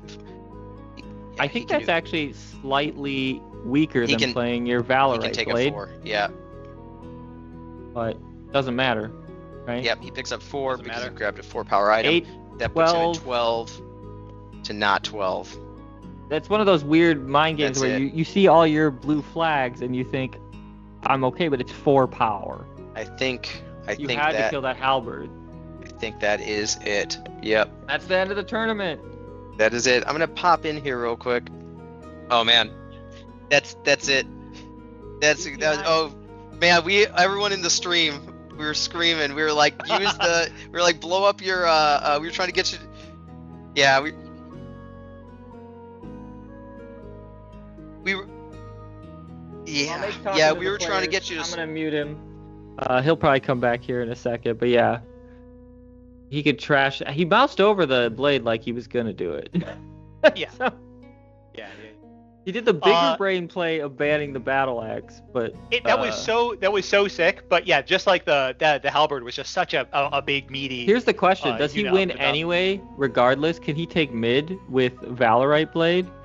Whoa. So he was ahead by 4 plus what was this item here? Okay, so he was ahead by 5, and Valorite blade would have been big enough. Dang. Yeah. I think so. DPI could DPI. have won mid. So I think actually Phil has no Phil has no- recourse there because DPI could also win mid with the Fantasia rod. So he, So- like you said earlier, he had to be really like wherewithal enough to not set either to 4. Yep. And then he could get his jetpack out, have another destruction from hand. But I Yeah. think DPI was going to catch up. 7 power going out, 5 power with a Treasure Scepter. It was going to be hard to contest. Yeah, I don't know, though. I don't know. I'm really eager to see more games with Rod of Fantasia. Like as I mentioned, my feeling going into this without a whole lot of support was that it was super strong. But it really feels like it just affords you an extra like space of reach just all the time at a very low cost. Like the opponent being able to put a next second didn't end up being relevant at all this game. Yeah, it actually hurt. It's hard to play around. I'm so surprised that Fantasia was such a just a hero card in that game. I thought it would maybe scoop an early dungeon and then be like. He also used, I think he used it 3 times, at least twice to huge effect. I just want to take a moment and just like reflect on. We saw the end of 3 games with DPI today, and all 3 of them were like very, very, very different strategies. Like I think that we can definitely point out to the strength of this or that individual card, but like this guy won in like very, very different ways. Definitely deserves walking away with the prize today. We had Executioner's Axe coming out, doing a bunch of control and destruction. We had Siren Stone. Yep. Like being trashed from play to take over an Imp's Bauble. We had, and then most recently, the Rod of Fantasia also do like, and then I saw him he was using rogue cards. He had Bone Scythe being used to great effect. Really someone who understands a lot of the cards in the game and can use them all pretty well. One thing I'm so curious about is we highlighted a couple moments where it looked like DPI got like the perfect card in his hand at just the right time. But I do wonder, like, he's been playing this game a lot. He's very, very good at deck builders. I wonder if like this. Do you think that like you're at that level, you're kind of thinking about like when you want cards to like enter the reshuffle so that you have the best chance of getting the card you want at the time? For sure. Look at how thin his deck is. He's not even building the trash mechanic, and he's got 11 cards trashed already. He's using his Dusty Tome and his Satchel really thoughtfully. So he's really trying to arrange his cards in a very specific way. And then he also uses when he places them in the dungeon to get them reshuffled. So it's like, oh wow, he got that card again. But he's planning for like making that likely, I think. There's some like 4th, 5th dimensional stuff you can do where you're putting your starter cards out in play early. Kind of sacking some early dungeons or giving up some early area control to keep them out of your deck so you can set up, some other kind of combos in future dungeons. Either way, pretty fantastic. Cool tourney. Cool. Well, thank you everybody for coming out. Really appreciate having you, and I'll be in contact with everybody who participated in the next, later today, whatever, about prize support. And yeah, I want to thank everybody who donated their time to this and all of our participants. Had a real good time. Thank you as always. Thank you for putting this together, Nathan. This was for sure, and to be a part of. Super this fun year game to watch. This year I'm gonna be pushing for publication a little harder. But I think I always want to be running these tournaments, so definitely be looking forward to next year, for sure. Thanks for having us. Yeah. Thank you guys. Big shout out to everybody. And we'll call it there. Welcome to Lootbox. In a land riddled with dungeons and rife with treasure, you'll balance strategy, force, and guile as you manage a trove of powerful equipment for your guild. Lootbox is a tactical medium-weight area control deck builder for 2 to 4 players, in which you'll compete for supremacy of the dungeons. 3 dynamically expanding lanes. The goal is simple. Have the most powerful equipment in a dungeon to win first pick of the spoils. The rewards are legendary. Draft your deck from over 150 unique cards, each representing a piece of equipment. Collect these items as loot from the dungeons or by purchase from the market. The turns are intuitive. From a hand of 3 cards, take 3 actions in any order and any combination. Even repeated actions are allowed. You may play cards into the dungeons to equip your guild members and stake your claim on the loot. But remember, you can play only 1 card in each dungeon per turn. And beware, some cards may be played face down, hiding their power and effects from opponents. Alternatively, you may trash cards from your hand, removing them permanently from your deck in order to set up consistent combos or trigger a variety of bonus effects. Finally, you may store cards for later by discarding them. Each time you store an item, you'll collect a bit of coin for use in the market. At any time during your turn, you may access the market's 3 distinct shops. The Wizard Shop, spell tomes and wands that allow deck manipulation, devastating combos and bonus actions. The Rogue Shop, daggers and cloaks that hide their power, weaken the opponent's equipment, and provide powerful repositioning effects. The Warrior Shop, axes and armor that yield area denial, removal, and raw strength.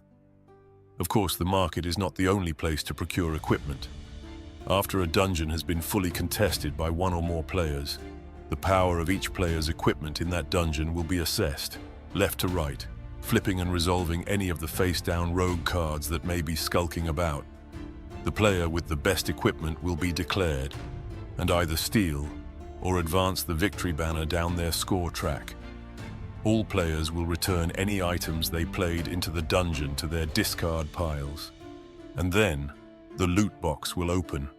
A rewards draft will ensue. Starting with the dungeon victor, each player will draft a number of cards from among the offerings according to the number of items they played in the dungeon.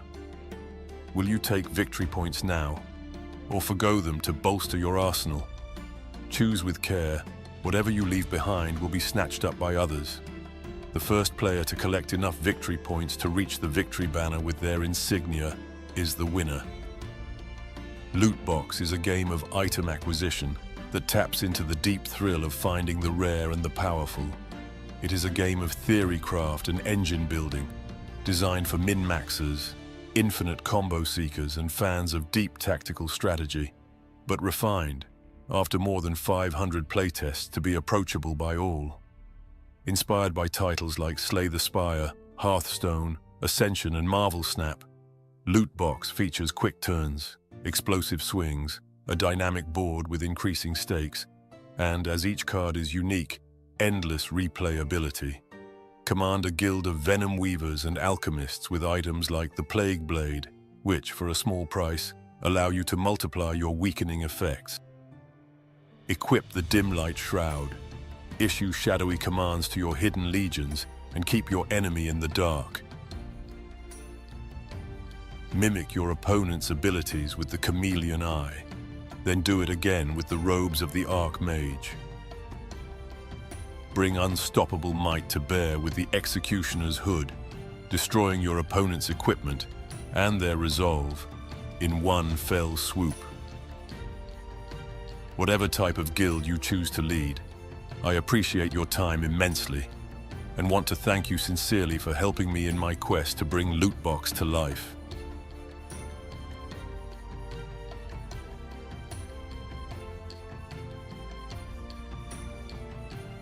Welcome to